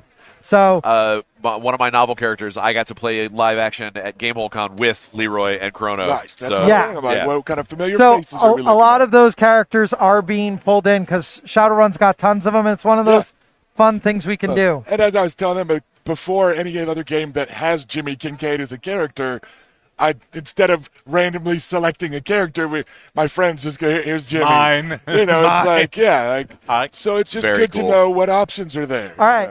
Are you ready for me to blow your mind a little bit with another rule that I didn't tell you? Okay. Before you do, I just want to remind all of our viewers we're at $24,134. I'd love to see that flip over to $25,000 before we get done right here. That'd be cool. Well, and we're almost out of time, so Yeah. Come please on, help folks. us. Jump in. I think right. Dylan very happy. But So- give us that rule. Give us the rule. Real quick. So let's say that it's the milk run has just gone way off the rails, and you need help, and you're like, that's why gonna are you? happen. Why are you in the van? Why are you in the van? I can leave my mastermind role and jump in the adventure, That is and I can cool. say, okay, I am no longer the mastermind. I am now going to join you, and my character goes in, and now I can spend dice like you, take actions like you. The downside is there's a couple of them. One is the alarm goes up when I do that. The other thing is now we don't know what these cards are. Right. These get discarded and we get random ones. Oh, okay. So we now have no idea what's going to happen. And also, we lose 1 timer slot oh, wow. because we have no mastermind coordinating everything. And Wow. presumably you lose the mastermind special abilities. I lose my mastermind because I flip my card back over.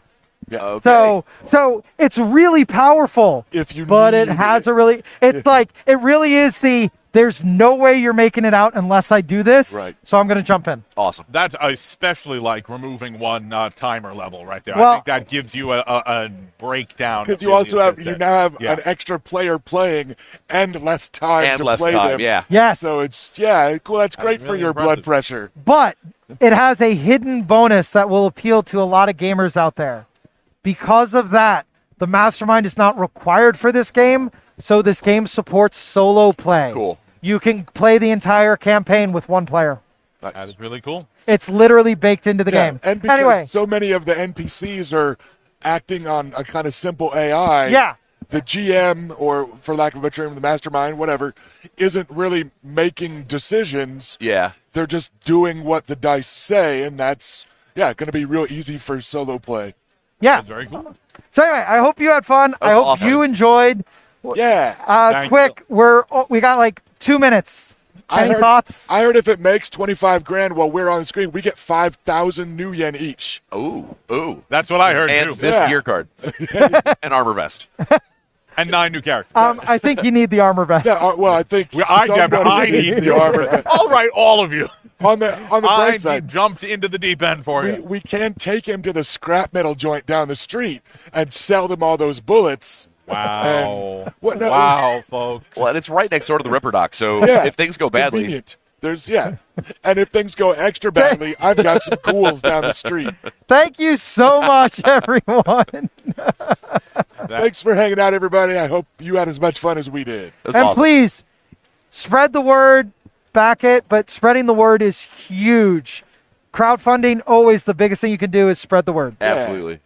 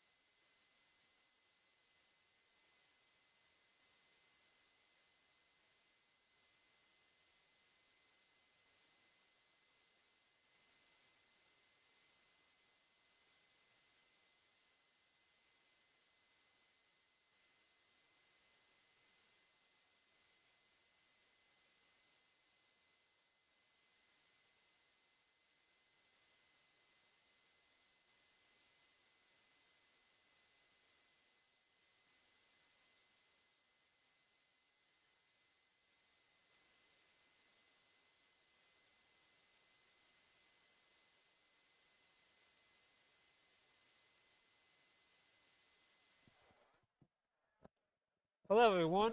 My name's Clover. Rem is somewhere in Gen Con enjoying themselves, so I'll be filling in. If you want to know what I do, if you ever seen Phineas and Ferb, I'm Carl from Phineas and Ferb, basically. A little bit of everything. All right. Yep. All right. Well, sorry. Immediately went to the wrong game in my brain.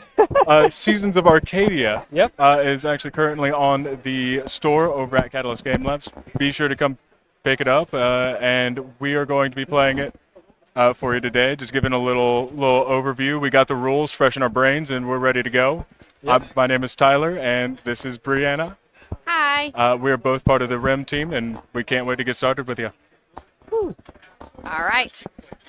Are we doing like a quick overview? Oh, yeah. The rules? No, absolutely. All right. So, excuse me. So this is Seasons of Arcadia. The goal is every player plays a faction. Well, since this is a two-player game, Tyler, right? His name is Tyler. Right. And Bree. Bree's playing spring and autumn, spring and autumn, while Tyler's playing winter and summer. The goal is you're trying to get every single one of your side. So you want only winter and summer. Get the idea. You're trying to basically take over the other seasons. Who needs them? We only need autumn. You want the season, one of the seasons that you are to take over the board, basically. Get them all off of your side. Yes. Yeah. And the season that comes after you want to try and jump and destroy. Yes. And the season that comes before you does not like you, and they want to attack you. So that is sort of the mindset. Yeah. It's like Pokemon. Fire beats grass, grass beats water, water beats fire. That's the only way that I can think about it, too. Just like direct chart. I constantly have to say the colors. I'm like, blue hates pink. Pink hates green. So that's what I do, if that helps anyone. Squirrel. I forget exactly how we set up the starting board, though. Or who begins. Oh, yeah. How do we choose who starts? That's a good question. The equinoxes place first, so that is spring and autumn. You must play a board and place in the center of the board. So I start. Yes. And I get 3 actions, right? So each turn we get 3 actions. So I can place one of my spring tokens here. And I want to do that right here. And I'm going to place another one. You know what? Let's just go right there. And then I get one more, even at the start. Yes. And it can be my other one, so don't mind me, guys. I'm short. Okay. I know it doesn't look it. I look really tall. Now I'm going to place... Exactly. Since I am spring and fall, I'm also going to use my third action to place this fall. You know what? Let's set it up here. That's where I'm going to go. That was all Bree's turn. Now it is Tyler's turn. Got it. So, and right now we're in the summer, technically. And I know that we don't have to separate it out like this, but I'm going to stick to doing 2 on its turn individually. Just to keep my brain more organized. Because we've been playing this a little bit on the side. And it is incredibly fun. I get mixed up too easily, just with the type charts. I feel that. All right, so pink hates, or spring hates summer. So let's nudge her in there to where I cannot be jumped or attacked. It's kind of like advanced checkers, basically. Exactly. I love playing chess, but this game, it's a whole nother monster. I hope I'm coming on stream very well, like audio-wise. Are we coming through a little bit rough? Yep. Testing. Can you hear me better? I should follow my own advice. You gotta love tech issues when we're live at Gen Con, you know? Technically, trucking through. No, it's okay. No, you're doing a wonderful job of keeping up the tradition. All right, awesome. So fall hates winter, so I am just going to put myself in a little advantageous situation right here, and that'll be my turn. All right, so now it's fall's turn, which is me again, because I'm playing 2 different hats. So fall does not like winter, so I want to try and get this guy, but there's sort of some blockade going. But I can also just protect myself against summer here.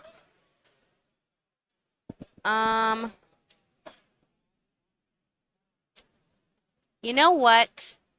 I think I'm gonna go here. Oh no, I don't want to go there. Just kidding. I'm lying.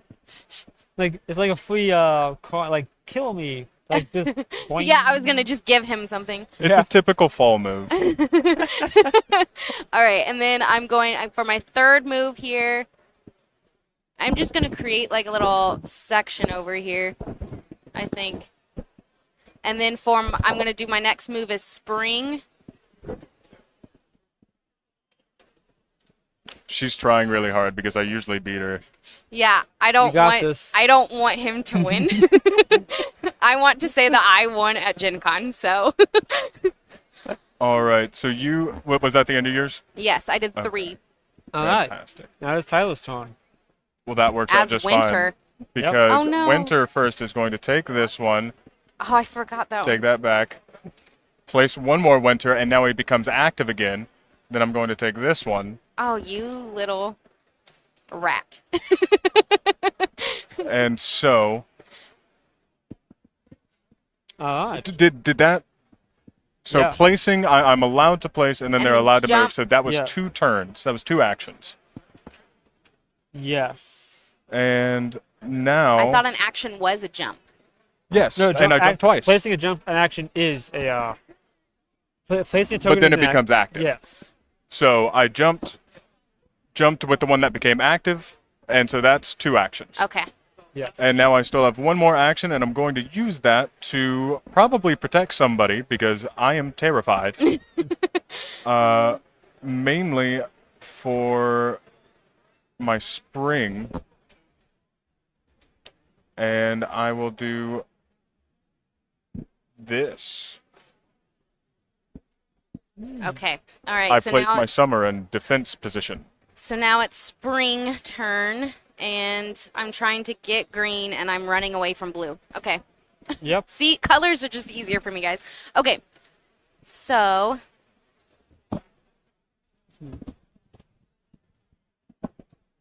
It's interesting to think like the summer, like all the seasons become personified. And I immediately like, you know what? Screw the other guys. And immediately try to kill each other. Like somehow, like. Well, I feel mean, like think that, about yeah. it. They get ended, like, they just get full domain over everything, and then they just get ended by the next one. Oh yeah.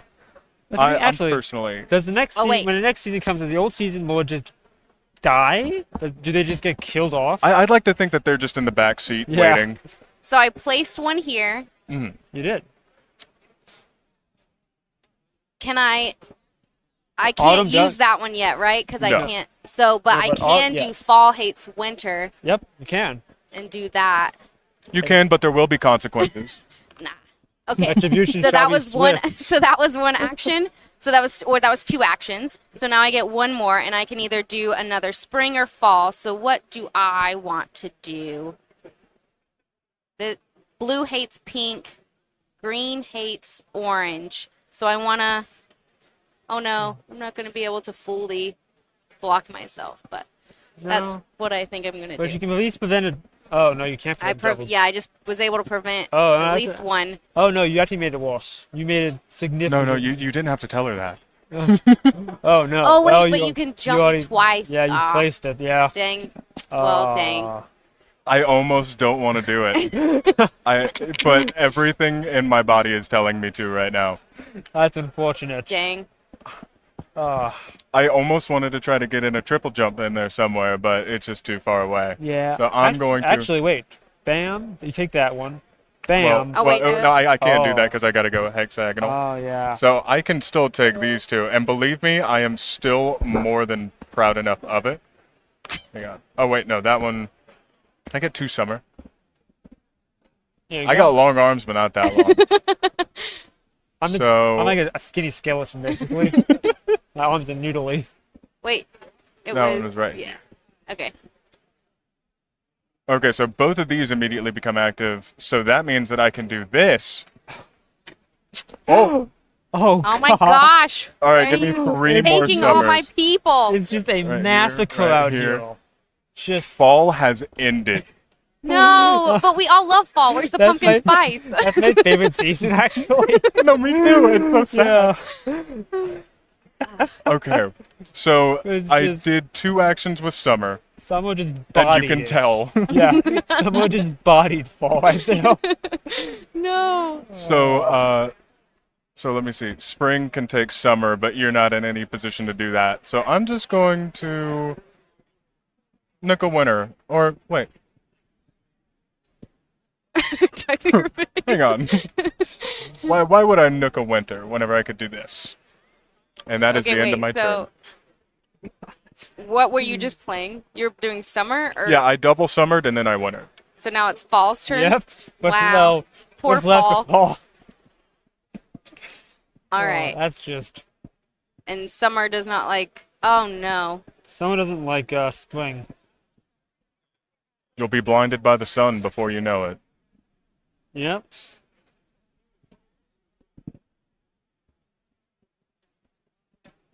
That was just pure chaos and brilliance. And spring Okay, is trying to and then avenge one its fallen more. comrade right there. Hopefully, Can I the move stars this align. one now? Oh yeah, you can.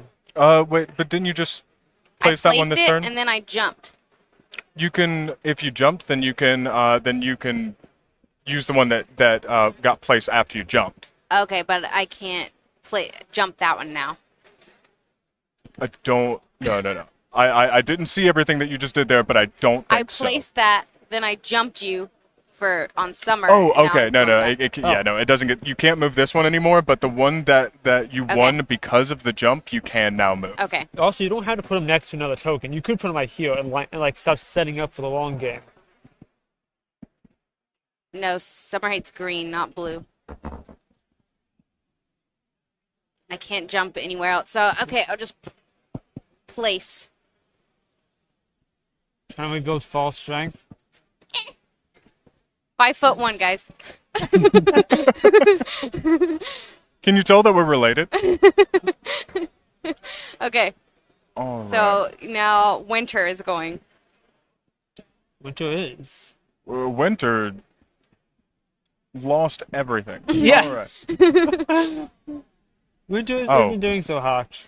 Yeah. Which I No, like. well, his brother, his sister Summer is doing fantastic. Distant Oh, yeah. cousin. Distant cousin. Yeah. Twice No, removed. that's fair.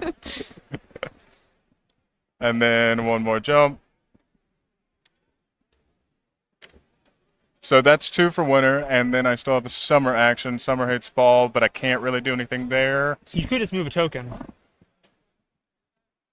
I could move, but I like overwhelming. Yeah, warm right. tactics. Ring time. Okay. That fall token needs either move or have another buddy next to it because it is just in a very threatening position. It's It is. staring death down in the eyes. Do you have to do your first one with this or no? Nope. I it's think an you angle. can I separated can still out do anyway. this so I can. There we go. And then so that's one, and spring will go. Spring doesn't like green, but blue doesn't like spring. So we're gonna go. I hear the gears turning. Look. Last time we did this, I was in the comfort of my home. And not in front of, I feel I very just- hundreds of comfortable. people. I just want you all to know that I won last time we played this game, so I'm not And awful. it was a wonderful fluke.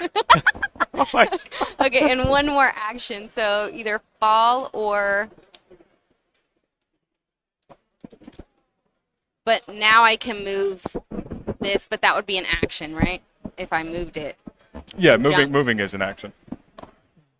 But I can't do this. It has to be like straight on. It can't be Yeah. a loop de Yeah, Okay. this has to be adjacent. But if I do that, then you can come after me. I'm not doing Mm-hmm. that yet because you're mean. So I stray summer or spring. I say string is straight away from the horde. It's old, weak, and vulnerable. what? The horde of summers spots its easy prey. I And know. begins to encircle it. Seriously. Feeling startled, the springs run for cover. Okay. I think that's my third. and final. All right. And now And- it's the wolf pack. And now Sean. it's Now it's Summer. Summer's turn. Yeah. Did I start off? Oh my goodness. Okay. So there's no direct attacks that I can take with Summer, but I do want to add just a little bit more pressure going on right there. Why don't you leave poor little Fall alone? Well, I am just like if you look at, they are just absolutely getting pushed to the corner. Look, Fall just wants to live its life, jump in the leaves, but carve a the pumpkin. And leaves listen, had to come from somewhere. exact, and you need the heat of summer to do that. And Summer says no. Listen, I'm just tired of all of it being so lukewarm. It needs to either be cold or hot. And that's what we'll do. Okay. Now it's Fall, right? Yep. Yes. But you can jump using the edge of the board, Mm-hmm. right? Yeah. But I'm going to use one. What do you wanna- want to do? I want to just jump. I say screw it, and I don't care. Wait, can you? Oh yeah, no, absolutely, you can. Yes. So that's one. do. I know I'm I didn't even vulnerable, see that. but you know what? I don't care. Ooh, Summer's very close to winning. I know. Only 3 more. I know. This is not okay. You got to go on the offensive. All right. Summer must be pushed I'm just back. saying go for it. That's all I'm doing. You can already, I know you're going to get that one on the edge there. I know that's going to happen. Now, one rule that I am not entirely sure on is if I were to take it this way off the board, I know that I can place it back on the board at any point. Yes. I don't know if I get a free action from that for this one that goes off the board or just the one that I take. I do not know, actually. Let us find out. Alright. Okay, that's my third. that your That's third? all I've got. Oh, yeah. You place on any vacant spot on the board, but it cannot be used for the rest of the turn. Oh, okay. So it does go inactive Yeah. after it goes off the board. Yeah. However, that can be a good way to set up, like, bodying spring over here. No, very true. Just, that's a very interesting option, because if you jump there, oh boy, you could decide. I don't like this conspiring. Oh, that is. Did you not know that we're playing teams? I thought this was laid out. The commentator has chosen their side. Beware Alright. the Indon. So let's go off the board for this one. This guy follows back up over here. So that's one right there, but one more.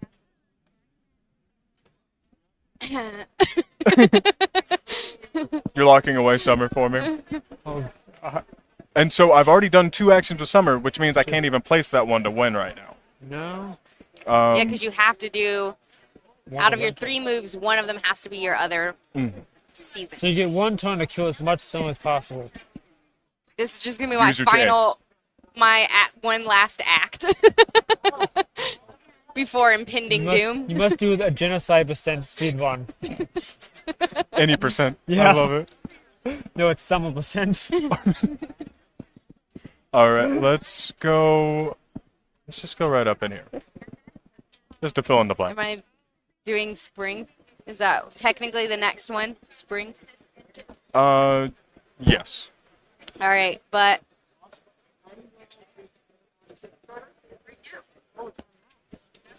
okay. So, oh gosh, You feeling the seasons? no, not feeling the season. A little spring in your step? No. I'm looking for ways Spring can start bodying Summer, but you really closed all your bases. Yeah, I can't go anywhere basically. Yeah. There was an open spot here, but that was closed. from jumping. That is so overpowered. Well, It's called So- enjoying chess, but also being bad enough at chess to be good at checkers. Yeah, that's the strategy right there. just gotta play some things, you know. I Yeah. think that's all I got. Going for me, You're gonna have to take out a summer. huh? I can't, cause I can't move that piece now. So, seeing. It's okay. It's okay. After this one, I think depending on what time it is, we may have time for a rematch. Awesome. Yep. Round 2. Perfect. All right. Well, you can do the honors if you'd like. Oh, It's no problem. I mean, I will. Perfect team. Can I do Just out the of spite. Can I do the tabletop? No, thing, no, no, flip no, the no, no, table? no, no. Is that not So, allowed? more I got no's. He's being nice. Don't do it. Okay. All right. Okay. So, just to not have to resituate all the mic situations, let's do the same thing, Yeah. but Add a third? two against one. While we're doing that, do you want to plug what's on this lovely screen? Oh, right yeah. here? And hype it up. $25,613 No, absolutely. ways. Is That this is- fully updated? Okay. That is so- okay. awesome. Perfect. 200 Well, we are getting Oh, that's- very close Yeah. to the $30,000 mark, which Yeah. does unlock the side missions, I believe, the plug and play side missions that go along with the campaign. So if we get that the up there, DLC. yeah, exactly. We get the expansion, but not expansion. I didn't say that legally. So these side missions can just be plugged right on into that campaign. So if we can just push that up to 30K, then Yeah. everyone who's getting Mr. Johnson's briefcase, IEEI, Yeah. we'll figure that out Case later. like a Hitman. And this is for It Shadowrun is- it Takedown does that look like Kevlar. that launched live this morning at Gen Con. Funded We- 40 minutes, Yes. as the tag says. Exactly. Funded in under It looks 40 fantastic, don't you think? Yeah, I know. So colorful. But yeah, let's see if we can get it at 30,000. Right now we're at 25,823. So let's get that to that 30,000. Oh yeah, all morning. Share with friends and family. Become runners together. All right. All right. Now I setting would have up. thought that you were just in it. All right, so Are we playing Shadowrun Takedown right now? Yes. yeah. A game was just played actually. Oh yeah, no. Yep. All right. So, Oop. in a 3-person game, spring is not used. Bye, spring. Spring is dead. Oh, gotcha. We don't I like see. I spring. was just going to give you, open field 2v1, but I'm also okay with this. Yeah. I have no loyalties. So yes, there's multiple ways to play Seasons of Arcadia. You can do 2 to 4 players. Yep. We just showed you what it was for 2 players. So if it's 2 players, then you each take 2 seasons. Yep. But now we're going to show you what it's like for 3 players. For 3 players, you discard spring. No one needs spring. And everyone gets 2 actions, so you get less Somebody's to do. got a grudge. Yeah. Yep. And you play the seasons in order, starting with summer, and then you just go clockwise, which is that way. Because Yes. I know how clocks work. It's fine. I We can use totally- digital clocks I now. can totally read a clock. But I didn't learn how to do that last year in math class. We learn new things every day, right? Yep. Well, hang on.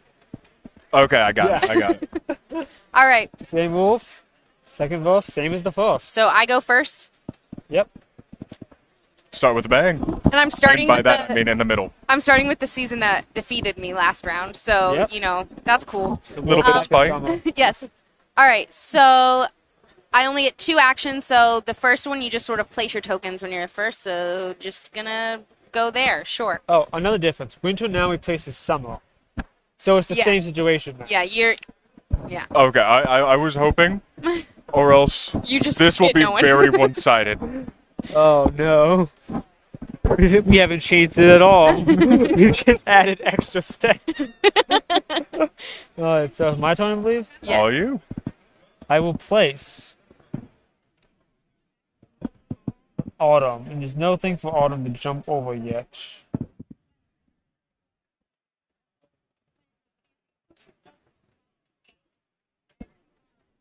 You got it? Yep. And And you get- I was my second action to move where you can't jump me. Okay. Fair enough. You already know. Do it.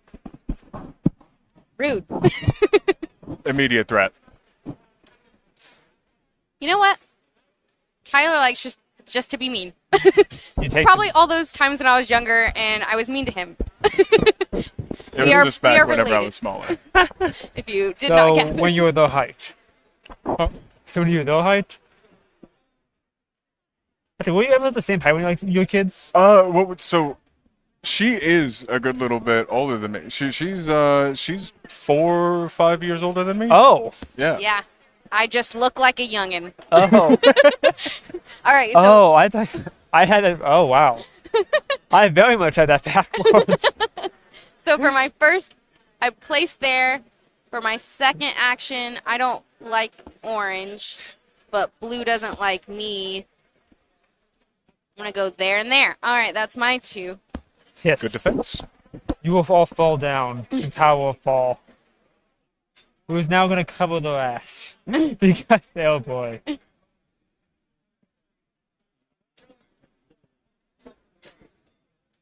Fall takes out winter, I believe. On one hand, if I put myself right here, I could take winter, but you're going to take me. So if I put myself... She would take you. Yeah. No matter, but if I put myself anywhere, I run out of actions, basically. Well, you wouldn't be able to move it immediately after placing it anyways. Oh, yeah. So this one, which I just placed, I'll put one right here. I'll start building my strength. You got a nice little base going on over there. Yeah.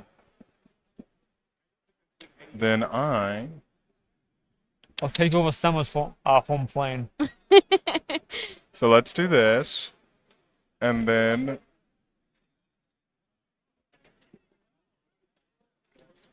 I'm going to start expanding my kingdom a little bit. I am the Ice King. All right. You need a penguin named Gunther. I got one. He's in the bag. He stayed out in the car, actually. Is he okay? Probably not. All right. You get something like melted penguin everywhere. So I can't jump fall anywhere. Nope.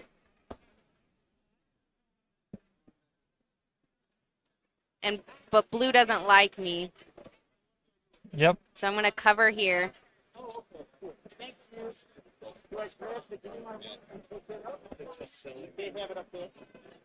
And here.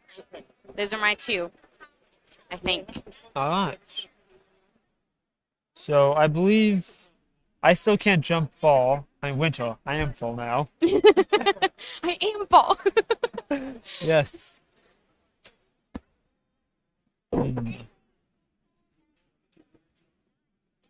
But spring is gonna jump me. We've gone up Yeah. 26,303 on Shadowrun Takedown. Oh, nice Oh, jump. you also gained like 10 something backwards? Nice. Like 7? That is Thank you, guys. beautiful. Yep, thank Love you. that. Must have been your It was my beautifully plug. peace call to action. I know, right? Yep. All right. So you placed 1. Yes. All right. What is fall going to do next? Hopefully not fall down. Watch out, I'm ruthless. Yeah. But I guess you could say you're cold. Jeez, Tyler. I am the master of really crappy puns. No, I love it. I feel like we're fitting together quite well. Yep. All right. Guess you say we're putting some spring into our steps. But we don't like spring right now. Nope. No. Spring's out. Just protect They myself. wilted in the heat of summer. Yes. I like that's canonically how powerful I am in this game. I just knocked a whole player out of it. Yeah. The lore. You're building your own MCU. We are building such a hard base right I know. now. Look, none of us wants to be the first one to get jumped. Oh, so wait, we're just like- but I just placed this one, right? Yes. Okay, so I can just... No. Oh, Wait, don't sorry, you that's me? yours. Why You can jump yourself. What? Yeah, in the rules, you can jump over another opposite player or yourself. So you can line... Oh, no. You can line up jumps using your own tokens. Oh, My brain no. I can't shouldn't handle have it. been told this. Oh, I should have kept my mouth shut. Wait. Oh, no. I think I just doomed fall. Wait, okay. So you can jump your own... Yeah. But does that take out your own piece, or does that... No, it stays there. You basically place your own piece for your own piece. Oh, okay, just... Yeah, it does nothing. All right, I need a moment to think about this more critically now, because I just learned about guerrilla warfare tactics. Yeah. So you don't... Oh, God. You don't even realize you're setting yourself, your enemy up. Well, it could have like went... Oh, that's why you can move. You move yourself into an inconspicuous position, and then suddenly a token just starts jumping. So yeah, you have to. Yeah. Okay. Okay. So that's my first one. Then what I'll do... Actually, what I'm going to do is... I don't think I'm going to be able to put that into play just yet for me. So with my second action point, I'm just going to move right here. I feel like this piece of critical information is going to change how this game is going to be played. The wheels are turning. Yeah. So- that's terrifying. So for me, The first casualty is a close fall. so that was one action, and then The problem is I'm being encircled. Watch out, it's a trap. I think you'll find this this battle station fully operational. I was going with some of that. I don't know where. I should have gone. I think you'll find this season fully operational. The problem is, if I thought of that on the second, it would have been a lot more funny. No, you're good. I think I enjoy the failed puns more sometimes because don't get me wrong, anytime I have a pun, I have 5 that I already ran through in my head that fell flat. And hearing it I out don't really... even run through them like that. I just kind of say them and realize oh, that was terrible. And a lot of times they're not even good terrible, they're just terrible. I'm just gonna say summer is ahead currently until fall goes. Oh, don't Who worry, knows just what wait. happens. Oh no, I think fall's about to get Well, you wiped also out. went first, so... I don't like that logic. Hold this down. Oh, you fall or I'm autumn, fall. whichever way. Yep. Oh. What is autumn or / fall going to do? I'm pumpkin season. I'm latte season, if you will. Up.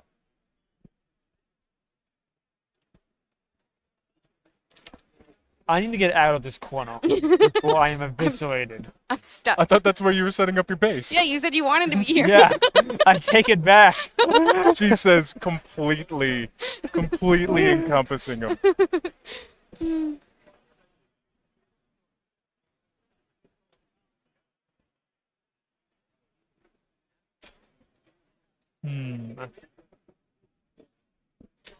I think this is a lost cause. I'm sorry, but you guys are gonna die. Sometimes there has to be some casualties, you know? We just want to Some of start you up may a die, new kingdom. but that is a sacrifice I am willing to make. Alright, so that's one move. Yep.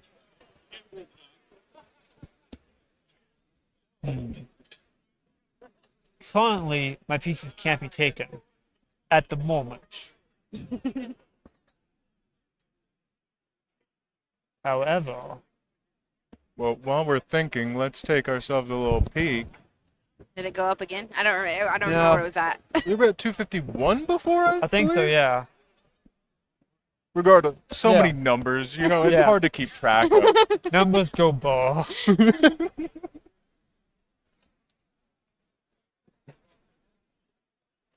The anticipation. Will fall. I hope not. All right. Let's see what winter does. I hope you latte me live. That was terrible. That was. I feel whatever god of Starbucks lattes is just rolling in the grave. Like whoever invented it is just they're coming back to haunt me.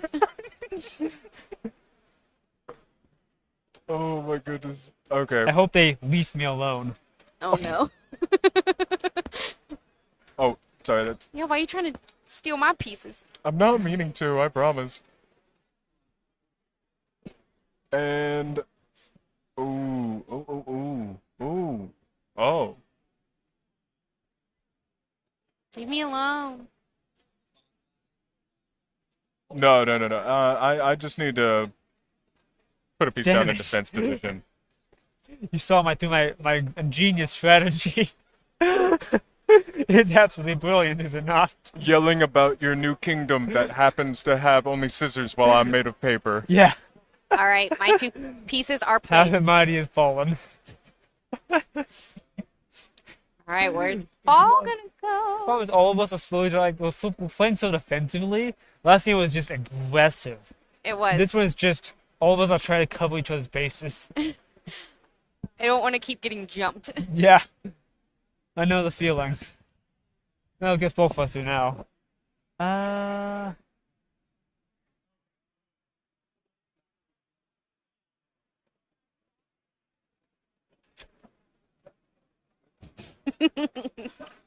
think after this one we should just do like a round and bring out the takedown timer and just start going with it. Yeah. I add like just pure chaos to it. Yeah. I think we have 10 minutes left. Oh no, not a real proposition. I just think it would be fun. I was gonna say, that would be a maybe really like fast round. at-home games or something. It'd be like, all right, place.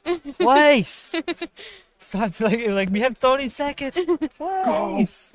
You have 2 actions to do in 30 seconds, so you have most like 10 seconds to think of them. If you wait a long time, like It did go up this hey, we're 262.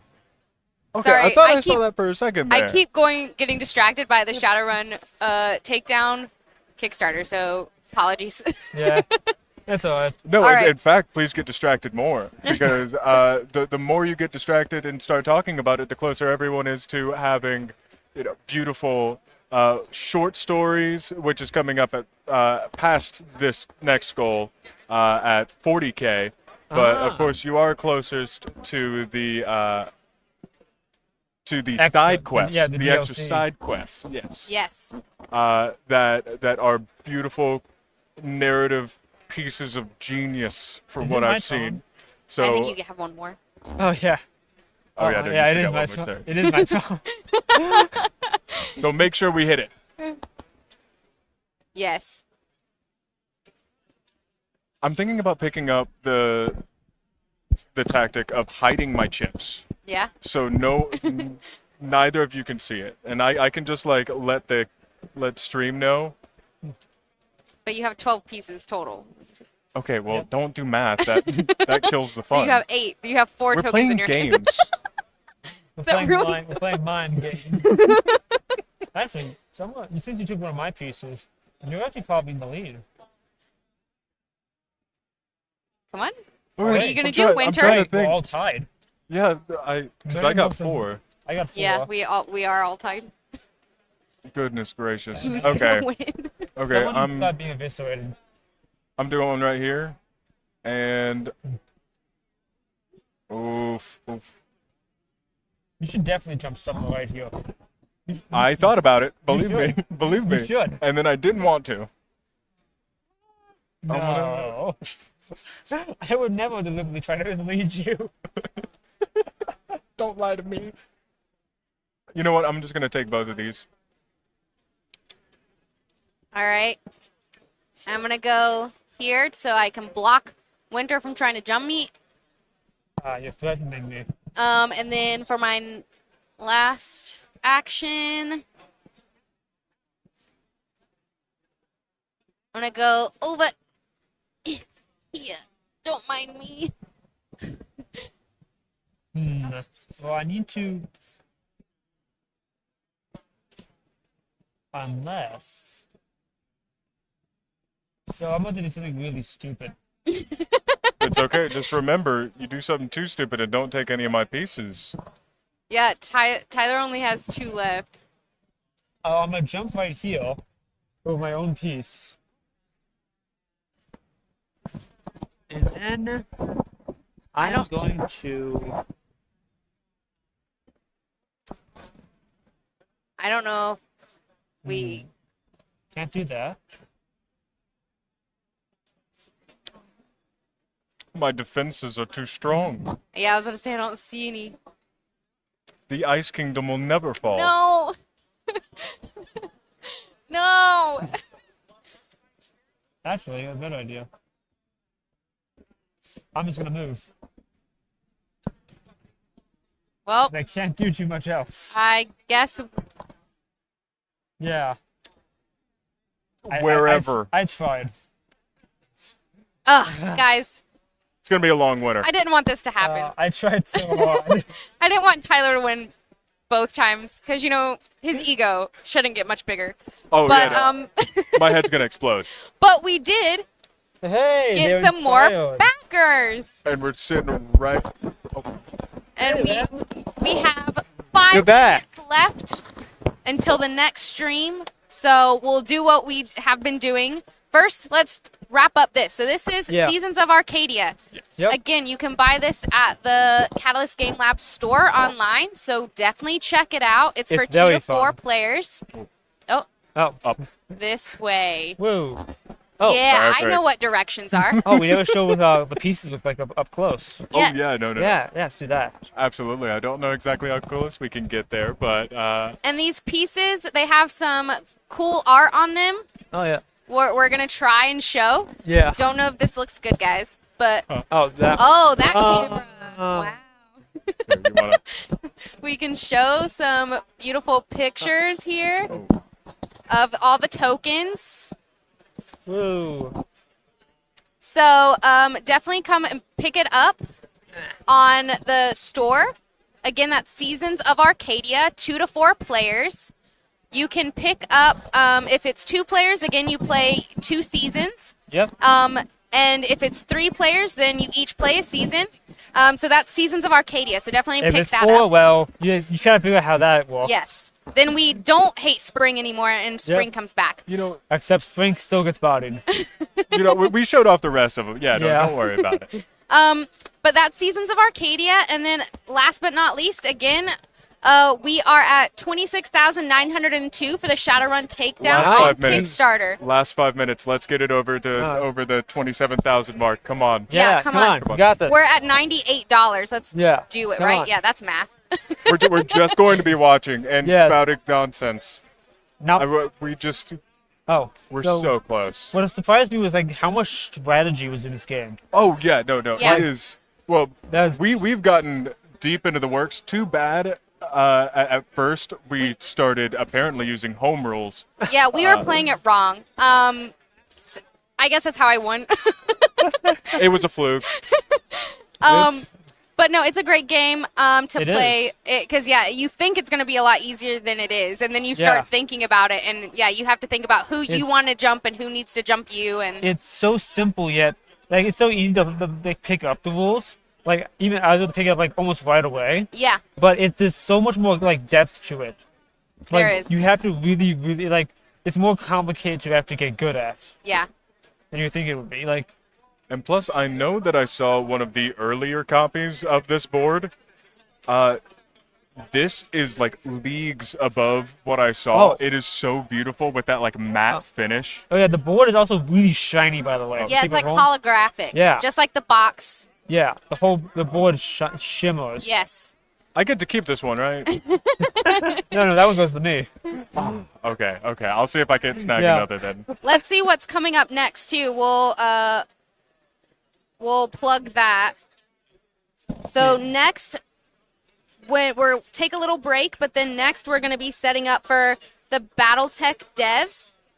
They're going to be having some good discussions, so stay tuned for some Battletech. And then later, Leviathans. Yeah. Oh, fun fact. I'm going to see if I can drag my brother over here, because he actually knows how to play. Oh, nice. Yeah, he's one of his favorite games. He's actually pretty good at it. Fun fact: he made my dad run his own torpedoes once. Mm. Yeah, my dad bought torpedoes and then he ran into them. That's my brother basically forced him into a lane. Oh. Hysterical. All right, everyone. Well, I Thank see you. Ram in the corner waiting. So You'll probably never we'll- see me again. So we'll sign off. Maybe in the background. Oh, no. Oh, yeah. Helping I'll out. definitely be here. I stand over there behind next to the tripod and just get people water. Well, thank you for joining us for Seasons of Arcadia, and I won't see you later, but Tyler will. Bye. Game. See you later.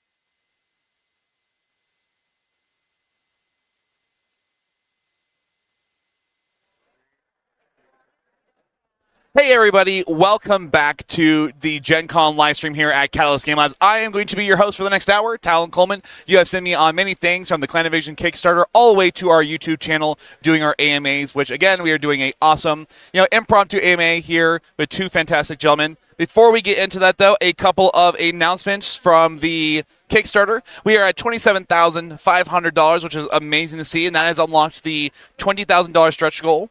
That stretch goal unlocked you 2 sets of minis used in place of the runners, which are and the enemy standees. So that is down below that you guys can check it out. So thank you guys for hitting that 27,000 and unlocking that stretch goal. We are about to breach. We're about 2,500 away from the 30K stretch goal, which unlocks an extra plug-and-play side quest designed by, I believe, Lynn Vander Studios. Is that correct, Randall? Yes. Yes. And I'll get into Randall here in a second. The next one after that, at 40,000, will be the Runner's Origin short story and the 10 additional gear and cybernetics cards. So either way, it's been awesome to see what you guys have been pushing out in this Kickstarter here at Gen Con. We're super excited to see it launch here as well. And thank you guys so much for all the support you've been giving this game, because we're super excited to see Takedown come out. So let me introduce my two lovely gentlemen here with me today. On my left, I don't know what the camera for you guys. I have Randall Bills, our lead developer in kind of all shapes, ways, and forms. He has his fingers in all the pies all over Catalyst, wearing 30, 40, 50 hats at a time. And then he's here today also because he reaches very, very deep and has had a very long history over the last 40 years now? 30 years. With Battletech? Yeah, with Battletech. I've been playing almost 40 years and been working professionally almost 30 years. Yeah, with the white beard. Of white. Yeah, so 40 years, 30 of those working in some way, shape, or form on the property. 10 years probably just as, a player first, because that's where a lot of us started. And on his left, my right, I have Ray Arestia here, the current line developer for Battletech Game Labs. He is the man, the myth, the legend behind a lot of the facts and questions and lore behind the Battletech universe as we push it forward. Most likely than not, when a mercenary group dies or a faction goes to war or someone gets bombed out, it's probably because it first started with Ray approving it or creating it himself. So, Ray, do you have any words to say before we get started? Hi, everybody. He said words. He did say words. Most of you may not know, but a lot of times during our AMAs, Ray is almost always in the background every AMA that we do, answering questions and giving me feedback to allow me to answer all these awesome questions that you guys come in. Everyone's saying hi. Why do you got to emphasize long time for him? because Ray, actually, that's a really good question. When did you start in Battletech? What brought you in the fold? When did you join in? And how long have you been around Battletech? So we know Randall's story. Mid to late 80s. So nearly as long as Randall. Yeah, so almost as long. On the playing side. On the playing side, on the working on Battletech, it's been nearly 20 years. Yeah. So pretty long, just not as long. I mean, it's okay. It's okay. He has an okay record. Yeah. So that's why we emphasize long, because I know that I've only been around in Battletech for about 10 years realistically. Sounds about right. 15 was when I kind of started here at Catalyst. So I started on the Shadowrun side. Yeah. So it was probably about 5 years or so before I really got into making a lot of the tchotchkes for Battletech and stuff like that. Hey Ray, great hat. Yes, it is a lovely hat. Because we have hats. Because we have hats here at the show. These will be... they are glorious. Whether they blow out here at the show, I do not know yet. They obviously seem to be doing really well here at the show. But I will have them up on the online store when we get back home. That'll take a couple of weeks, though. Yeah, so. Definitely a couple of weeks. Yeah.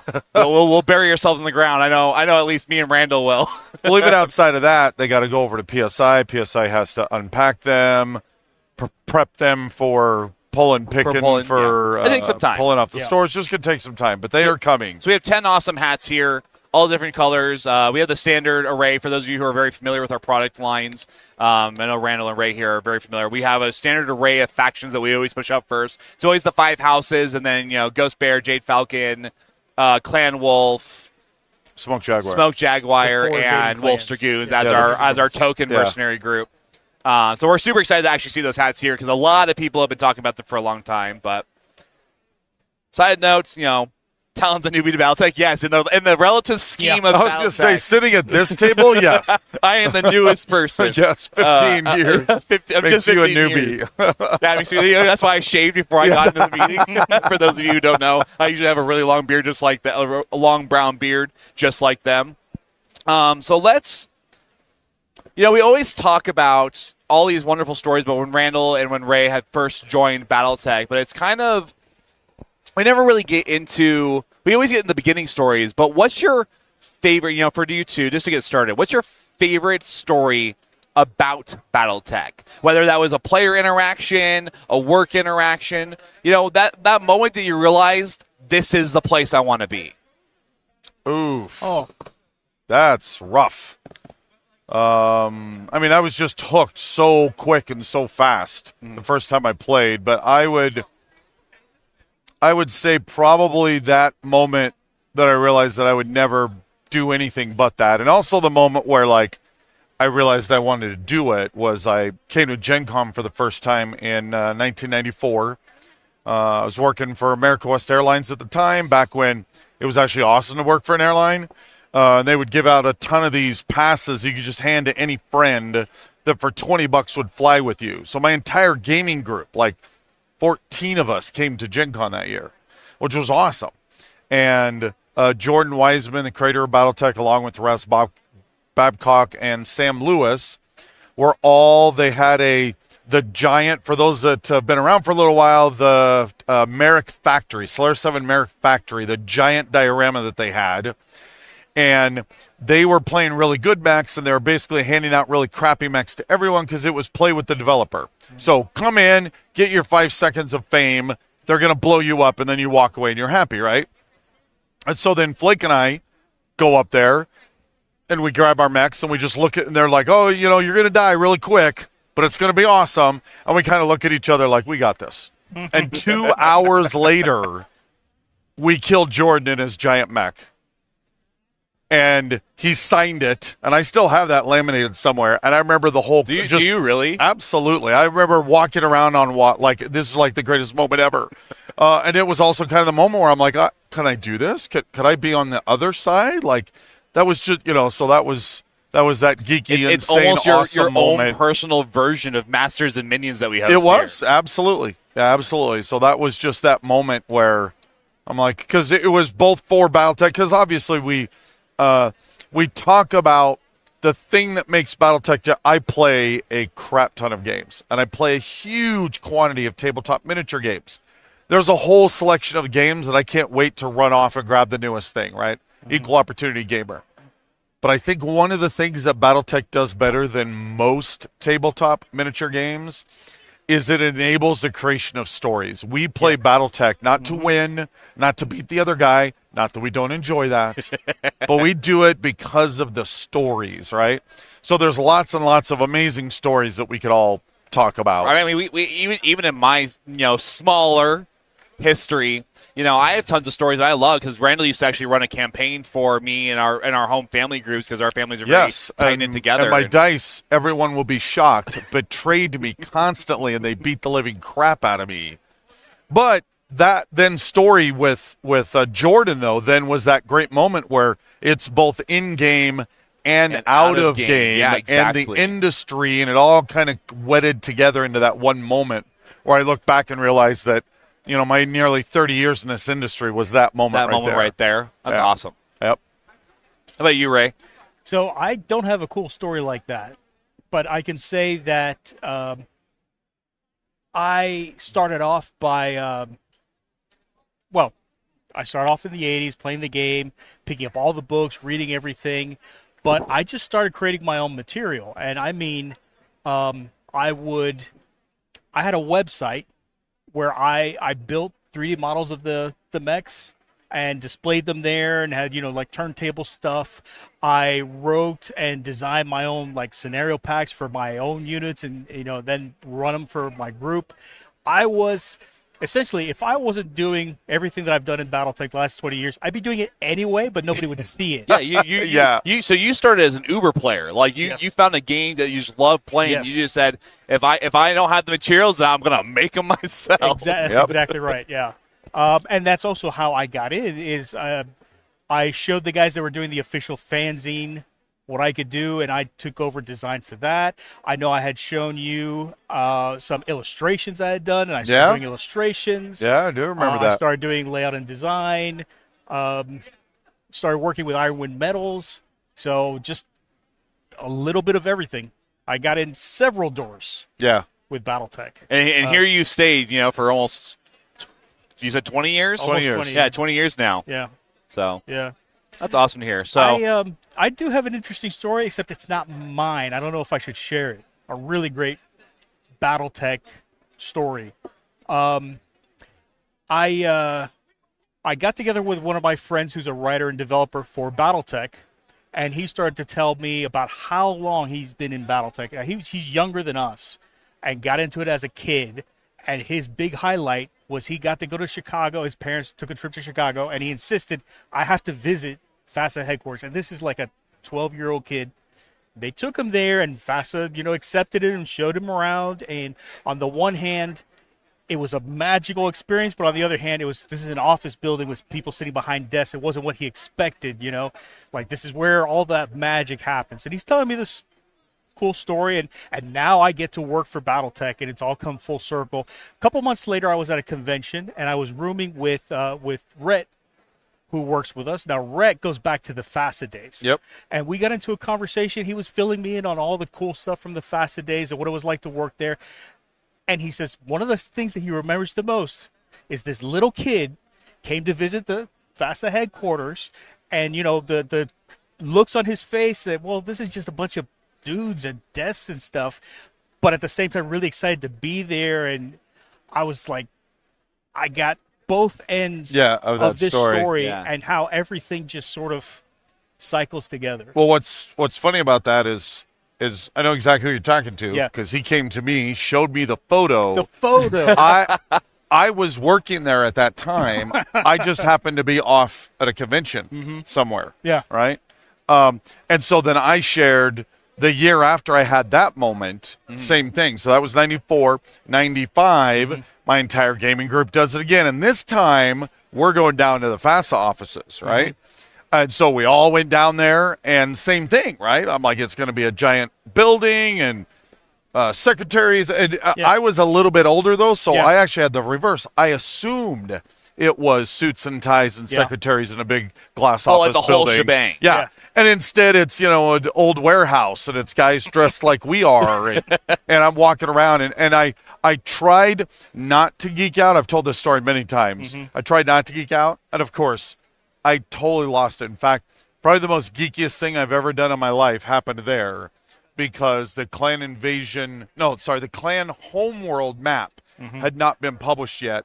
And Brian Neistel, once again, thank you, Brian, had us, it was in his cubicle, hand-drawn, and we were distracting him so that Trash could sneak back there and hand-draw the map on his hand. Like, that's how big a geeks we were for Battletech. I think the takeaway from all this is we could not help but be where we are now. Yeah, actually, I just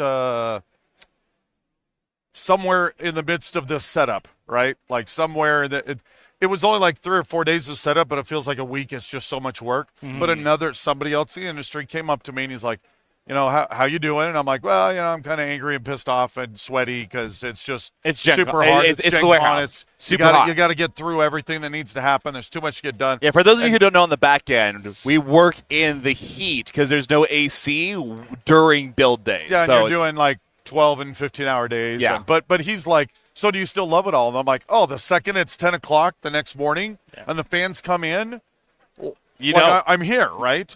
And he's like, how do you do that? And I'm like, I don't exactly know how to do it, but I can't imagine doing anything else. So just what Ray was saying, like I'm genetically built to be this. Yeah, Lauren mentioned the same thing at one point too. Lauren said the day that I start day one and I don't smile is the day I stop coming to Gen Con. Yeah, and that's never happened yet. Yeah. So, yep. So, all right. Well, hopefully we got a ton of questions. Yeah, let's try questions. So I saw one earlier. Stories, but let's jump into some questions. Asking about if we would ever reprint the Seafox T-shirt. Yes, we will. Good.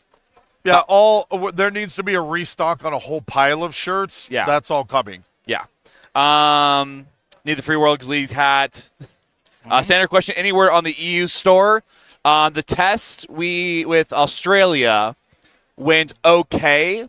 We realized that with the test from Australia that it didn't work quite as well as we wanted it to be. It was not nearly as fluid. We think that we have a new solution now, and it just means paying up a little bit more money, but it takes time to develop the back end on our web store to accommodate all that. So the answer is it's still coming. We've had some great tests, and we think we know the direction we want to go now that we've tested the Australia one specifically. Well, and we thought we had a company for Europe, and that's proven problematic. We literally have 2 other meetings, one here at the show and one afterwards, because we know how important that is, and we really appreciate your patience on it. Yeah. We never imagined it would be this difficult to find partners that can do what we need to do. Yeah. So, but it is being worked on. Especially when they don't speak our language. Can we expect to see more force packs between now and the delivery of the Mercenaries Kickstarter? Yes. New? No? I thought yes. No, I think they mean brand new ones, and no. Oh, brand new ones? Yeah. Stuff that's never come out before, and no. I mean, everything that's happened that's fair. Is going to be out. There's one possible exception, which I'm not ready to say anything. There's one possible force pack that we have that we just came up with in the last week or two that we're really excited about. That'll be out really early next year, and just depending on funky shipping and all that, it might end up coming out before, but it could also come out after. Yeah. Right. Yeah, we had some real in between, like right up to the wire, where we had some force packs come out, like the Eridani Lighthorse Hunter Lance, we had a whole slew. Yeah, a whole slew of them earlier in the year, and we just had another slew at Adepticon, and now out now. Yeah, with the Perfolation Cycle and the Urban Mech Lance, the true Urban Mech Lance. Snords Irregulars, Great Death Legion at Barnes & Noble, so we, but there will probably not be any more between that. Will there be a Comstar one? I assume you're talking about the hat. If the hats do well, we'll continue, just like all our other lines, we'll slowly continue expanding them. Yep. If a line of product does well, we're not going to say no. It just takes time to slowly push that out. We can't do all 280 factions in one go, or is there even more than that? Yeah. Well, and again, it kind of comes down to for those that have been watching us for any amount of time. We love these T-shirts. Like, I have a closet full of 50 of these stupid things. I love them to death. I see why we got the Seafox comment now. Yeah, it's actually one of my favorites of the new ones we've done. It looks so good. Really? But it just takes time, right? It's just a lot. Yeah. And so we'll keep buying, and we'll keep doing. Yeah. For those of you who will love a little piece of information on the back end, there are 586 SKUs. Just in tchotchkes. That's shirts and lapel pins and patches and dice and, not just I'm not even talking the old decade stuff. I'm talking newer stuff that you would see here at our show. There's it's a lot. Yeah, 500 plus SKUs. And of course a shirt takes up 5 SKUs per shirt, but it's still a lot that you have to manage and track and deal with. So also for Randall, Dylan the Bunny says hi. Hey, Dylan. Scrolling up here. Randall's showing. Yes, Randall has a ton of stuff before. Yeah, he's posted that picture of his basement of BattleTech stuff a lot. I think I can't say for certain because there are some things that I don't have. If I do not have the most complete collection, I have one of the most complete collections of Battletech. And again, primarily that's just because I've been doing it for so long and never went away, right? There's plenty of people that go in it really strong and kind of wax and wane out of it, and that never ended up happening to me. No gap years for Randall. No gap years for me. And so, if I don't have the biggest, it's probably one of the biggest. He literally has his own probably small BattleTech history museum. Absolutely. Just in his basement. There's a lot of times where I call Randall hey, Randall, I need this thing. And instead of pulling up a web file or a picture, he literally just goes and grabs the book and he's like, here it is. And he just reads it off the back of it for me. Yep. What about your collection, Ray? Do you have, how long have you been collecting? For about as long, but I was never a collector. Okay. So, there were several things that I'd go back and, fill in gaps in my collection, but It's not very extensive at all. You grab the stuff that you like, and Yeah, and all the mainstream stuff. Yeah. You know. well, there. I hope you get it since you get it shipped directly Oh, to now. you. Now, yeah, yeah. now, yeah, 20 years of probably collecting it before then. So. Yeah, but then you get you get silly things like, we just did 15 mugs. Yeah. And like, well, I want them all. Yeah. Where the heck am I going to put them all? Yeah. Question: will the hats for PAX West if they don't Yeah. sell out here? Absolutely. We Yeah. should be literally building a PAX West palette to ship out there. Right. So not only will there be hats, but we have these phenomenal new mugs. We should have grabbed one of those. We should have grabbed one of those. Actually, clay-fired mugs. They look fantastic. Yeah. Same thing, 5 houses, the 4 invading clans, and then 5 or 6 mercenaries. So, yes. Grab me a mug. Grab me like 1 or 2 mugs, the coolest ones. Curator. Hey, Randall's not even going to be subtle about it. Well, let's be clear. It's one of the best looking It does look really freaking good. So yes, we every swag item we have here, we hope to have at PAX West. We literally build a pallet of it that says ship to PAX West because we're there in 3.5 weeks. Yep. I only have enough, but as long as they don't sell it here, because I won't have enough time to print more before that happens. But again, if you miss them here, if you miss them at PAX West, they'll be up online on our store. Online.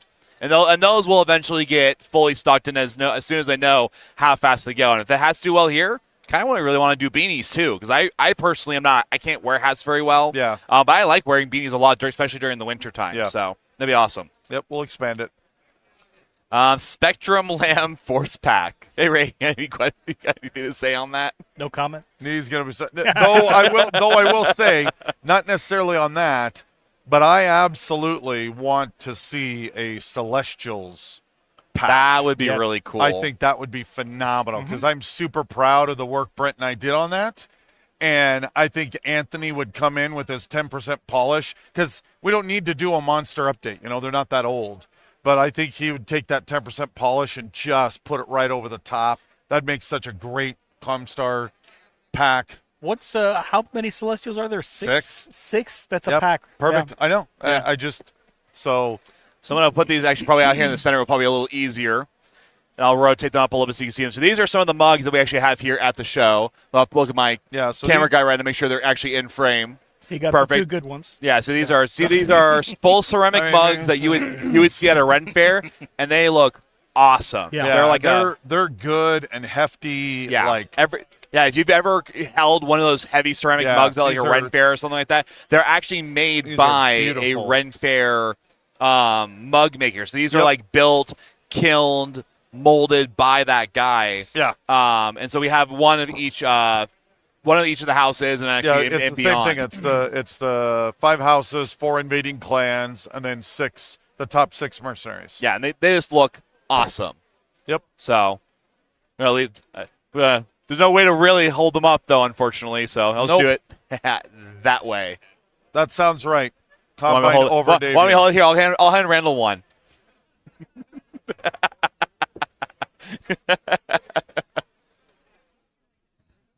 So they look super good, though. Perfect for your root beer. So they come in, and these are just this is one actually cup style too. So that's another thing is that they happen to just grab 2 of the same cup style. Oh yeah, it's actually a variety of styles. there's like 4 cup styles. Really cool looking. So each faction is a little bit different in the offset. Yep. So they're super cool though. Now I'm like just kind of. Are we going to get a classic Black Widow command lance? Possible. But it's very possible. Yeah, absolutely. Talked about it occasionally. We have a giant spreadsheet of us endlessly discussing what are the ones we want to do and what should we do, and that's absolutely on that list. Randall has a mishap in lumps of prototypes no one else has. That's from Aaron. From Aaron K. Hall. Yeah, well, particularly although my one, I do have some of those. But 2, the funny thing is like with the dice from the previous Kickstarter that caused us so many problems, like I have a perfectly good set. Yep. Dang it. Really good question here, and it comes from the line side. In your guys' opinion, was the Urban Mech Company box set successful? And if so, could we see some of the old scenario companies become box sets as well? Black Widow, Fox Teeth, etc. Yeah. So, as is always the case, there's never enough time in a day and never enough bandwidth to do all that we want to do. Yeah. And so I've been, you're absolutely right, noting that this little box set of the company of Urban Mechs was a test for an actual full-blown company. So I would like to see probably in the next 2 years, I'm not sure we'll get it in the next year. Sorry, I just saw a Dream Theater backpack back over there, so I'm like, ooh. Shiny. Yeah, shiny.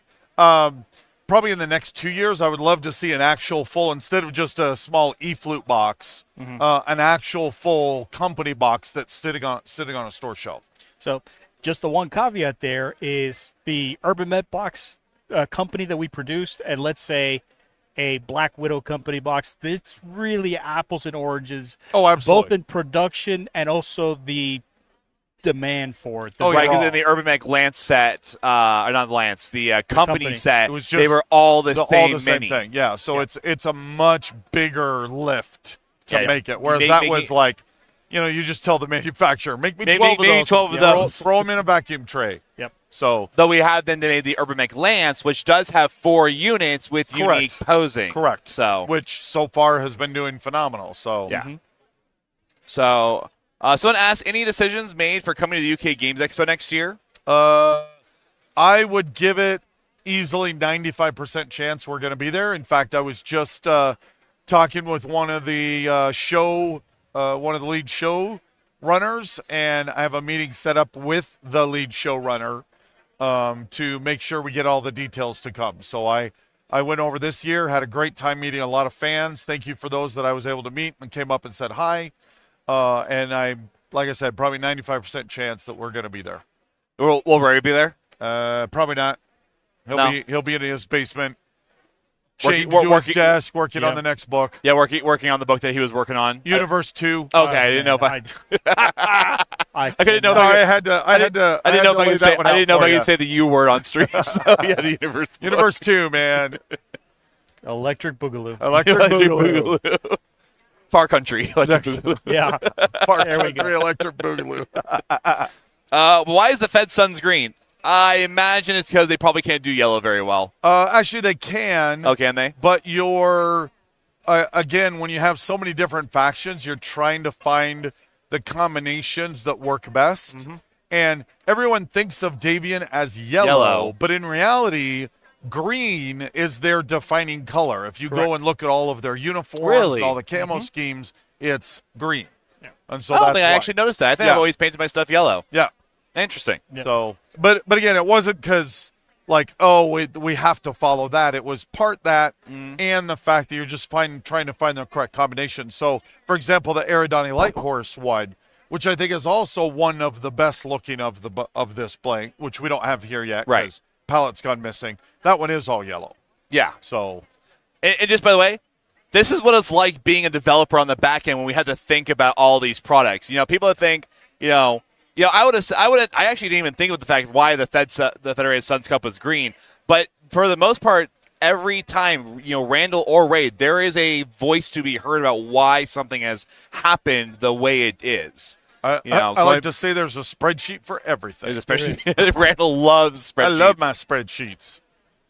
They actually asked, is a dishwasher or microwave safe? Yes. Yes, actually. Absolutely. Yes, it's full ceramic. Full glazed big ceramic. Yeah, so it's good for everything. So yeah, should be machine shaved, can go in the microwave. Everything. Obviously, like most ceramic, if you put it in the microwave, though, everything kind of heats up on it. So be careful, please. But yeah, hot liquids, cold liquids should be fine. I would not recommend putting them in the freezer though. That's the one thing I would say don't. Kind of feeling like need a little hot chocolate. You start pouring your water in there. No, I want some hot chocolate. Either that or that Spreckers from last night. Get that root beer back in here. Some people answering about that they are dishwasher safe. Yeah, I feel like it always depends on the dishwasher, or not the dishwasher, the microwave. But these have been pretty well received so far, and of course they're brand new to the show to us. Yeah, they're brand new. We've never done anything like this. So I know that I will. For the experiment. I'm hoping that I can actually figure out a way to take some home because Well, this one has a home. Yeah. Is that it's whether I can figure out how to get some others to have a home. Hey, I'll take the Merrick one. What is the plan for Battletech Aces? Which is one of my next question would be. So It's a good question. Yeah. And we're really not prepared yet to discuss it because we have several ideas of what to do with it, and we're in the second wave of development tweaking right now. Yeah, well, if Shadowrun Takedown hadn't gotten in the way, we would have had a whole new build that we would have pushed out for people to playtest. Yeah. It reminded me we're super excited about it. It's going to happen.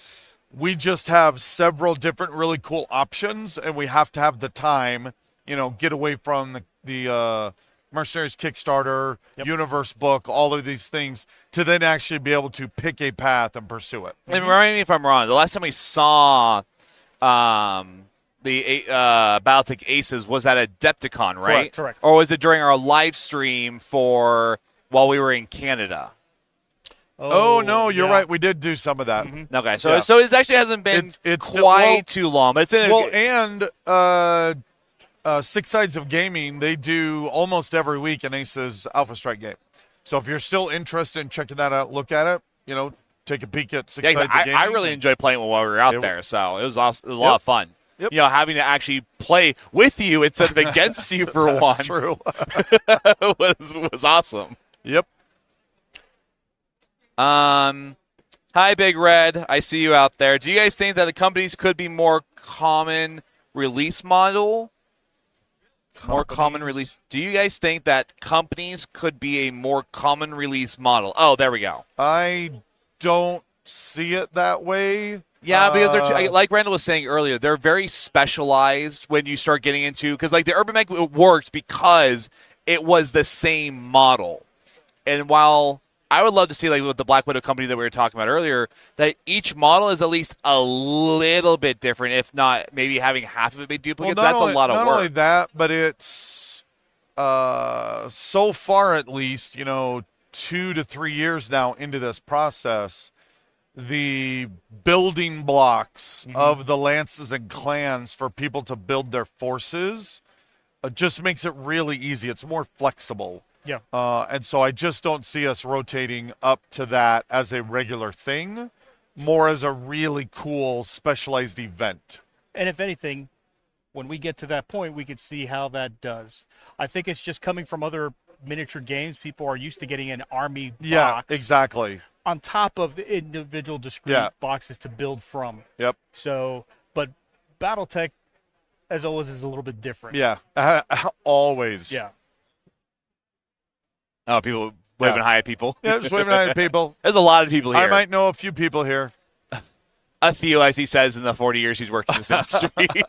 Only 30. Yeah, you'd be lucky if Randall isn't being stopped by somebody every 10 feet. Pretty close. Pretty close. So another really good question that actually Big Red said is, out of the upcoming source books, what are you guys most excited for? That's hard to That's tough. It's a really good question. Is why I think for me, and it almost kind of feels like he soft served that for me, so I appreciate that. Considering his comments coming out of Adepticon, my Novacat novel. There are many threads. In fact, beyond the fact that Kickstarter sucked my soul out of my body and is continuing to do so. I thought you said you weren't going to let that happen. Yeah, but we all see. You can hear it in my voice, right? What happened? There are many threads out of my own novels as well as many other novels for the Novacats. In fact, I'm not sure. There might be more, but I think the Novacats have almost the biggest spread of threads that are kind of outstanding. And it's actually part of why it's taking a while is because it's a large lift. Probably going back and read all the material to find those threads. And read it all and find it all. But I'm incredibly excited to revisit what I did before and to put together what I hope is just this incredibly cool novel, an incredibly cool storyline. That's That's another reason why I still do the writing, why I still do it, is that after all these years, like I won't say what it was, but Ray comes up to me in the demo agent meeting last night, and he's like, okay, so we're almost right at the end of Universe, but I realized I want to do this one thing, an excerpt from a speech that someone said, and I want you to write it. My first thought was, how in the world is that speech not something that's already been written? Are you not kidding me? And it hasn't. And I'm like, oh, yeah, right? Like super excited. So the fact that you can do it, the universe is this big that you can just endlessly find new, cool, exciting stuff to do. And just in the smallest things. And the smallest things. Yep. Ray, what are you most excited about? Before Ray starts, though, because it's there, because I finally get down to Aaron goes, Universe 2, everything we took out of canon. Oh, boy. that would be one big book. There's a whole Genecast chapter in there. Yeah. Thanks, Aaron. Totally doable. And I wouldn't need oversight on that. I could just you just do whatever you wanted. Oh, that's what I did in the unit. Wait, they thought about that? I mean, that was one of the joys of the Interstellar Players book when I first did it, is just make crap up, right? Yep. Like, go crazy. So I cannot pick one thing. So real quick, the Battletech Universe book, because once that's done the one and you're off working my plate, on right now, I'll be so relieved. But just today, I must have had 3 questions to which the answer would be, you want the Universe book. It's just not out yet. Oh, yeah, really? Look at this It page. is something. It's a product that Battletech really needs. So have we announced the Universe book at all? Yes. It was part of the Kickstarter. Maybe, how about for those who might not be aware, because I don't know who's on our channel or anything like that, why don't you give a loose description about what the Universe book gives to a player stepping up and buying into it? Well, I could compare it to all our box sets. Comes with a primer, which is a 16 page booklet that just gives you a quick rundown on the universe, its history, the factions. This is the 200 to 300 page version of that is digestible to a completely new person, where they will get the lowdown on what Battletech is, what the factions are, what the story is, and that's enough for them, or from there they have the whole breadth of our fiction and products to leap from. But that would be the one-stop place to really understand what Battletech is for somebody that doesn't have any experience at all, or somebody that fills in some of the gaps for them. So it's a book about, if someone asks a question on the history of Battletech or a history of maybe a specific world or faction, in the universe, there's a broad section that can define at least a small part of it. Because obviously, when you start getting specialized, any book would falter underneath that type of pressure. But from a broad aspect, it's got just a universe's worth of information on a broad spectrum. What is this Civil War I hear about? Well, there's a chapter there that describes it, and what else was going on in the universe at that time. It's all throughout that section. So that's the place that the Battletech Universe book has. I think it's really vital, especially now, and we are so close to wrapping that book up. So that's one. The Ilkhan's Eyes Only book, which is our next plot source book, is a little bit stalled. They're saying Ray's a little quiet. Would you turn him up a little bit? Oh, that's just me. I know it's just you. That's why I'm saying turn him up. I'm pretty sure that's just Ray. His mic kept floating away from him. It was awesome last night. Yeah, so really excited to get started on that, so we could wrap up the whole overview of what's going on in the Innersphere right now in the Ilkhan era. We have a new book in process right now called Hotspots Hinterlands, which I'm also excited about. This will be sort of a campaign book, scenario book, mercenary contract book,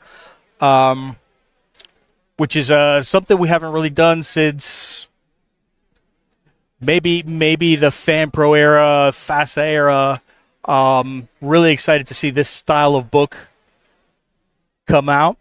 And lastly, the Mech Commander's Handbook should start development soon, and the seeds of that book, narrative campaign, force creation. We're seeing that in the Mercenaries box from the Kickstarter. Will lead into that book, and what we're doing with Hotspot's Hinterlands is will also be built up in that book. So those are the things I'm looking forward to the most.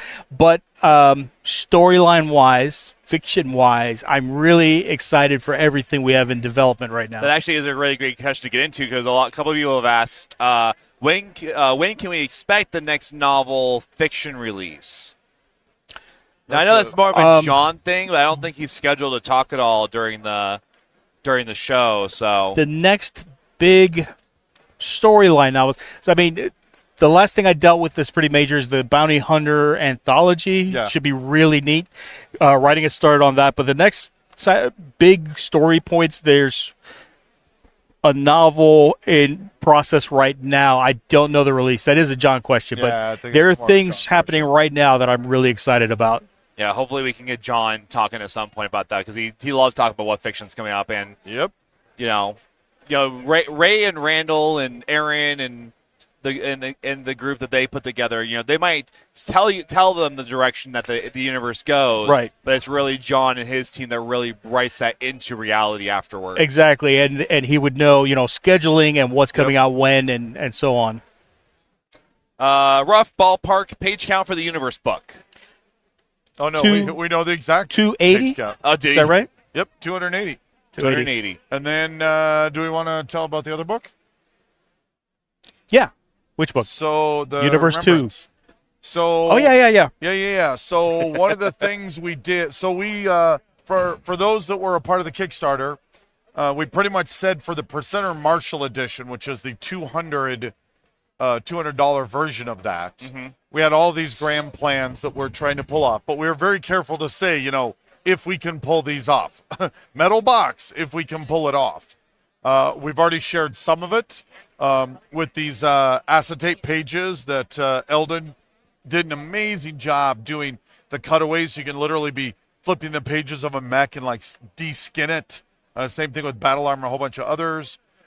We have the sound module out of MechWarrior 2 when you lift the hood up. But one of the things that I think the long-term fans are just going to go crazy over is there is a 48-page remembrance book that over well over a year's time, Ray and I were able to contact almost every significant artist, developer, editor, production, anybody that had a hand in making Battletech over the last 40 years.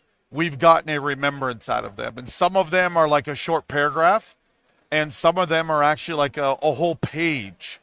And it's incredibly moving. You will learn stories in there that you've never heard before.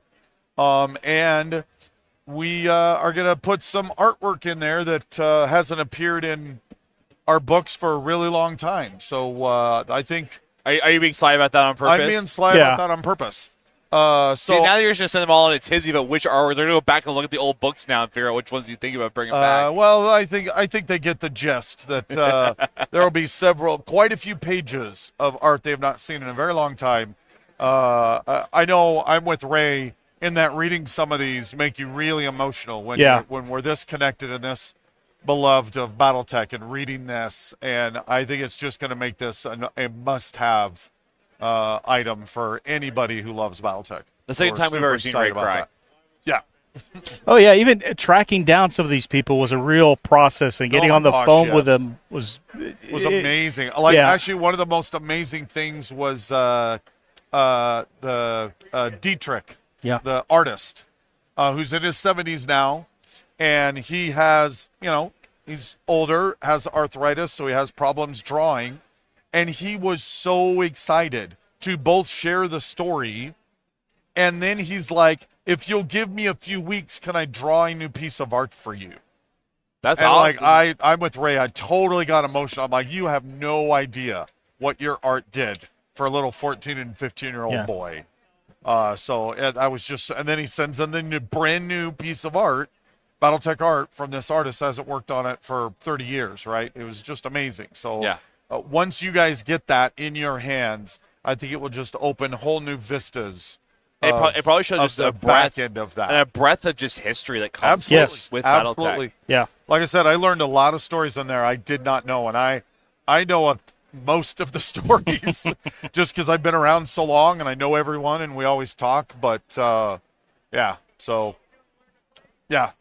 please check it out. I think it's going to be phenomenal. Can't wait for that to be done and out the door. That is a pretty good book cannot to be bring wait out. for this book to be done. Yeah. And out the door. That's a pretty good book to bring out. Yeah. So Yep. not a source book, but still a pretty damn good book. Yes. Randall the writer. Will we see anything more about the Mercs from MechWarrior 5 or their unit before the game? Yes, actually. I have a story about I've got like 5 short stories about half written. One of them absolutely is a continuation of that. I had such a ridiculously fun time doing that MechWarrior 5 fiction. So and of course I'm so tired I'm forgetting her name, but it was the Merrick character who ended up leaving the unit. I've got a fiction of her new unit on that. Actually, one of the short stories I'm most excited about is one Abdul Raikal. I've started one on that to do the first fiction for him, which is super cool. But I also have a series that I pitched like 2 years ago, and I'm just now getting it underway, partially because it's really difficult to do it right. But Jennifer Winston was almost like this Cypher character in the Founding of the Clans trilogy. Yeah. She just popped up when she needed to pop up, and hopefully you loved her because I loved her. An exceptionally dangerous, competent, super cool person that's scary as hell. And I have the first of what will hopefully be a series of her stories throughout the Founding of the Clans and all the way into the Golden Century. I have, and then of course the Novacat novel. So if I could find time to type and write, I would have so much more fiction. John would love me to do nothing but write more fiction. But I got to find the balance between them both. So Aaron points out, way back when you guys were talking about the Remembrance book, he goes, here's mine. Ray, are we meeting tonight? Yep. So, all right. Yeah, I think we are almost out of time just here. We have about any last 2-3 minutes left. Actually, I was going to ask, is there anything you guys would like to push out there? You know, I know we talked about the source books a little bit and your favorite stuff, but when your moments that kept you in Battletech. I know we talked about a lot of the other questions too, but anything that you really want to put out there that you guys have been working on or anything like that? I would say the thing I'm most excited about for the Mercenaries, and particularly the Mercenary box, is the new Battlefield support rules. Yeah. If you love the vehicle rules in Total Warfare and Tactical Operations, awesome. Keep playing with them. Have an awesome time. I played with those rules for so many years. Yep. But what we found over the years is there's a ton of fans that like the idea of combined arms, but it ultimately is a little too much. Both because it just becomes too much as you got to keep track of all the rules, but it's also a little too much because sometimes it can feel like the mechs aren't quite as cool as they should be. And so the Battlefield support rules that are in the Mercenaries box bring in minefields and artillery and everything that we released previously in the Battle Mech manual, but meshes it now with the vehicles. And so every Battlefield support box that's coming out has Battlefield support cards in it to correspond to the rules that are in the Mercenaries box. And I'm not sure I will ever play the other way again. Because I love how quick and fast and it just feels like the video game. Like that's the best compliment I have for it is when I would play test it with my gaming group at back. Thanks all the Zulu guys for doing all that play testing. But their compliment was, well, I was a little reticent. I wasn't sure. Once I got into it, I realized it totally felt like the video game when you're running around. You know, you can't ignore them because if you ignore them, they're gonna do it. But if you a couple of good shots, they blow up, stomp on them. So I think that's I'm most excited about because it's bringing something truly new to the table that hopefully will unleash whole other types of cool play and storytelling. Right? Any last bits? I already went over all the stuff I'm excited about. There's really a lot going on. And you always have a lot on your plate too, you know. Yeah. Oh yeah. And I know that we get to go over a lot of those things during our AMAs as well when you're there. So, and ultimately, the plastics, right? Like, it's the Anthony and his team. We just had this conversation the other day. Ray, Brent, Anthony, and I have this really tight tension between us that we fight and push and pull over these designs. But what has come out of it is worth all of that. And I would argue it would not be nearly as good without that tension. That creates this magic that out of the bottom of that tension has come this amazing flood of these phenomenal minis and the plastics, all these people playing all over the world. You know, thank you for being here. Thank you for being a part of this. Thank you for being here with Battletech, whether you've been here as long as I am or just sitting down at the table now. There's never been a better time to be a Battletech player. Yeah, I think that I'd like to just say we have a great team in general, going from the developers, the writers, the artists, our demo team, our camo specs guys. All of it. The whole team is fantastic. And then to top it off, the fans. Yeah. You know, and the thing to remember is that whole great team we have, we're fans. Yeah. Yeah. Yep. We are. Yep.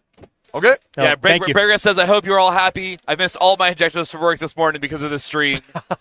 Big Red, we hope that you missed out on more work because there's plenty more to and come thank today. you for coming and joining us, everybody. Yeah, thank you guys. This was great. This was Randall Bills, the lead developer for Catalyst Game Labs in his current hack capacity at this meeting. Ray Restia, the lead developer for Battletech Game Labs. And we are $400 away, by the way. $30,000. mark. Woohoo! So yeah. Thank you for that, everyone who's doing that. And that would unlock, when we hit there, the extra plug-and-play side quests. And I am your host, Talon Coleman. So my son is over here wanting to play Leviathans. I kind of feel like I should just drag it on a little bit more. Oh, yeah, we can totally drag it on. Except I just got the evil eye from Rem, so I am out of here. Yeah. So thank you guys so much for your thing. Thank you all. Brendan set up his Leviathan stuff, so we will see you guys in the next gameplay. Okay. Thank you. Thank you. Thank you. Bye.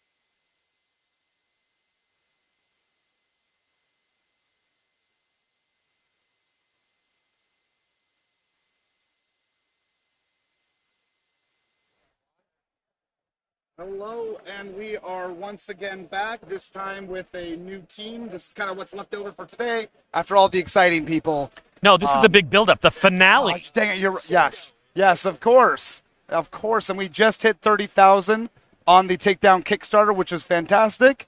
I don't know what just got unlocked, because I am not a part of doing this regularly, but I think it's right here, one moment. Right here at the bottom of this fancy little app. I know. He's making a dexterity check right now. Yep. That's a lot of ones he rolled. So there it is. Another plug-and-play side quest. That's so more awesome side stuff. Love Takedown. Got to play quite a bit of it during the playtesting. Anyways, my name is Bryn Bills. I am the Leviathans line developer. I will be leading this group through playing one or more quick start versions of Leviathans this afternoon. I am Mike Ritchie. I'm the creative director of the newly minted Catalyst board game division, so everything that is not Battletech, Shadowrun, or Leviathans, and in some cases, yes, still some of that. But a lot of family games, abstract strategy games, just fun all-around board gaming. I'm Brian Young. I write Battletech and Shadowrun fiction. And I really like, steampunk World War I fighting combat. So I'm excited to learn this. Nice. My name's Brent Evans. I'm the senior art director here at Catalyst Game Labs. I just make it all look pretty. That is so very true. It's true. And pretty he does make it. Yes. His face is the template that we all use. That's true. Wow, this took a turn. Every piece of art and all of it is just based off of Brent's face and then sculpted into new things. Yeah. It's like the Pixar models. It's all obviously one person. Exactly. I don't know where 100%. I don't know where we can go from here. Anyways, Pizza Planet. Planet. We will be going into, for those of you who do not know, which hopefully is no one, but Leviathans is in fact our World War I steampunk alternate history game.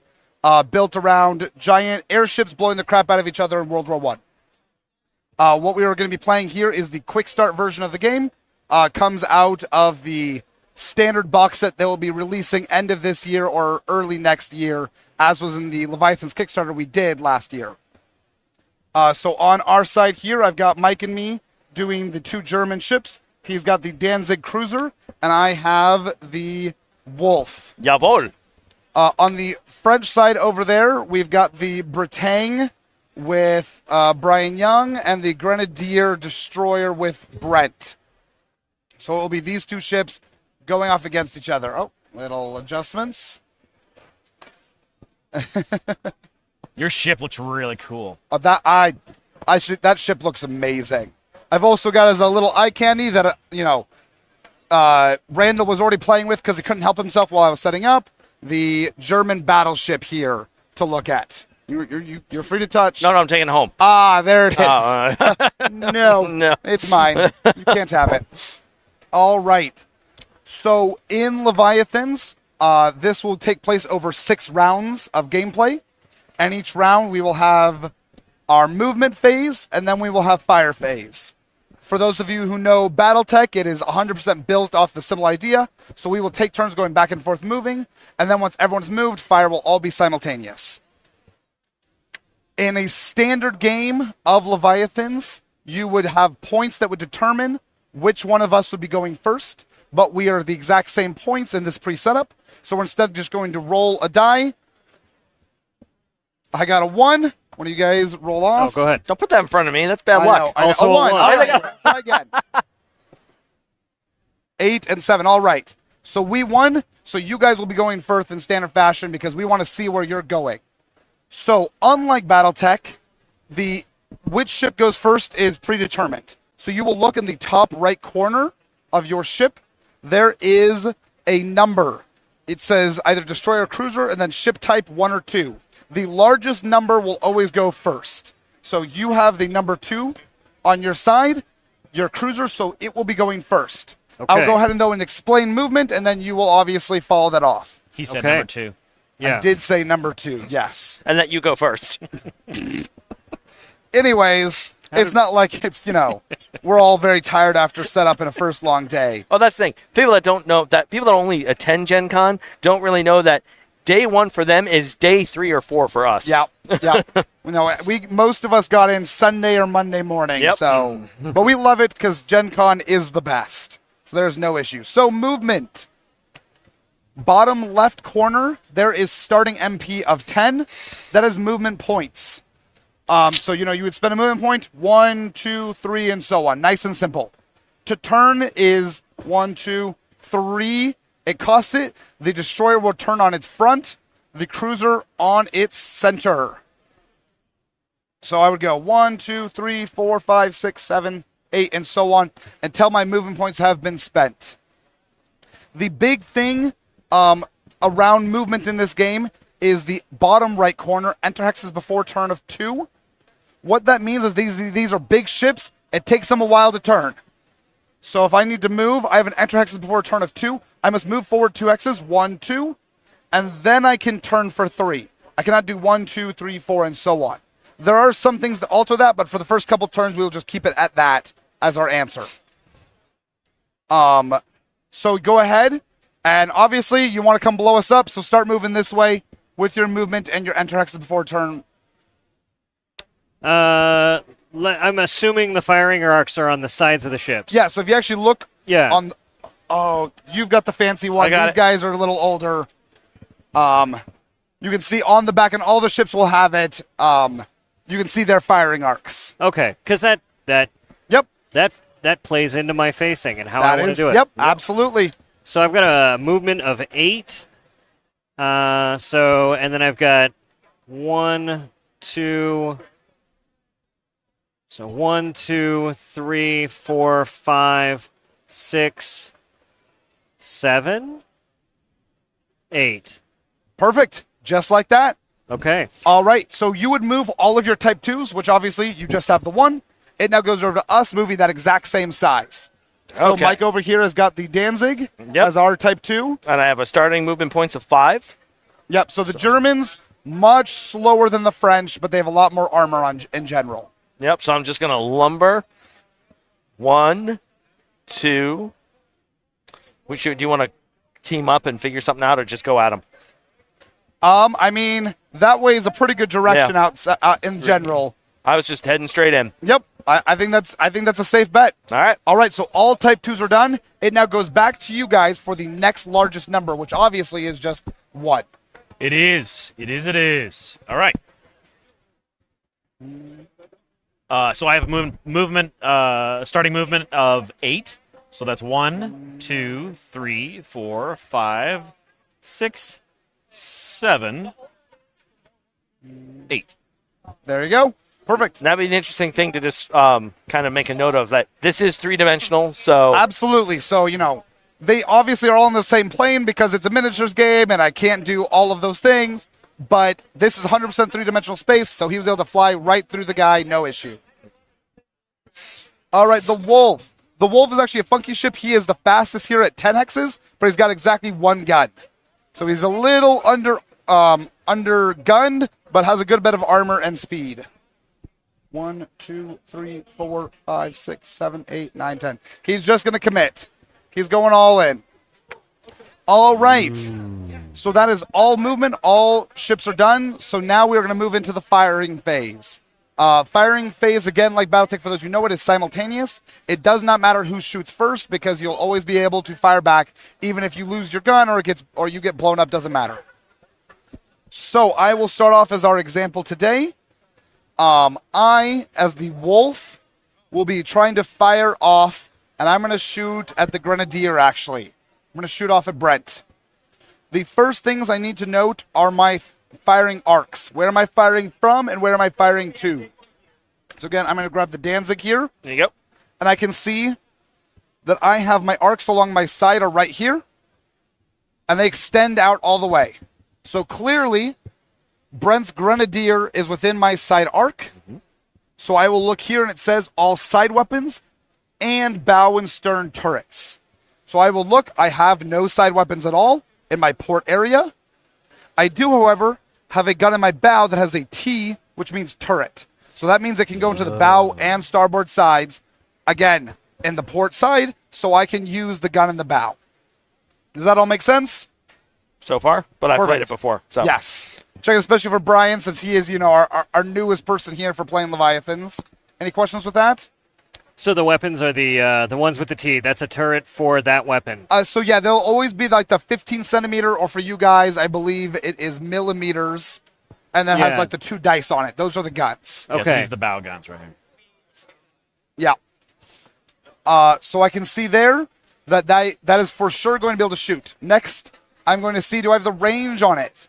It says below the 15 centimeters, 612 hex. That is short and medium and long range. No medium. I count out 1, 2, 3, 4, 5, 6, starting 1 off from my guy. Obviously, that was not within 6, so I'm not in short range. However, 7, 8, 9, 10, 11, that is within the 12, so I will be at long range with my gun. And over 12 would be out of range. Over 12 is out of range. You could not hit. If he was just 2, or if he was over 2 more, I would not be able to shoot him with this gun. Okay. So I will then start collecting my dice. 11. Before doing that, I'm going to go ahead and explain our dice real quick. So I've got a selection of dice here, all colored. These all have 12 sides, but these are not all D12s. So for instance, this guy right here is a D4. He goes up to 4. 6, 8, 10, and 12. These are each the max number on these guys. And obviously, you always want a bigger die. So, for instance, when I was checking out my ranges, if I would have been within short range, I would have gotten the yellow die, an 8. But I'm at long range, so I got a blue die, a 6. So it's a little worse because they're farther away. So I will go ahead and grab that 6 right there. Next, I will check with my gun and see, do I have a crew in that section? Literally, it'll just say crew and then add a color. Crew, add green for me. So now I've got 2 dice. The next colored dice I'm going to acquire is from my opponent's ship. So I need to see which arc I'm firing into. So I literally just trace it back. Right there. And I can see that I am within their port side. So their port side, every ship has 2 ribbons on each side. The red ribbon is for if you did not move. I would then get a better die because standing still is easier to shoot someone that stood still. They moved this turn, though, so I get the green ribbon, a yellow die. Those are my 3 dice. I will then collect... Oh, I don't have my D6. I think it is still in... Do you see there's a bag along the left side there? Oh, yep. Got it. This bag? No. Should be a blue bag. Oh, yeah. How about the one that says Leviathans on it? Yep, sorry. Almost grabbed everything. Almost. Just, the So most close. basic die in all of gaming I missed Missed somehow. it by that much. Oh, there you go. All right. Well, we'll see if I got it in here, and if not, Brent's got us. But I do. Look at that. There are my dice. Thank you, though, Brent. Of course. All right. So then I add this guy, and I'll explain him in a second. But this is now a gun roll. Again, the gun itself, a crew, and the slot location, and this special die I'll explain. So now I'm going to fire at Brent. Bring it on. I am firing into the port side with this roll. What I'm now going to do is add up all of the weird D12s, 5, 6, 7, 8, 9, and I'm going to find the 2 slots. So you see there are 6 slots along a side. They're numbered 1, 2, 3, 4, 5, 6. I will compare my shot to the 2. That is a 10 plus an armor in here, so this is an 11. My 9 does not reach an 11, bounces off. Okay. There is my firing. If I had hit you, I would go in and circle this guy, and at the end of the turn, mark him off because he has now been destroyed. Yep. And he would be next turn, he would not be used. All right, and there is firing. So I will go ahead. I missed, but I will now let Mike over here fire off since he also knows what he's doing to keep that example going. Oh, that is very optimistic of you. I think so. Okay, so I am going to try and fire... I'm going to try and fire my 15 millimeters because they're on a turret. They also have a triangle next to them, which means I stack them, right? I'm firing them all at once, or no? You can. You have the option to combine any shots that are the same size with that have triangles. That are the same size. Them together. Right. Yep. All right. So I'm going to. Got it. So I'm going to fire my 15 millimeter at Brent because he's closer. I don't know that he's actually in range because I only have a 12 hex. We are 13 away. Then you are just out of But luck you there. should absolutely spend that ammo. Pew pew pew pew. I mean, you are free to fire and see how well you would have done, but it's it fine. would ultimately be pointless. Yeah. All right, Brent, All right. let's go over to you. All right, Brent is going to fire back first, if that's all right with you. All right. I am going to fire. I have only one weapon within range. It is on a turret on the bow. Okay. So he can hit from this side.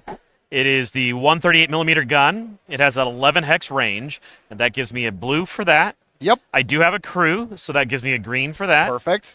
And your defense, I believe I am shooting on your side. Correct. Okay. My port side, it is a black. It is a black. And then we get 1d6, is that correct? Okay.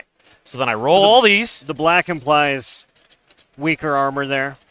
Actually, for this side, it generally means bigger. Okay. Yep, so if you look real quick, his side has a yellow-red.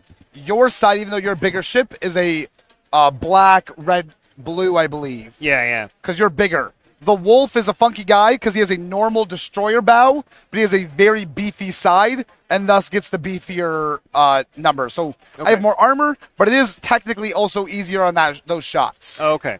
And the survey says? Oh, I don't appreciate that.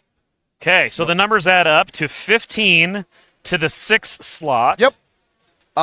So 1, 2, 3, 4, 5, 6 is 14. I do have armor. 15, 16, 17, 18. Okay. So that is his big advantage. I did not get through did not get into through. the slot. Nope. All right. So clings off. Okay. So I'm 11 hexes away. Okay. I've got 2 of those cannons that I can stack. Perfect.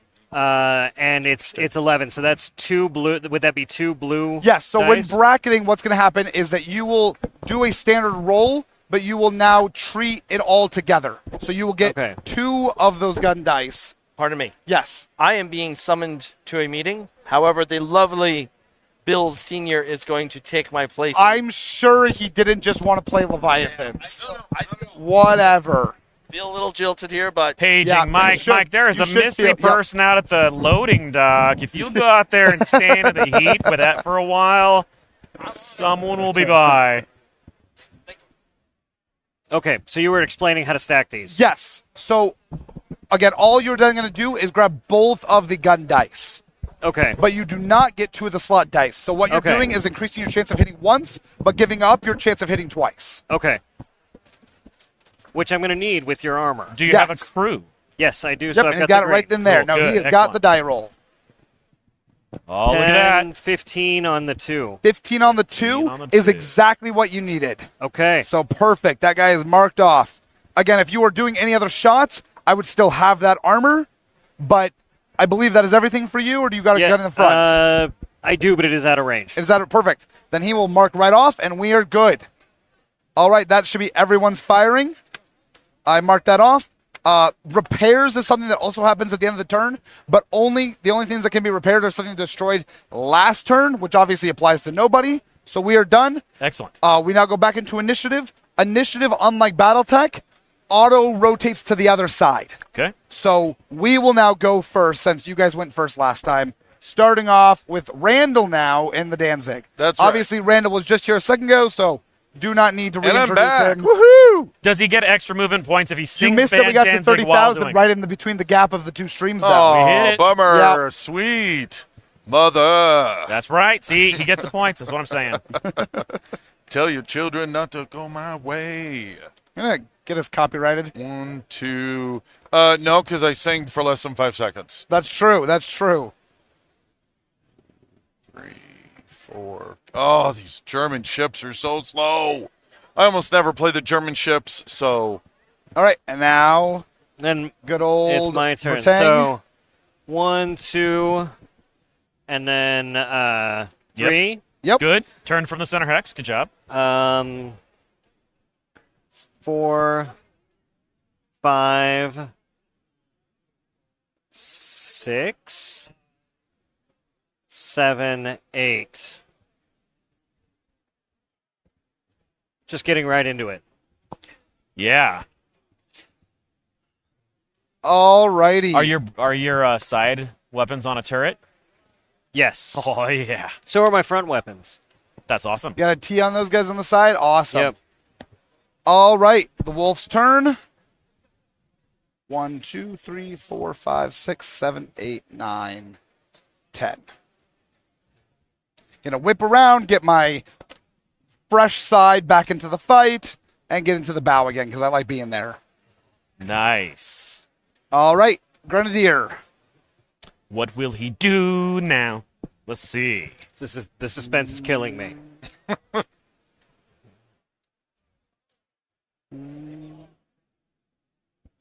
He is going to stay right there.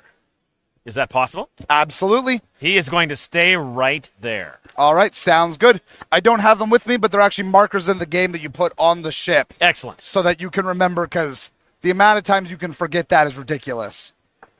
All right, then we are all set. If you guys want to, since we fired first last time, you are free to fire first this time if you so wish. I will be happy. Let's be happy. Why don't you want to go? You got the big guns. I got the one sniper, but you got the big ones. What do you Why want? don't you go first, and we'll see. We'll All see right. where we get. Well, let's see if we've got this down. So, well, let me ask though: is there an? Well, I guess it's all firing at the same time, unless I were to destroy your armor piece. Yes. So there are small reasons to change up who shoots first. So it's something we didn't get to, but we'll go back over here real quick and let's say, because this guy will still, again, if he had been destroyed this turn, he would still apply that damage to that armored anywhere else. But if you had rolled again and hit that same spot, so you got a 2, that slot is already destroyed, so you would re-roll this and potentially hit somewhere else, representing you bouncing around inside the ship. When that happens, this armor no longer gets applied. It now is snuck by and is bouncing around inside the ship. Okay. Now, what's important for that is that it means that smaller guns will now have a chance to succeed, so you almost always want to start with your biggest guns because they have the highest chance of getting through the armor to allow the smaller guns to them do the bounce around inside, ignoring the armor. So then, it's a small thing, but there is a reason to pick big guns first. So then I think I would want to shoot first to try to Sounds do that good. for Absolutely. That is the general idea. And so you're within short range. Got 500 more since we started this, making our way up. And so that I've got the crew and the different range, the 2 different guns adding up at short range. And then what am I using for your hull? You shooting his side? Yep. It is still black. Still black? Okay. Yep. So that was not enough. That's 8. Oh, whoa. 13. Yep. Yeah. No, that was going to bounce off. You needed a 15. Okay. All right. And just the one gun? I added the 2 guns in the front. Okay. Oh, well, yeah, I added the 2 guns in the front. And did you have turrets you have on the the other side you can use I as can well. use the turrets on the sides. Yes. So if we look real quick again at your arcs. So it says right there, there's actually, the bow is a line crossing. So the very front row can only be hit by bow guns. But along this corner sections, the side guns from that side can hit me. Okay, so I can hit. This side is not going to hit me because it stops right here. But I can shoot from this side. But this side's turrets will absolutely hit me in the side. Okay, so then, and that's 2. I don't know if I said side enough in that That's explanation. 2 yellow dice then. If you want to hand me the 2, another yellow dice. Yep. You got it. And then that's what I would be rolling, correct? Exactly. Okay. So. Oh yeah. That went right through. Yep. And yep. There goes the other 2 slot. Okay. Alrighty. She's all yours. Thank you. Okay, so I have 2 guns in my bow. Yep. Both on turrets, so they're both can hit. Correct. Is it better for me to shoot them separately, or is it better for me guns bracketing together must be the same size. They are not the same size, so they it's 2 must be separate shot rolls. separately. Correct. Okay. I should also know, I think you missed last time, you have a gun in your stern. I do. Yes. So make sure, because he's also going to have the same rules of being able to go. It's on a turret. So because it's on a turret, he has a chance? Yeah, he can go into the same arcs. That would be like that? It would swing into the side, but yes, you're going to be able to hit him. Yep. All right. Well, that's very good to know. Okay, then it looks like I have 3 weapon rolls. Yep. So I've got the big gun in the bow. I didn't move, so that's a yellow. I have a crew, so that's a green. That never affects you. Moving doesn't make your shots better. Oh, I'm sorry. That's just short range. So I have a is. yellow. I have a crew, so it's a green. Your armor is black? Correct. Okay. And then I have this. Yep. So this is for the 138 millimeter gun. 14. 14 on the 5 is going to be a miss. Okay. Gonna So now bounce question off. for you. Does it actually hit and just not penetrate, or does it miss? So it actually, within the universe, I mean, gameplay-wise has no impact. Right. Effect. Within universe, it's a little bit of an amalgamation of both ideas. Okay. Typically, there's, the closer you are to hitting, the more it was like a bounce off the hole versus, if I rolled all once, it's always a clear miss. Yeah. Is that's fair. around the universe ideas, but ultimately it is, nice. Superfluous. Okay, cool. All right, so the second weapon, that is now at long range. So that's a green with a crew. Second green. Black for you. Yep.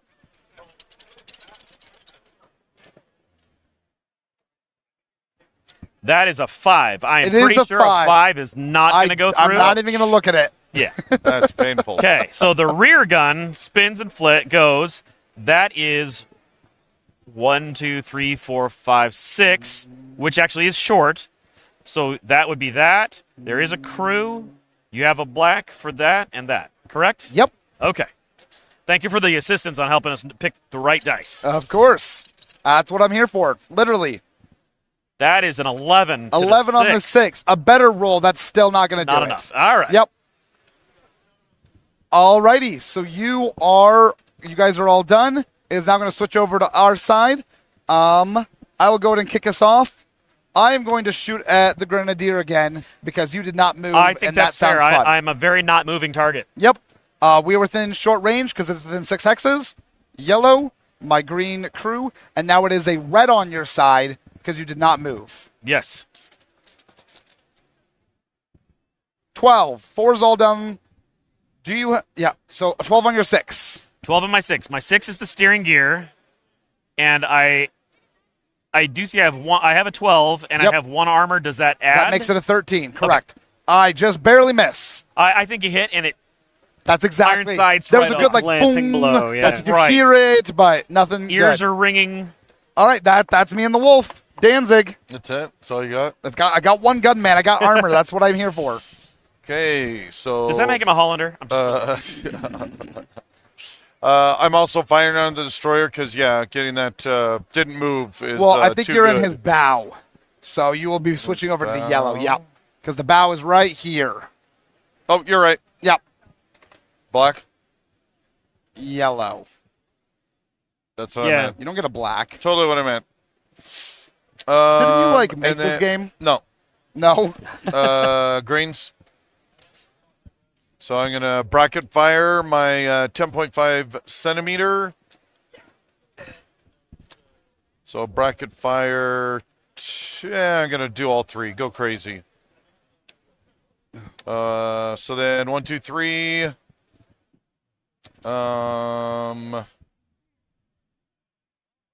That. You don't have any more greens? I do not. I already broke the game. Just like that. Let me see. Let me see. Dig it. Aha! That is literally the last die. That's a lot of green dice, sir. So then I will start out by rolling the 2 crew dice. Okay. Yep. And I get to keep my best So real one. quick, because we didn't get through this, when you are taking guns from 2 different areas and bracketing them together, you get 2 crew, but you only get to keep 1 of them. Okay. And then I'm firing all 3 guns along with the location. And he gets to keep 2 of those guns. You get to keep 2 of them. Boom, boom, boom. So 14 on the 6. That will go through. That's and in your bow. It's bow. Yep. Yeah, so I just circle it. Yep. Yep. So that's destroyed. And cross it off. And then yellow again. I've got the last shot is the 15 centimeter. So blue, please. And that. For 8 on the 5. I highly doubt it. That is not going to make it through. Yep. Okay. All right. Those are all our firings. So we would now do repairs. I was the only one that took damage last turn, and you could not repair armor, so that does not matter. Okay. And we are back to the top. Round 3 with you guys going first. Go ahead. All right. Oh, no, I have to go You first. have to go first. Bretagne goes first. Yeah. Can he go through an opponent's hex? Absolutely. Okay. Yep. So I've got to move 2 before I can shift direction anyway. And then so I'll go 3, 4, 5, and then 6. Yep. And do I have to use all my movement if I move? Absolutely not. Okay. I'll move. Is that? Yeah, I'll stick there. Alrighty. Danzig. And there is no blocking of firing lines, right? Not incidentally. There is screening where you can deliberately move your ship between each other for stuff. But no, in general, that is not a thing. Okay. Ugh, so slow. My gosh. There's not. Is the line finally going away? 1, 2, 3. Had a line outside of our booth for had a line until 4 p.m. 4 p.m., but it looks like it is finally giving way. Oh man, that's crazy. Unless that's Phil Lee in line. Yes, unless our editor of Shrapnel is currently in line right now. It looks like oh nope, it's back. Never mind. False alarm.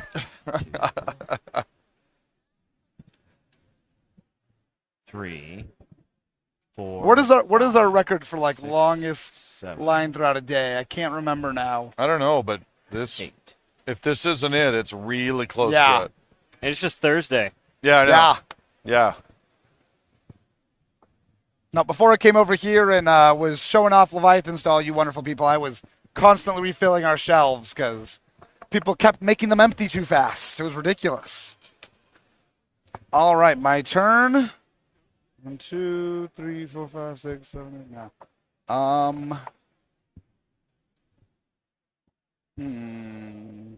keep missing, which is never my favorite, but you should 1, ram. 2, 3, 4, 5. Is 6. there ramming? Can there you ram? is ramming. It is a very much last minute like desperation. It's not very effective. It's just as likely to kill you as it is to kill your opponent type of thing. But it's an option. All right. That should be everyone's movement. Yeah. So we fired last time, so. Yep. Okay. What? Nothing. Okay. All right, Mr. Danzig, would you like to shoot first? I'm going to go into the bow of the destroyer again. This time it did move, so blue. 1, 2, 3, 4. This is short range, so I will be firing all of them separately. However, I will actually go and fire my biggest gun first. So we're going to have this action. Wouldn't it be yellow instead of blue? No, you moved. You moved. Green arrow. Is this the move? This is the not move? Yeah. Okay. Yes. Gotcha. Green means green go. for go, red stop. Makes total sense. Yep. So my first That is gun. the general goal. It looked brown to me, so that totally failed. It's a totally different thing for me. Yes. So then we're gonna rotate. Blue. Did you get me? Yellow. Down. Nope. Blue, please. And then I've got 3 of these. My biggest gun missed. I Okay. got 3 of these. Sadness. Yeah, I know. 11 on the 6. And this is to my bow. To your bow. 6 is blown through. So that's going to be a so now I got to reroll. reroll. Okay. So now now Normally that would be a miss, but I'm already inside. And it would be a miss because it is a miss slot. Because it's a miss slot. It literally says miss on it. Yes. But since I'm already inside, you just re-roll. So 5. So now you compare my 11 to the 5. 10 plus armor makes it 11. No, actually, that was good, except that he did that re-roll on the inside. So because the armor, he hit first. Okay. Yeah, so the So now armor it's ignored. Now, inside, it hit so either the way. armor So doesn't then matter. 11 So mark it off. is 5. So Yep. the crew dies a horrible, painful death. Yep. Okay, and second shot is 10 on the 6. So here's an example. You generally try 6 to again, not so now you're cross- bouncing around on the inside. Real quick, Brent, you generally try not to cross off immediately because that crew's still useful to you. When you go, you still have that crew. Oh, okay. Yes. Yeah, so you cross off. That's why we circle, and then in the end of the round, you cross off. Okay, and I that get way, you. on a given turn, you'll have crossed You know out which ones were circles from and previous circles rounds. ones. Yep. Okay, thank you for telling me. Yep. 10 on the 6, so then the re-roll. 10 on the 3. 10 on the 3. It's a 9. I'm already behind It's the already armor, behind though. to bounce through, so that blow takes it out off the again. 3. Yep. And last shot. Wow. 13 on the 3, so then re-rolling. Bounces 3. 13 on the 5. Here we go. All right. So I'm going to pull this guy to the center. So we have initiated. So he re-rolled and once again hit an already damaged slot. Yes. So now we're going to initiate what's called a breaking the keel roll, and this is how you kill ships. Nice. So what we're going to do is start a tally. We're going to add 2 to our tally for every destroyed slot in the section we are already in. 2, 4, 6. We would then add 1 to our tally for every destroyed slot everywhere else. There is nowhere everywhere else, so it's just up here. 2, 4, 6. Last thing we add is a quick note is that missed slots in the section, only in the section, add a 1. 2, 4, 6, 7. Okay. We will take that 7. We will Bring it roll on, Bills. these 2 red dice. These are 2 10s. This result plus this 7, if it equal or exceeds your 18, you are dead. Okay. If it Technically misses, speaking, is exactly average. yes, it is. If, however, he fails, you Yeah, will. but it's a crit roll, so. Oh, chances that's are- true. He is so bad at rolling them; it's awful. So if he fails this roll, all you would do is just subtract this by 1, and it'll be a little easier next time. Okay. Go for it. He fails. So go ahead All and right. just mark that down to my dice 17. betray me. 17. And that was Yeah, your last that- roll, right? Yes, that was Yeah. my last roll. That was a fantastic set It was roll. awesome, but Wow. you could Just not up finish until it. the end. Yeah, just up Yep. until the end. Just couldn't finish it off. All right, it is now my turn. I am in your stern, doing the exact same thing. Got my yellow, my crew, and This is you, your right? blue. That's you. That's That's him. okay. is me. Yes. You are in my stern. Yes, I am. Yes, I am. He Ooh, said it's only stern. Thursday. It's possible and my we are head's like- been bounced around on that last I was going 3-0 to say, shot. there you go. Yeah, the I whole got my ship turned around and the whole faced the wrong way. Get some serious creaking going on there. Bring it on, All Bills. right. Come on, man. And the line is fully back. The fully back around the corner again. With people that were in earlier, by the way. That's entertaining. Love it. All Okay. right. 12 on the 12 on the 2 in your stern. 12 on the 2. 1, 2. That's only a 7. That'll do it. Yep. Boom. All right. You guys are only shooting crew and guns. That's what I'm That's aiming what for. we do. Stop that. All right, so that is, once again, I got the 1 gun, so that is everything I got. That finishes us up. French team. Okay, I'm going to take a shot at your wolf. Okay. I'm going to go with the bow guns first, and then I can shoot 2 different targets, right? Absolutely. Okay, so these guns are going to go here, and these guns are going to go there. Done. Perfect. So, I will combine them, and that's within 4, so that's 2 blue dice. And then I've got a crew there, so that would be a green. And then you're going to be handing me for your range on that side a black die. That's my movement, not my range, but yes. Oh yeah, Yes. your range. Okay.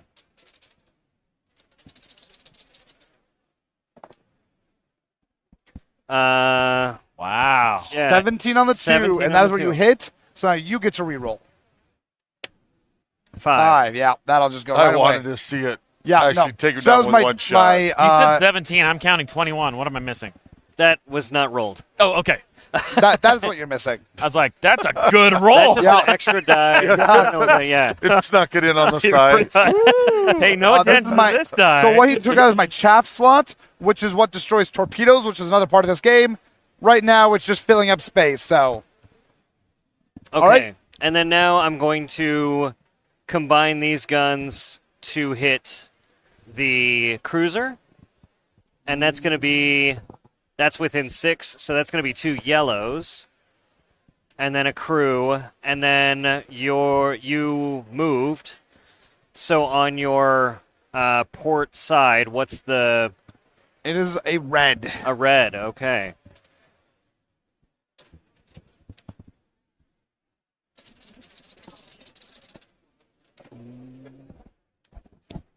Uh, 13, 14, 15, 16 on the 2. That will do it in spades. Nice. Okay. And then these guns are on turrets, so they can shoot you as well, right? Correct. Okay. Well, let's do it. All right. The range dice for you was black. Black. Okay. And it's still the two yellows and the crew for the green. Yep.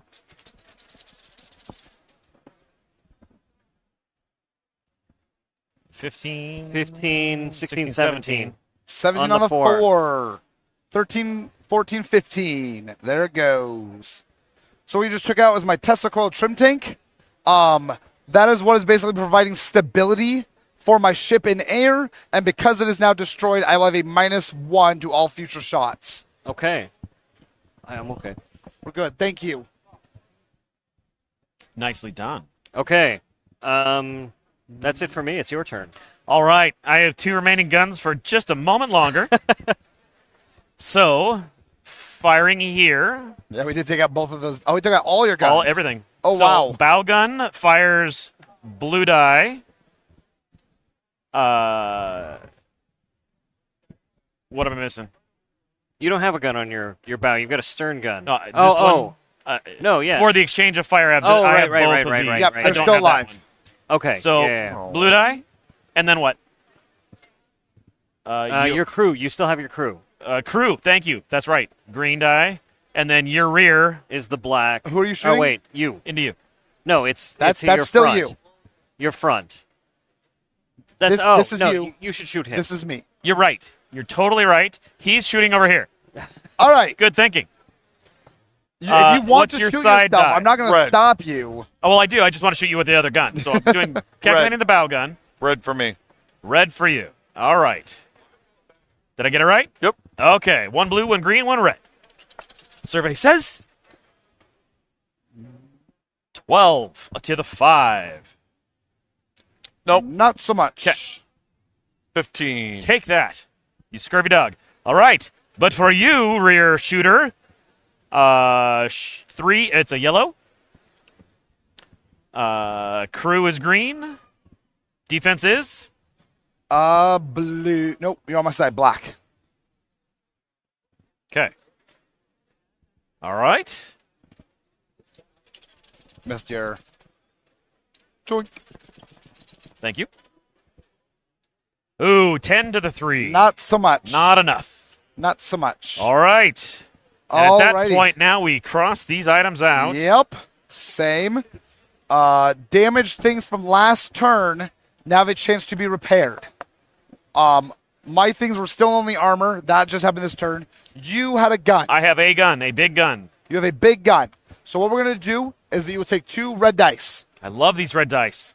You will then use either a crew from your section that you're currently in, and then you would add that all together The and crew roll died. 15. They're dead. So now you need to go grab a crew from another section. Okay, that crew. Okay, you grab a green die. Now, because they're not in the same section, you need an 18. And you can only try or repair a section once. That is Nope. not 18. That is not 18, so there we go. All right. All right, that is, and we are back to the top. Which means we go first. feel we like, go first. yeah, your We go movement is first. first. And then we'll fire first this turn. Okay, I couldn't remember who went first. So I have a problem, sir. I have no guns. Just ram them. Okay, go. Yeah, I'm gonna have to look something up then, aren't I? Well, Fantastic. there's this nice smoking hole that helps me target it once my captain turns around and faces the correct direction. That's right. Or remembers what ship he is. Yes. 1, 2, 3, 4, 5. That makes sense, right? 1, 2, turn. 3, 4, turn into there. Yep.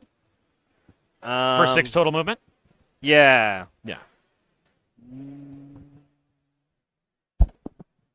Just on the cusp of 31,000. Just hanging out outside it. And then- 289 back. And then that makes That's your... right. Yeah. You're good? Yeah. All right. 1, 2. That's fun.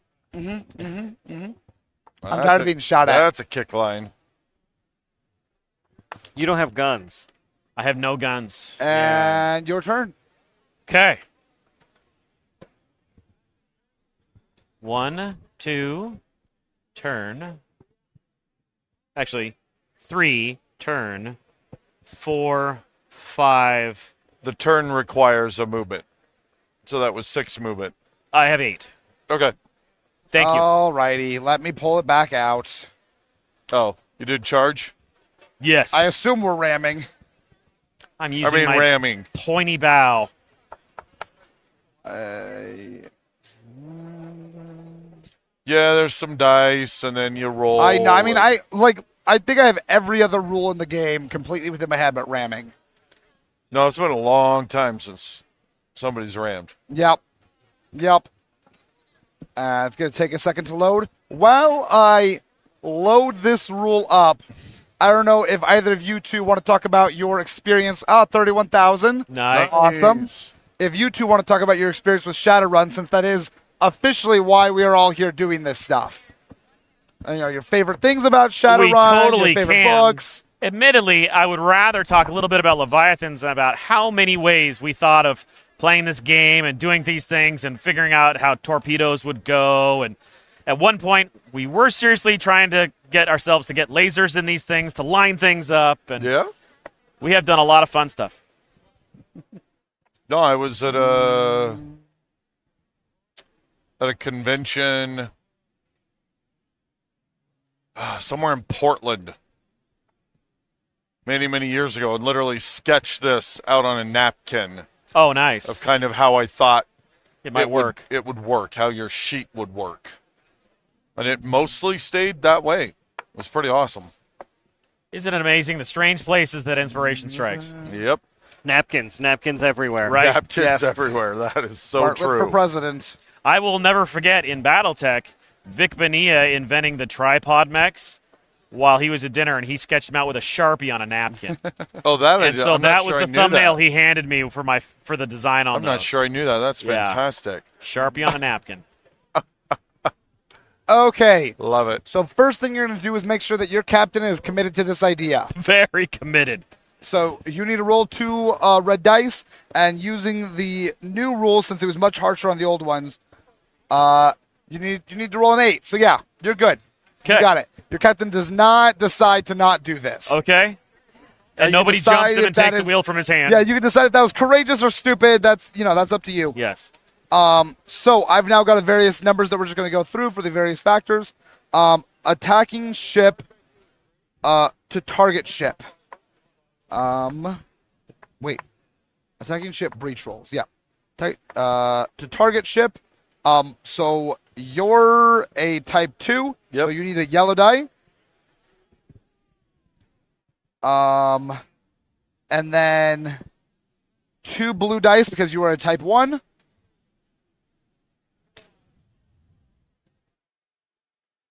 How many hexes did you move? We calculated it. Oh, no, sorry. I just did that wrong. Nope, see, this is what I was making. Okay. It's 6 with the turns. What do you 5? 5 Correct. hexes travel. How many hexes? Okay. Sorry, so take those 2 blue away. It is a red and that yellow. And then 1d6. 1 slot die.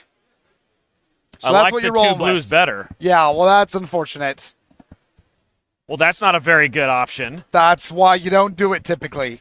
And we're only dealing with half of it so far. I rolled a 7. 7 on the 1. No. No. All right. You are a type 2, so you take 2 yellows and a d6 and throw it right back at him.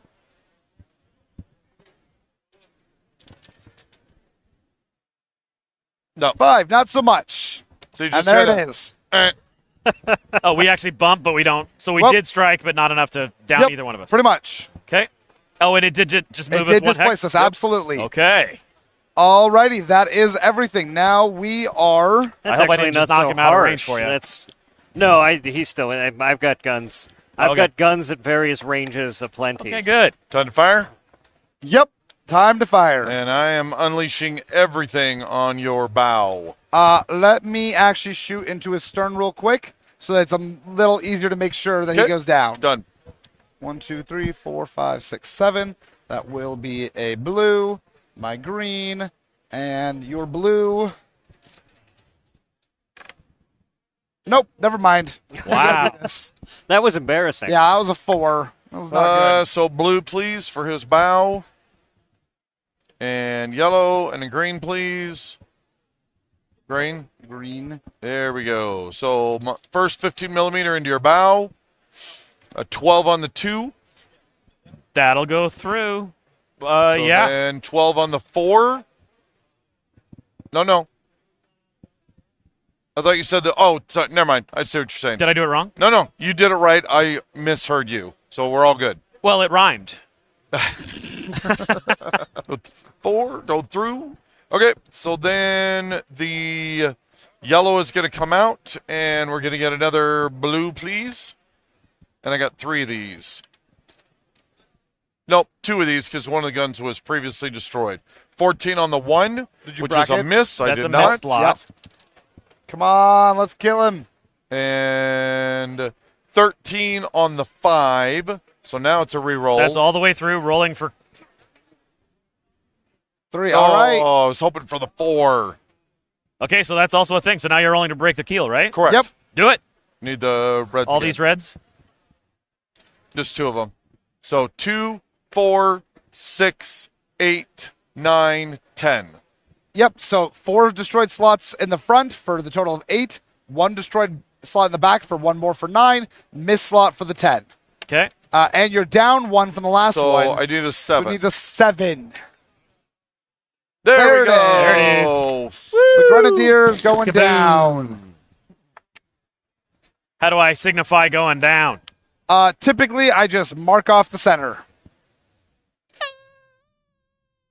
Or be all super fancy with it, too. That one works. That's acceptable. That's actually the new ruling. You must draw some exquisite angry face. Yep. Absolutely. Okay. I already shot. Oh. It is. Oh, You already shot, so it's just me. So Taking bring it turn. on.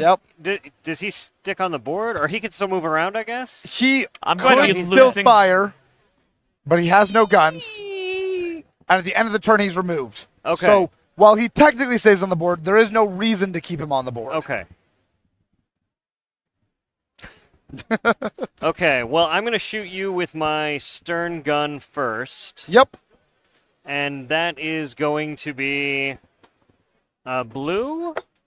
And I don't have a crew back there, so your range for your bow. Or your speed for your bow. Blue. Do you want to hand me another blue Yep. and a D6?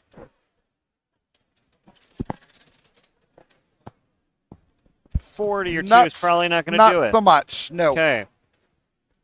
And that's the only thing I can fire back that direction, Yep. right? Because you're directly behind me. Exactly. I was hiding there on purpose. Yeah. So I get to unload with my bow and my port onto the cruiser. Yep. So I'll link the 75 millimeters at the front, and I've got a crew. And then what is your? The sides movement? are red. The sides are red. Where's Randall, the you're red? holding all the reds. I'm literally holding all the reds. So this is for the bow guns. Selfish. That's 9, 12, 14 to your 3. Yes, because I have no armor. Okay. Okay, and then for my port guns, that's going to be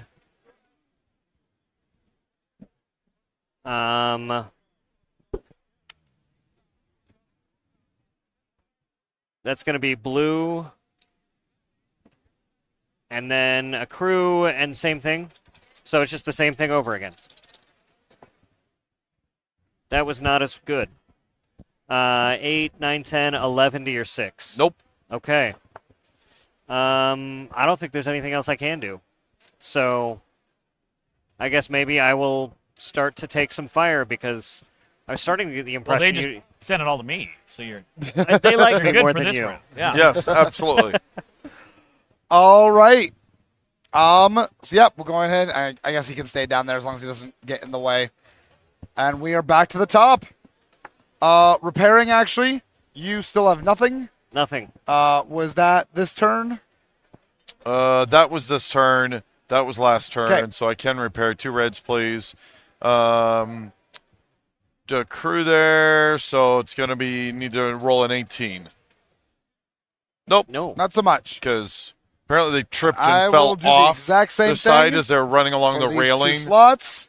18 on the top one. Nope. See the 18 little on guy the falling bottom through the one. hole? Yes. I got I one was just slot thinking back. they forgot to do the clip onto the railing yeah. Yes. and tripped and rolled right off the deck. Yeah. Yep. All right. And it is your go to first. This will be interesting. Yep. Okay. I think I've done 1 damage this game. I think it's all been you. Sounds about right. Yep. I'm taking all the hits for us though. Sounds about right. 1, 2.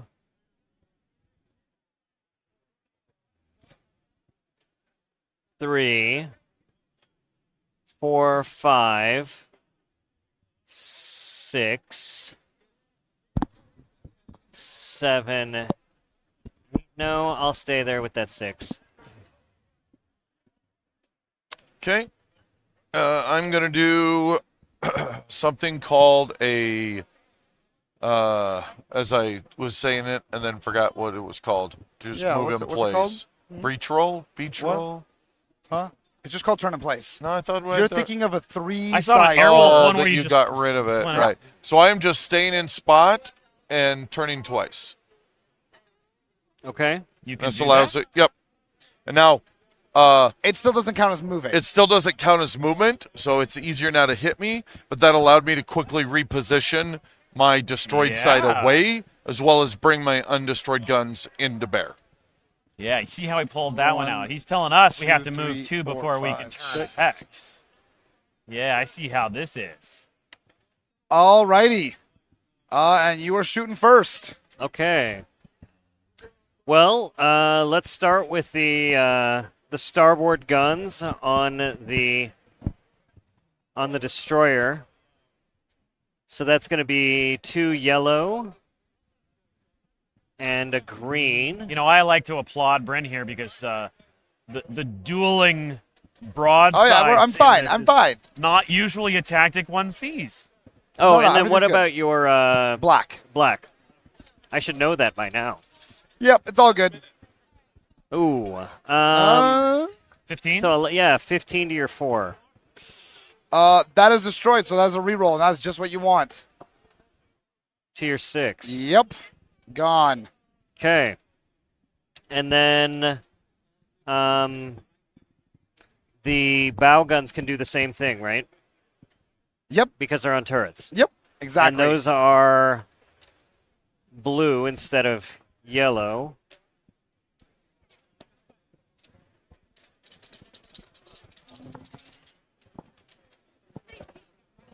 Oh.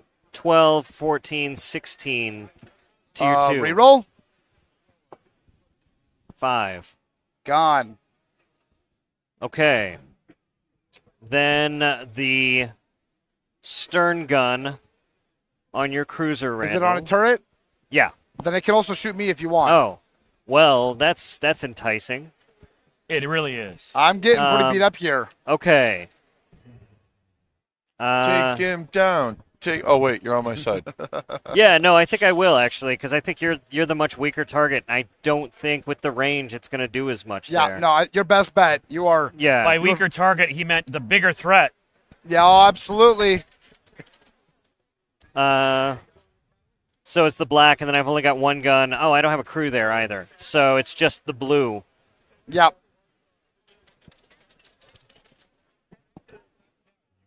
Oh. So 13 to your 5. That's a reroll. You do not want a 6. A 3. 3. Oh, all right. So you just accomplished something. You destroyed the 3. Every slot is destroyed, which auto creates a breaking the keel roll. Okay. So now you're going to take those 2 red dice that Randall's been doing. Oh, yeah. 2, 4, 6, 8, 10, 11, 12. You need a 6. You got 16. it. Yeah, I think you got it. I would have missed that. Yes. Yep. All right. The wolf is going down. Nice. All right. And that was everything? That was everything. Perfect. Well, the wolf is going to get his last shot off. Into your side, red, green, yellow. That was a bold move by the wolf, though. It really was. Yes, it was. Yes, it was. And then for you've got the black for my movement, right? Yes, of course I read that properly. 11 on the 6. Yeah, that's No. no. All right, wolf wins Okay. out. There it goes. So over to me. Red. Red slot die and a green, please. And a white. Now you're just throwing dice at me. I am. Okay, so first, and of course, that biggest 1, 2, 3, 4, 5, 6, just into short range. So I'm firing my biggest gun into your red. Is coming into your stern. Okay, so that's going to be a yellow for my movement. Yeah. Nope, you were absolutely right. Thank you. Woo. 15? 16 or 15 on the 6. 15 on the 6 on my stern is going to do it. Okay. And then I'll be trading. And I believe that's one of your engines? Yeah. So you now take that number and subtract it out of your total movement. That's helpful. 1, 2, 3, 4, 5, 6. That was a hell of a first shot. Yeah. I am going to take a chance. I'm feeling kind of good. I shouldn't, but I will. So that's for you. That's my crew. And another green, please. So I've got 3 of these. And this is on the stern again? Yep. 14 on the 3. That's going to do it. And it's going to take that gun. Nope. Nope. And last one. Nope.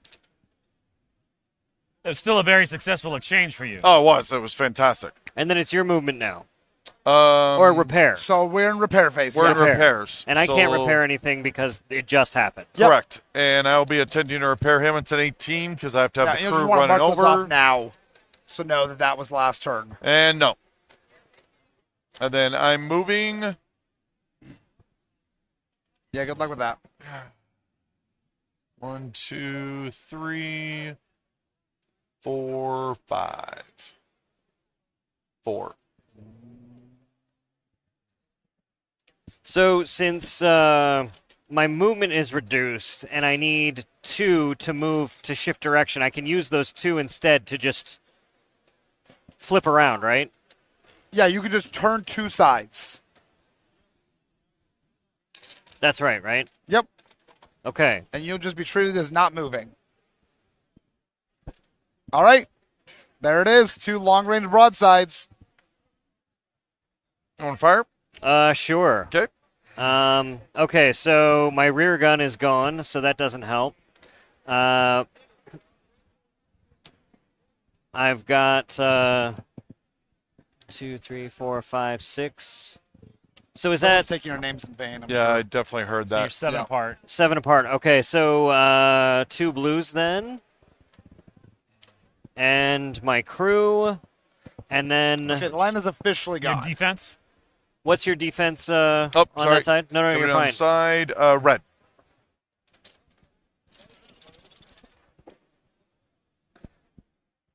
$12 to your 4. Nope.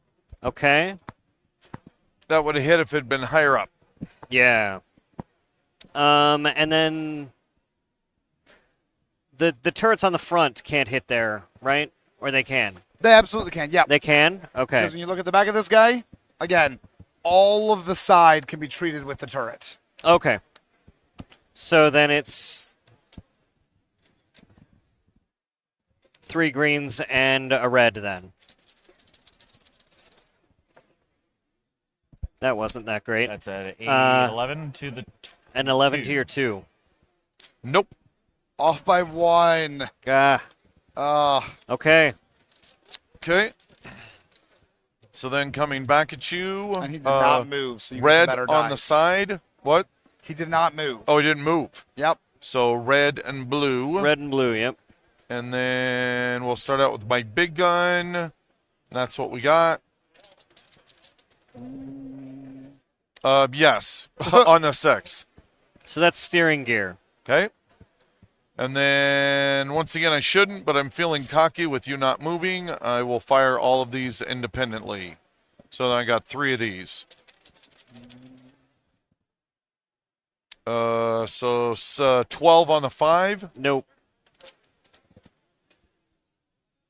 Yes on the 6 again. So re-roll to the 5.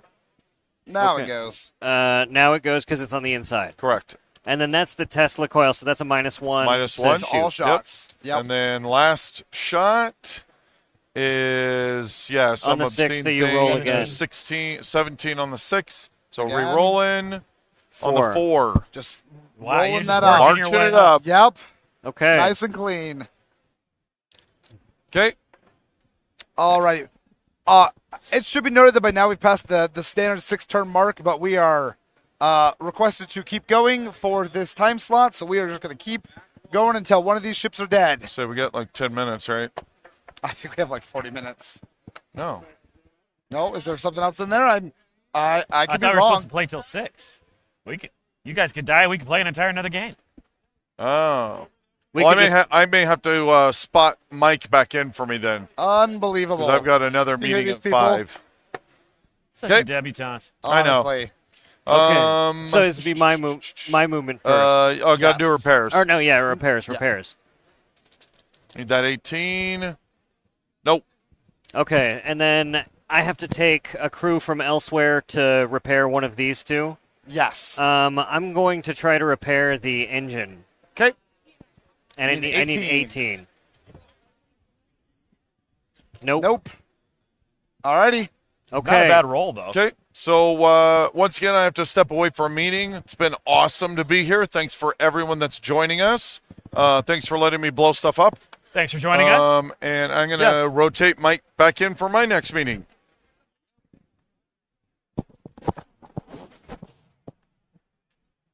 Alrighty. Well, we're just going to keep on playing hot seat over here. Hi, I'm back. They can't. You need to put the mic on first. I am back.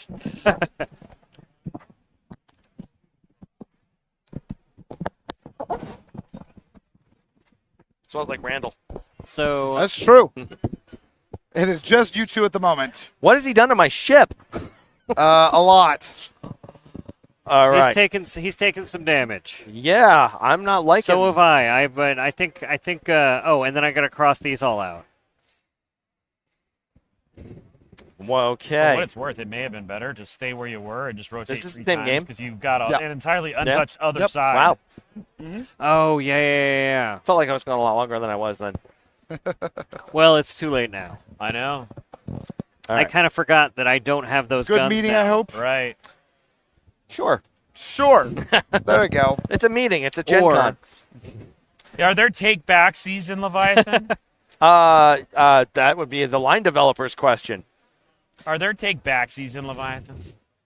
Yeah, you're fine. I did have a D6 thrown at me. Oh, nice. During the meeting, so I'll just add that to my inclusion of. Oh, So nice, it's that way. nice. Now we got a fresh side. The Munchkin dicey. Yeah, and we never mind. moved so they don't get the 2 dice to hit. Okay, it's your move. It's my move or shoot? Move. Move, okay. Dang. Yeah, he put you at the edge, so you literally can only turn in place. That's what I figured. So, 1. No. If you turn first, you can't then move. And you have to turn first because he put you there. So that's it. I'm so glad I jumped back in. Yep. Although, I'm not in the worst spot. Nope. It could be I worse. do still have front guns, right? Yeah. You could be burning over in this hex down here by me. Oh, Or yeah, right that's sad. here by me. Aw. I hear tiny little fiddles in the background. Really, we're actually just, our troops are running towards each other and beating each other up on the ground. They're bayoneting each other. Yep. It Yep. just sounds very pleasant. That's what happens. All right, movement is done. I don't remember who's shooting first at this point. I moved first, so that would be I will Fire shot away. first. All right. All right. I am going to fire my 15 centimeters. Yep. I got my dad eyes. Sorry. My 15 centimeters. How's it going, guys? Nice. Same. No, Thanks. it's awesome. All right. So Absolutely, absolutely. all right. So I'm at 1, 2, 3, 4, 5, 6. That's 7. So it's with that long range. That's long range. Yep. All right. So I get me a blue. My crew's not dead, so that's good. And did they move? Yeah, You so did move? black for you. So I'll get a black. All right. And 6. So I'm firing. Yep. Watch this. That's one, yeah, that's not 2, 3. Yeah, I don't know if that's doing it. Against your what? That's against my starboard side, and that doesn't do anything. No, It's like a 14. I know. Oh, I know. Yeah. It gently caresses the Yeah. the armor and gives it a wax. Lightly, awkwardly Waxes touches it. That actually seems to buff up a little bit. Like, Yeah. How got did I stronger. How did I add to their armor? All right, so obviously that did nothing. Trying to think. I've got my 10.5 centimeters as well that I can fire off, right? Or- That is on your front one. Yes, yes. that one. All right, so it's the same roll. I hope it has the same result. I hope so too. I mean, I hope not. I hope not. Never mind the man behind the curtain. Yeah. If you can see There's what's happening off There's a camera. random Lauren hiding in the bushes. Hey, I Or rolled. whatever the equivalent of. That's bushes still not in enough. I've Gen been Con is. awesome at this game. See, I rolled low numbers. It's like golf. Yeah, that's what you need to know. Yeah. That's what you need to hear. So That's not enough to get in. no, but I did want to finish the wax job. I didn't want to just Yeah, no, we had a. Got the other side of it done. Yeah. All right. Does he appreciate have it. side guns that are on turrets that can shoot forward? He does not. Nope. Okay. No, I am. That's Excellent. it. All righty, Brian. Okay, so I can shoot with my front guns because they're on turrets, right? Yep. So I'll start with that, and that is long range. So I got 2 greens and a crew, and then he didn't move. So on his bow, what is that's a green? On the bow. Or no, that you didn't Yeah, move. a red green. Yeah. Red. Oh, a red and a green. That's much better. Yes. I don't think he meant red and green. Yes, I did. Oh, you did? Yes. Yeah. I thought you were saying he was in the red slot that I thought was brown. Nope. Red and green. Gotcha. So, 9, 14, 17, 23. 23 to your 1 on your bow. It's a little better than his rolls. That does hit. Okay. What did that take out? That took on my 1? Yeah. That took out my armor. Okay. And gives you a +1 to breach. Excellent. So and what then happens I've now, got, Bryn? What happens now? Nothing. We're just Then keep I've going. got. I'm trading these 2 out for 2 blues. I'm going to shoot these individually, actually. Maybe I shouldn't, but. Oh, you should. And then. When a ship doesn't move, it's generally the best to not do bracketing because you have already the better numbers. Yeah. So 14, 15, 16, Like that. 17 at your 2. That also is a hit. You know, he was winning, and you step in, and immediately. I do board games, man. This is a miniatures there it game. is. There's a There it strong is. and cogent difference between the two. What's the difference? I want your very specific analytical distinction. I would say miniatures games, 1, use miniatures. 2, use a type of mat. And 3, tend to be a little bit crunchier using pools of dice and or resources, whereas a board game is a board game. Well, one of those definitions was much more interesting than the other. Yeah. But. Well, I didn't want to. I was running out of air in my lungs. Do it. I believe And in then you. here's I my last believe in you. shot. If you want it bad enough and your heart is pure. 12 on the 4. 12 on your 4, yeah. 12 on my 4 is not a hit. Okay. No, but it was a good go. It's not the Leviathan. You got one more of those? It's the drive. No. Okay. No. I've got nothing left. That's it. All right. Alrighty, repairs.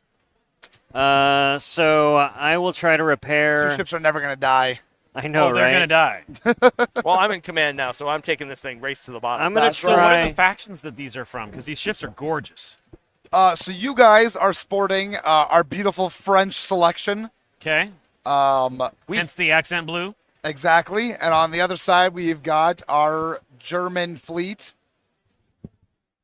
Okay. Alongside, again, our German battleship that we have here sporting. Can I fly that Check one? it out. No. No. Do we have stats for that? Attention, Gen Con exhibitors and attendees. It is 5 o'clock p.m. Yes, it is. Hall will be closing in 1 hour. Okay. Okay. So I'm going to try to repair my engine. Yep. And I didn't. No, you did not. Oh, no, I Nope. already did last time. So I. Oh, yeah, tried to you already repair did. the No, other Every gun. turn you can do it again. Okay. Okay. Yeah. So I didn't repair anything. So I cannot repair my armor because you can't repair armor or Yep. have children on the ship, and so crew and armor are no good. Yep. But I can attempt to repair my 15 centimeter. Except that you lost it this turn. So you got to attempt. That's right. So I can attempt. What I meant to say, seeing if Bryn was still awake over here, is I assume I can lost these long enough ago. Yes. Then I'm going to go for my 10 centimeter. And to do that, I need, this is where I'm getting fuzzy on repairs. 2 reds. 2 reds. Yep. And then a crew from somewhere else because it's not your crew in there is dead. But I'm pulling a crew. Yep. And then you need an 18 because you had to pull it from somewhere else. And a 15 if I didn't, if Yep. I fixed my ship. No, I didn't. You did not. I did not 'cause you fix pulled my- it from somewhere else. I would have fixed my ship. Yep. Okay, my ship is still not happy. All right. All right. Mark the 2 new slots dead off at the front. Perfect. And Not far from perfect. you are going first. All right. Ramming speed. Damn the torpedoes. Full That has been tried. Oh, has And it? as a general rule, I don't know that I recommend it. There's a You also literally can't make it. Oh, but you can try. 32,000. Very nice. Wow, nice. Oh, and 299 backers. No. We're about We'll to just cross stay there for 300. the next forever. No. We're going to get a backer in the next, 30 seconds. By the time I finish moving the ship, there will be another backer. All right. If there's not, my engine gets repaired. 1 and a half. 2 3 Where were we at? Oh, we got to start over. Oh, we have to 4 5. Just pull me in. All right. I've moved. Okay. I only got 4 movement. 1, Is your engine damaged? 3. Yeah, because Randall was doing good things with the ship. 4. I don't want to make him proud. That's so fair. I will leave That's that to you. So I fair. will leave that to you as eldest son. Nah, no. Okay. Fire. So I'm firing first, aren't I? Might as well. Okay. Well, I lost that. I'm going to start. Yeah. I'm going to start with my 10.5 centimeters. I got a blue. No. Yes, I have blue this time. I'm close enough. I've got my blue. I still have crew, which is awesome. And black for because you moved. Yep. And my 6. No, 11. No, not even close. I'm doing awesome. You're doing so good. Yeah. Doing so good. Cool. Well, then I'm going to fire my... So I can bracket these together, right? Yes, absolutely. All right. And bracketing, how do I... You add the... You get both guns. Both gun dice. Okay, that's just it. Yep. And I got my one crew, and... Then the black. It's pretty much still the same. No, Wow. That actually did worse. Oh, man. But look how shiny your ship is. That's a 10 on the 2. Just waxed in that side of the ship. 10 on the 2 did not hit. No. And that's... All righty, Brian. All right. Firing into that bow. It's already damaged. Yeah, no. Turn this fight around. So, can I aim for the bow, or like, do I pick where I'm? Well, it's all about the locations you're firing into. Yeah. And so this is the line. So you are in the bow. Okay. Yep. Okay. Well, then I'm going to start with my front guns, and that is still at 299. 1, 2, 3, 4. So that's at short range. So I got 2 blue, and then a crew, and then that's a. What dice am I using because you moved? You are using a... You've got it covered up there. I can't quite see it. Black. No, red. Red. Okay. Means I just repaired this, right? Because I wiped it off. Go, Brian. Go. Oh, man. 7, 10, 13 to your 2. That is a hit because that area is already damaged. Okay, so it goes in and then goes and to bounces to the your 1, one, which is also damaged. Okay. Oh. Just readjusting myself there. Key roll. Yep. Here it is. So you are now going to breaking kill roll. Now the biggest thing you'll note is that our biggest advantage is that it's a 26 to start. Yeah. But 1, 2, 3, 4, 5, 6. You would need a 20. You would need 2 10s. Stranger things have happened. That's true. No, but not today. I got 110. I got 110. Yes. So go ahead and mark yourself down 1 for the failed attempt. And then I'm going to shoot 25. Yep. Again from the starboard side. So I got to replace those with yellows, the crew, and then it was a red for your movement. Okay.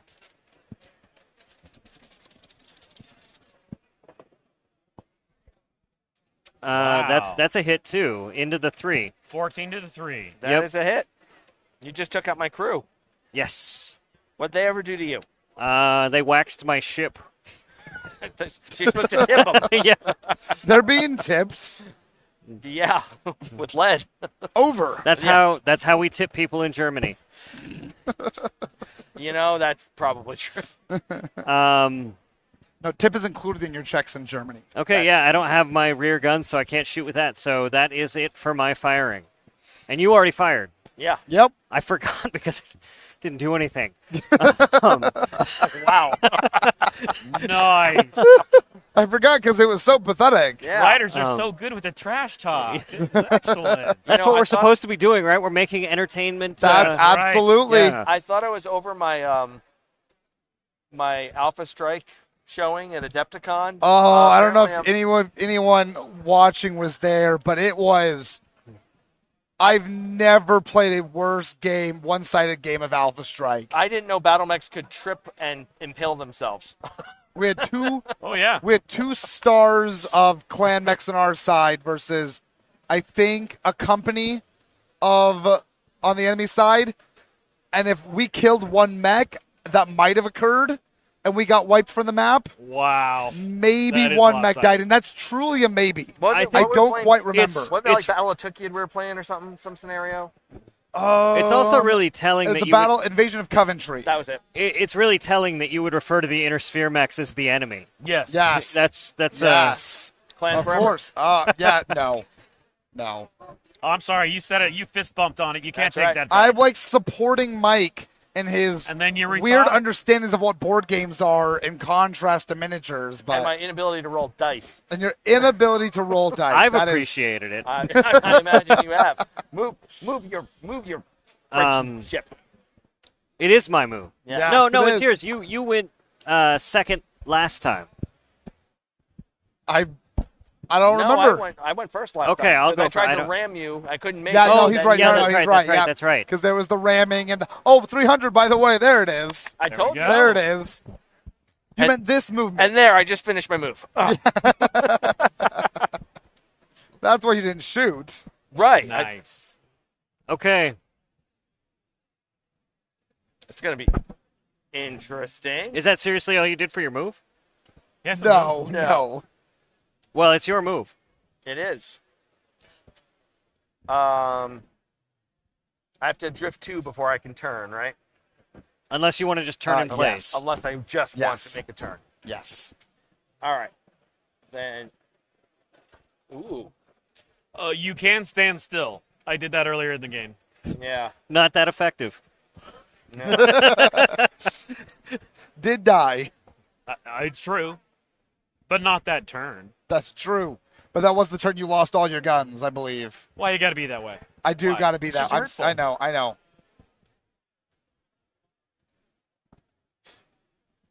I'm not liking this. Oh. I'm not liking this at all. So now are his bow guns into the rear? Nope, because this is the side. Okay. Bow starts right there. So it is just broadsides on broadsides. Beautiful. Okay, I like that. That's what Bring I like. it on. So I'm firing first this time. Yeah, you are. Okay. And that's your starboard side, which is unhurt. Untouched, Right? yep. Okay. I just got a text. I do have some friends watching. They think ramming is a great idea. They think So, ramming's a great yeah. idea? Well, Yeah. you're never going to make it. You know, I I mean, he Fred. will because he's got 5 movement and I've got 4. Yeah, it's So eventually, it's going to be the slowest ramming eventually. ever. It's going to be Bring the it O.J. right Simpson in. chase of ramming. Yeah. Okay, so I'm going to take my front guns. Wait, we didn't try repairing. No, you did not. Thought they both did. No, that was last turn. Remember, I didn't Should hit we anything? do These that turns are now? going pretty fast. It I did think it's a go little too fast, late. yeah. Let's all go. I mean, Okay. neither one did it, so let's go. Okay, so and then for moving, you've got a red. Uh-huh. Or no, wait, on No, your broadside. Hey, did you know I've that got- the Shadowrun Takedown there's the Kickstarter blue and a red. funded in under 40 A blue. minutes? I Okay. did because it says it right there in Right big there. font. Funded in under 40 minutes. Okay, so here's for my front It really is guns. a good game. Have you played it? I have not. I'm looking forward to it. Oh, it's a super is good good. game. Set 18 to your 3 on your side. On my starboard side. Yep. My poor crew, abandoned ship. Yes. You've got one crew left on that ship. One crew. One crew left. Okay, and then I'm going to fire with the... Well, technically, isn't that crew? Didn't they run over to the other side of the boat last time to try to repair something? And now they're Yeah, so- regretting. They're regretting running Oh, back. they ran They're back. running back. Yeah. Some of them stopped in the mess hall. There was schnitzel on the menu today. Yes. There's schnitzel on the menu every day. And it's a blue for your movement, right? Yes. Okay. So then here's these guns.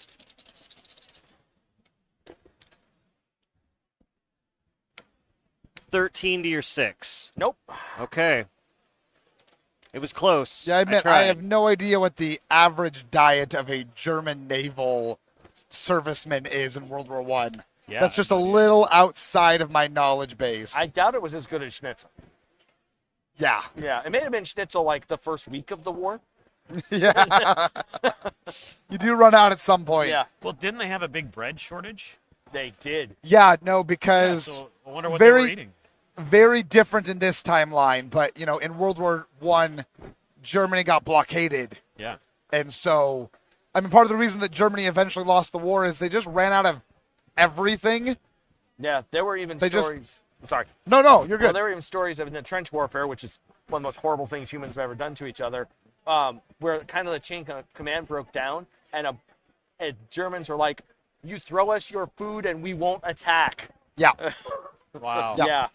No, Leviathans does not have trench warfare and those supply shortages because things are very different in this universe. Like what? They float.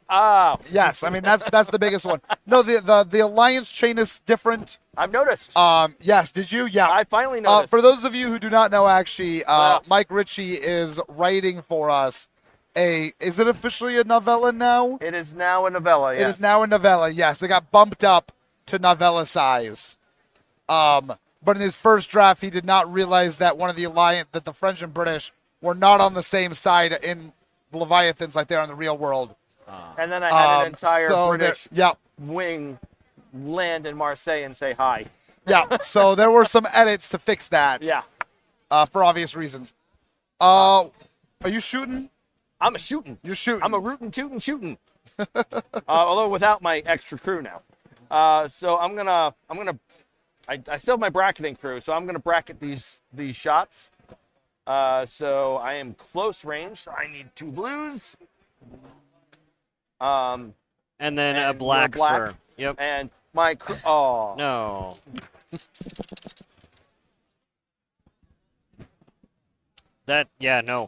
No. 9 to the 1. Not gonna do it. Hey, Brent, you want to play Battletech later? Why, you think you're gonna roll better than that? Maybe if you bring those dice. Apparently not. I'm gonna roll my D20 for my Battletech. Yeah, you're still going to get ones. I know. All right, well, that was all. I bracketed, so that's all I had. Wow. Yeah. It's getting a little sad. Okay, so maybe we are having trench warfare. We'll repairs now. Repairs. Let's do repairs. I'm going to try to get that engine up. Yeah, I'm going to try to repair that engine. Yep. I got it. Hey, there it is. Nice. Engine is back up. Nice. All right. So now I can move again. Yep. I'm going to also attempt. I have no crew to add. Oh. Can you repair if you have no crew? Right there. Oh, I do. No, you cannot. You got 1 left. Watch this. Oh, we're what are you trying to I'm tempting my large gun in the front. My bow gun. Nope. Not so much. Okay. I want to go home. All right.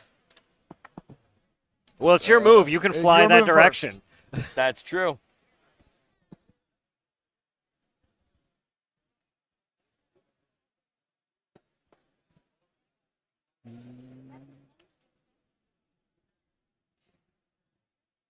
Hi. Is that all you're doing? That's all I'm doing. Okay. Yeah, you should just spin So, yeah, but then I'm a sitting target. But now I've got 8 movements, so I can just like spin around Oh, it. you can get to his back. Oh, Christ. Yeah. Engine's fixed. Yep. 1, 2, there. 4, 5, 6.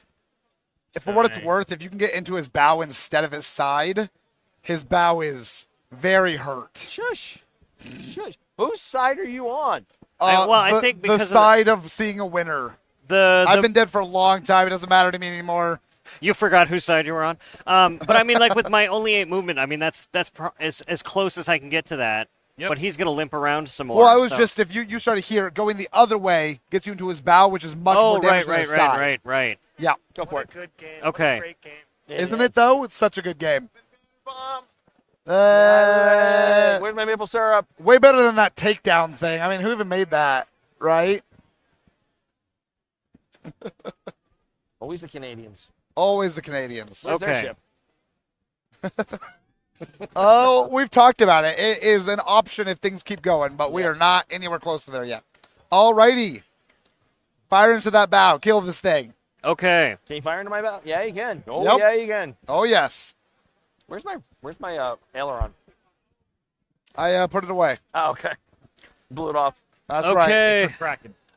With my I don't know if they got Batman's that. little flame. Just my Yes. front guns, and you moved, so you've got You're on firing your into my bow. I've got you got a red and a green. Red and a green, and then so I've got 4 greens and a red for these guns chained up. Nice. So 14? a 14 to your 6. That's a hit. There you go. And that is an armor with a +1 breach. Okay. And then now I'm going to hit with my There's not well, much my left. one I got gun 2 slots here. left up there. Yeah. So I've got a yellow. Okay, so I've got a blue and a crew, and you're red and green? Correct. That's not so bad. No. Well, yeah, it is. It's terrible for me. 16, 17, 18 on your 5. That'll do it. Guess what? That is also a hit. That's my 10.5 centimeter cannon. Yoink. There you go. And that's all I can do. Oh, so close. All right, fire that back. All right. It's just the front cannon and the side. Wow. All right. I got a 10.5 centimeter coming in at short range. That's going to be blue. Oh, and you got this guy on the side because he's going to be in your side as well. No, that is the one I'm talking about. Oh, you can bracket these together since you don't have crew. It's damaged. This turn. This turn, so you can all still right. fire You it. Still got it. Oh, yeah. Okay, then I'm going to bracket. Woo-hoo. Yep. So I might as well go down in a blaze of glory. Yep. Swinging. And that's black for my. Yep. And that's all I got. Yep. No crew or anything. No crew.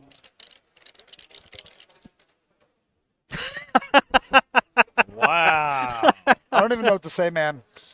Apparently, the crew were also the gunners. Yeah. Apparently, if I don't eat breakfast or lunch, I roll poorly. Sure. That is my working. Hey, Mike, maybe can I recommend in the future doing those things? I don't even care about the rolling stuff, to be clear. Yeah. Just like eat food. Today's Thursday. I'm planning on eating sometime Sunday night. Oh, okay. Yeah. As long as you fit it in this week, that's Yeah, what matters. I'll get it. That's there. what matters. So does a 7 on No. your 3 hit? No. No, it doesn't. No, it yeah. doesn't. I'm shocked. Shocked, I say. Is that all? Is that? That's it. That's what I got. Okay. Well, it's time for repairs and movement. Yep. You're just a tiger with a ball of yarn at this point. I know. Just Okay. playing with this thing, but won't put it out of its misery. I'm gonna try to repair this cannon. All right, because you need more cannons. I do. Yeah. And I did not. Well, no, that crew's from there. So what do I need? A 16 to repair it if the 15. crew. 15. 15. Okay. 1 off. That's Yep. ridiculous. Yep. I have no. Gotta say, I can Bryn's pull crew from- recommendation to get around that bow may have been a really big risk. Yeah, Just 'cause no, it that's where definitely you had all is. the damage. Yeah. I am going to once again attempt Half to. his slots were gone. He Yeah. can't roll. It doesn't matter. Oh, Did not matter. Yeah. He's got one thing left in the front, so yeah, it is. I'm It so would be going to close. attempt insulting to if he repair was my main wrong. gun in the front on the bow because You got it. Come on. Come on. Do something. okay, you know how to do this. I know. That's a 9 for those of you viewing from home. Did we repair the captain to captain the crew to repair the ship? 9. 9. Okay, so it's my movement. My movement first. Yeah. Okay. You've made a great game here, Bryn. I'm very proud to be playing. 2, Who's up for some chess later? 3. This is why, to 4, be clear, traditionally 5. Leviathans ends after 6 turns. Right. To be clear, this type of game does not normally play out. No, because if you know it's games like this are cool because when there's a set turn limit, you know how to strategize a full game rather than having Yep. just attrition. And Yep. I like that a lot better. I mean, we could call it too. We don't have to. We don't have to. Well, put let's go you a couple through more this rounds. misery. We'll get to about 5:30, and then we'll hopefully Rum won't get too angry at us for stopping a little bit early. Yeah. I wonder if I can throw any. I've got lots of cool volunteers over at the board game booth that could, play some card games with you, or they could show what a board game is. I would like to see Parachute Panda personally. Would you? I would. All right. Would you be able to show off I Parachute hear Panda to there people? are crocodiles. I absolutely could show off Parachute Panda in a map. Well, I don't think Rum's going to get too angry if we do that, as that's our next thing. I think pretty clearly we know where this fight's going to go, and it's just a matter of when it gets there. So I feel pretty comfortable ending here. The French win the war. No, This is the takeaway. I got it. These things are a little tight on me, so I think I'm going to step away and let you guys do So that. you got a 'cause good I'm roll. on the verge of a headache from this guy. That's fun. But hope you all enjoyed that. We will then go and have a quick reset, and then Mike will spend the last 30 minutes of our time showing off Parachute Panda. I will do that. I'm going to get Parachute Panda. Awesome. Okay. Thank you for showing me the game. It was Yes, great. absolutely. I backed it on Kickstarter and can't wait to get it. I can't wait as now. well. Awesome. Will they come painted like this? Yes. Oh, yeah. But they'll have all the fins fully extended, not retracted? Yes. Excellent. I'm glad. That was a good time. Again, normally doesn't go that long at the tail end there. How many ships do you usually field?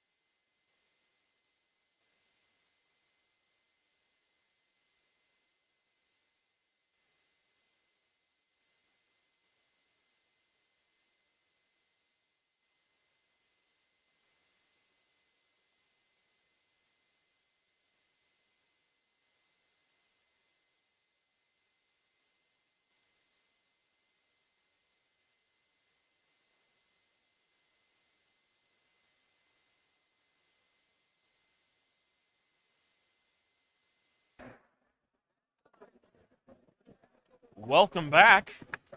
We are now off mute and can be heard. So, you have been warned. What? Me? I'm the innocent one. We are checking out the game of Fandouble. All right. Thanks. Thank you. So, Fandouble is a very cutthroat, push your luck dice game, where the rascally scoundrel Fandouble has convinced some friends to go and try and steal treasure from a dragon, because that's always a good idea. Great idea. It's a great idea. And I'm not finished setting up as I thought I was. Well, we need the dice. We do need the dice in a dice game. You also need the money in a dice game. We do. All right, there we go. Now we're set up and ready to go. So, there are 4 dice, all right? There's the hero die. The hero die has Fandouble. He allows you to steal stuff. You got the wizard. He defeats red dragons. And you've got the knight, which defeats green dragons. You also have a mug of frothy root beer, which will allow you to, or tequila, as you're leaning. That allows you to spend treasure to another player in order to hire someone else. Pretty much turns it into a wild. These are the 3 dungeon dice. They all are the same except for one face. They've got red dragons, green dragons, they've got treasure, and they also have mimics. All right? Now, mimics are kind of testy. Mimics will give you gems for free, but only if you rolled Fandouble, because he's so charming. If you rolled someone else and any of these mimics, you would have to pay the mimic to get, like a little vending machine, a little monstrous vending machine, to get a gem. All right? So the coins look different, but they're all the same. Dragons don't care who they steal from. Once Fandouble is rolled, the Dragon's Eye gets into play. The Dragon's Eye is big, so it always stays in your loot. You'll notice on these player boards you have your loot, your stash, and your vault. Your loot is where you spend from and acquire treasure on this turn. The stash can still be stolen from, but you can't spend anything there. And finally, the vault can neither be spent nor stolen from. So we're going to be trying to move some of our treasure slowly into our vault to protect it. End game is someone has all 4 colors of gems. So these 3 colors plus a dragon's eye. That doesn't necessarily mean you'll win, though. In fact, often it might not. So kind of the easiest way to go is just to jump in. So I'm going to roll, or why don't you roll so Brent sees 2 rounds. Entirely. All right, Yeah. Here we go. Come on, Fandouble. So are we all Fandoubles? We're all Fandoubles. It's all the guild of the Holy Fandouble. So, I Fandoubled first. I will Dragon's claim Eye is this. in play. I can claim that. Yep. So I claim that, and I claim 2 treasures. I am going to push it because the dice are free. Oh.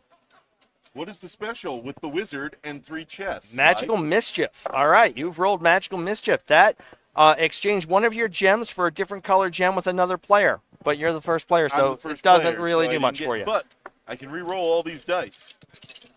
Did you claim the treasure? I did claim my treasure. Okay. Oh, No, not from that roll. Yep, 3 treasure as well. All right. So, I've got a dragon. I've been locking them like this. Okay. So that dragon can't be re-rolled right now. Right. Because he does not have a knight. A knight is what scares off the green dragons.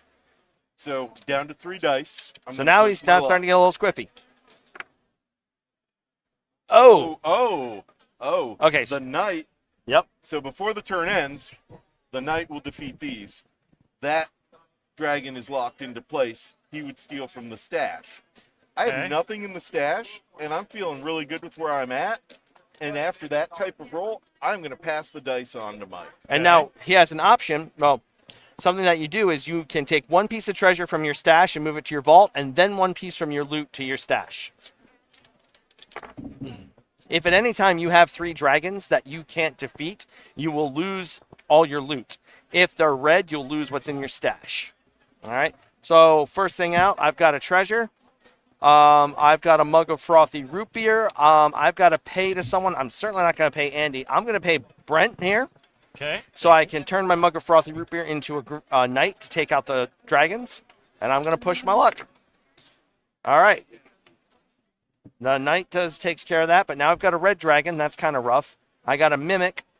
So since Fandouble's not rolled, I don't get a mimic for free. I've got to pay money into the mimic. Nom, nom, nom, nom, nom. Since it's the first orange gem, I only have to pay 1. If I had already had a gem, I'd have to add and pay 2, 3, 4, 5, 6, so on and so forth. You know what? I'm going to hold. No, I'm not going to push it. I'm going to move my gem into my stash, and I'm going to pass to Brent. Hold on. For those of you viewing from home and experiencing the technical difficulties with the camera, there was an engine that dropped in from the ceiling and bumped the camera, so now we're trying to correct. Yep. Okay, so I thought take it was. the I 4 think dice. it was an LRM ricocheted off of it. Could have been Yeah. one of those shots from the Leviathans game. Hey, it finally hit something. All right, so I got the 4 dice. Yeah. I'm rolling them. All right, so you've got. That's a good roll. Is it? So the dragon will be set aside because you can't re-roll him. All right. You've got a Fandouble and a green mimic, so you instantly will get a green treasure, a green I like gem. green treasures. You rolled a treasure chest, so you'll get a coin. And Fandouble allows you to steal, so you're going to steal the red dragon's eye. Oh. Okay. All right. And I get to push my luck? You get to push luck. You just can't roll that green dragon because you don't have a knight.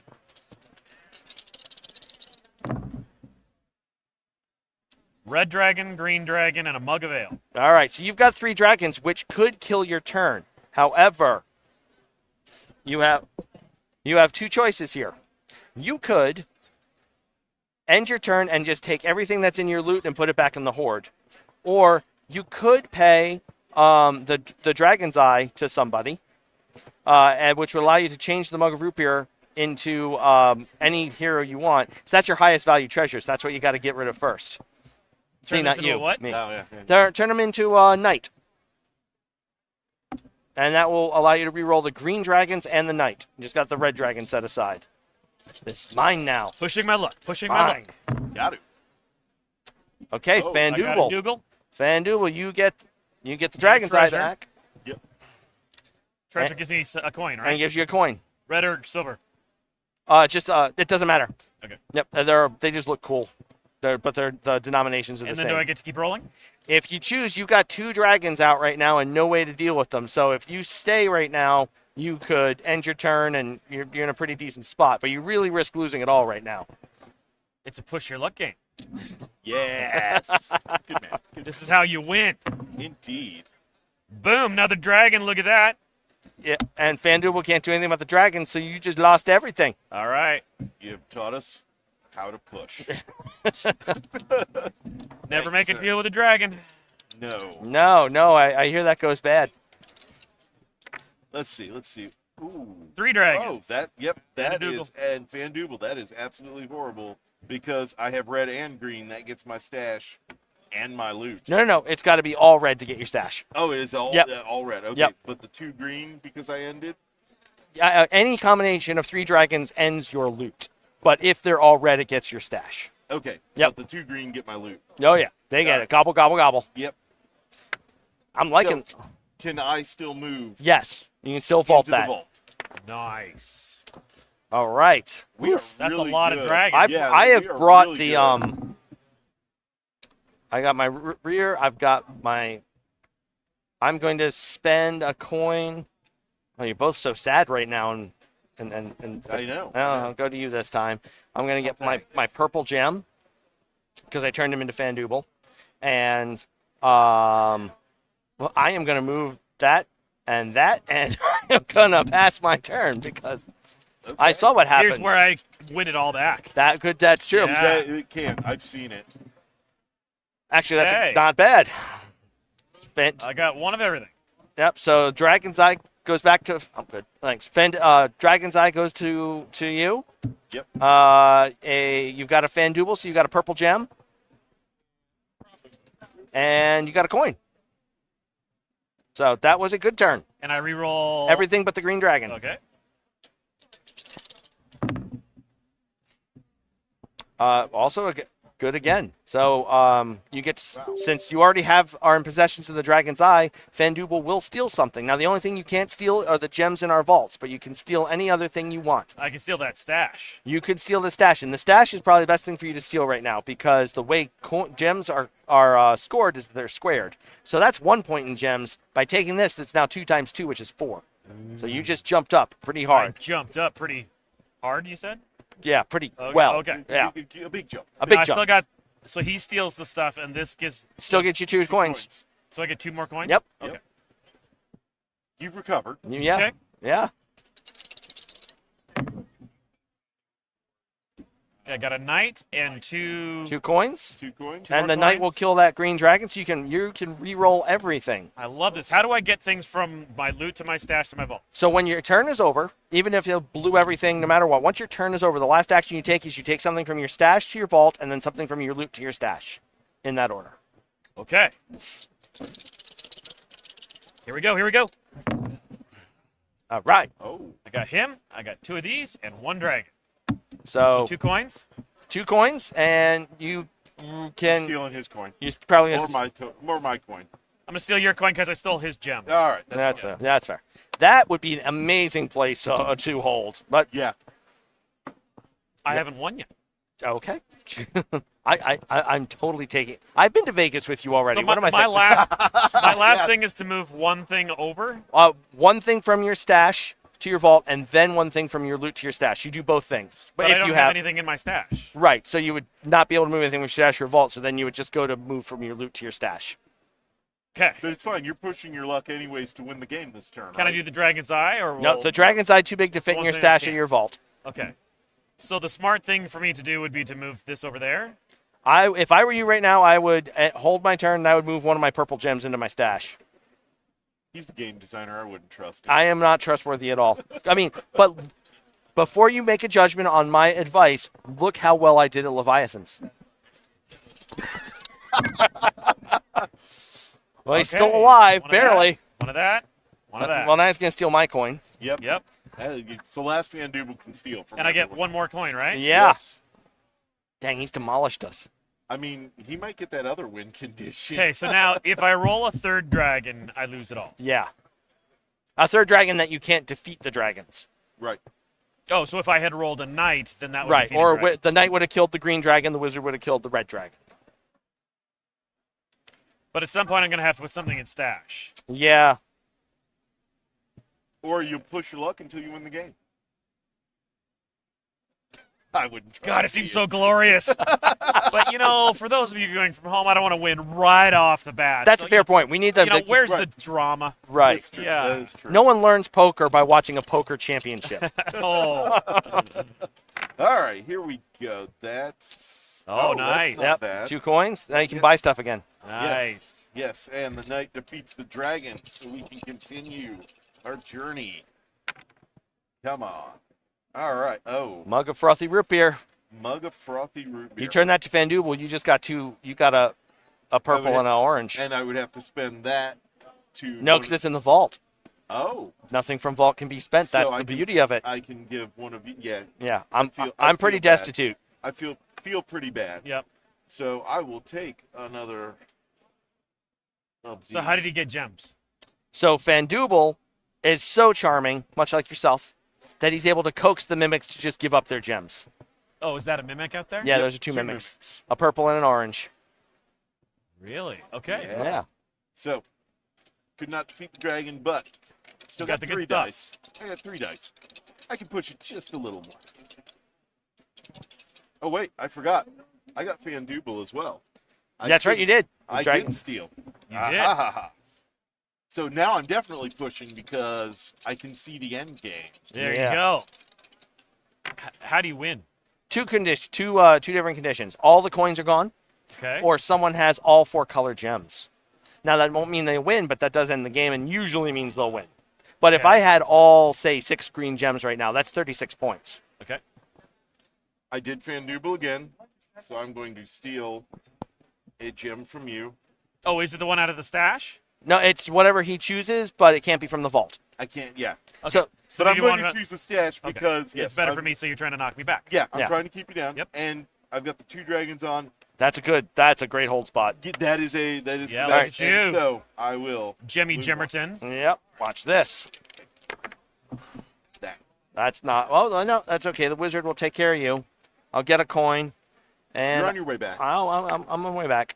Oh! I'm not on my way back. Oh, wow. Mike. But you had something in the vault, so. Right. That's All right. your vote, but I did get Fandouble. You did get Fandouble. I got 2 dragons. I got 1 knight. So I'll take out the red dragon. Is that right? Knight takes out green, wizard takes out red. Okay. And you get a coin. And I get 1 coin. You are truly stacking the coins on us. Okay, so red stays. Red stays. There's a green dragon. So you said that's a mimic? Question mark. That one? Yep. Yep, that's a mimic. And you rolled Fandouble. And I rolled Fandouble, so I get the orange. Get the orange for free. And you rolled Fandouble, so you're stealing the dragon's eye back. Okay. So you've got 2 dragons. But you are not that I want to push the Vegas button on him. I haven't won yet. You're doing pretty good over there. One green gemstone I'm doing away amazing. from I am doing better than I did in Leviathans because I do have something in my vault. 1 green gemstone away from winning right here. Is that what I heard? One green gemstone away. Fandouble. Oh my gosh! What? I just lost everything, didn't I? Yes. Do I get this back because I rolled Fandouble? Right? Yeah, you'll hang on to him. So that all goes. And this stays. Yes. Okay. All right. Until you roll. Until I roll Fandouble, which I'm not going to do now. You're gonna. No. Every one of us has. Look, I've seen how I roll this game. That's a lot of dragons. Oh, I did. That is a lot of dragons. But you got Fandouble. I got Fandouble, and I got the green gemstone. That calls the game. Wow, way to go. Now, normally, we would score. And most games come into, like, even though he's got the Dragon's Eye, which is 15 points, we tally up. So at a lot of games, I'd still have to, like, count my stuff to make sure I'm not ahead, because I could have a multitude of gems. But I'm going to say at this current point, pretty lopsided. Clear, defined winner. Yeah. I've been beaten. I have 1 point, which means I'm in second place with 1 point. Wow, that is impressive. So that's Fandouble. It's 2 to 6 players. It will MSRP or retail price is $24.99. We are launching a crowdfunding campaign for it in September. Scan that QR code. That'll take you to the landing page for both Fandouble and Parachute Panda. Both amazing games. Both very cutthroaty, similar. Oh yeah. Yeah. I know Brent really wants to see Parachute Panda, which I'm committed to getting him to see that before Gen Con is Pandas over. are awesome. Yeah. And the game is awesome. Especially crocodile out surfing pandas. I'm just throwing that out. That'd be a great promo card. So, and that's about it. Where are we at with time? We're at 314 backers and $34,000. That's even more important than any level of mere clockage watching that I was thinking of. So that's cool. Well, thank you everyone that's watching and continuing to support Shadowrun Takedown. Absolutely. I'm admittedly kind of a Shadowrun noob, right? Okay. But Shadowrun Takedown, what I like about it is Shadowrun in a box. It's and I don't mean from a beginner standpoint, right? But the feel that you get when you play Shadowrun of working together against the clock, against insurmountable odds, getting in, doing the job, getting out in mostly one piece, is all actually captured in this box. Very much so. When I was shown it last night, that feeling of needing movement as that clock kept going over and we were getting pushed was amazing. Nice. That clock wraps it up so that you have to push as fast as possible. Yeah. Gameplay experience. We've long said we don't care how people play in the universe of Shadowrun so long as they're playing. Yep. Yes. And that's a great thing to reinforce that nuance. That's the experience. Yes. You taking the risks. Yes. Everything has a price. And the fact that you can play these things in succession. Yes. The other thing too is I'd love to point out that we're doing live streaming now. We did live streaming with the Battletech Mercenaries Kickstarter and stuff, and it's really because of the people that are backing us and supporting us that are allowing us to take beloved properties like Battletech and Shadowrun and try new things like Alpha Strike. Yeah. And take things like Takedown. Yeah. That's not possible without such a powerful fan base. Yeah. Well, you look how far we branched out. We had Crossfire. We had Destiny. Like so many different ways to have an experience romping around in this amazing world. Yes, and we've done some really great games with it, and this is just another great one in the universe. So, yeah, it's awesome.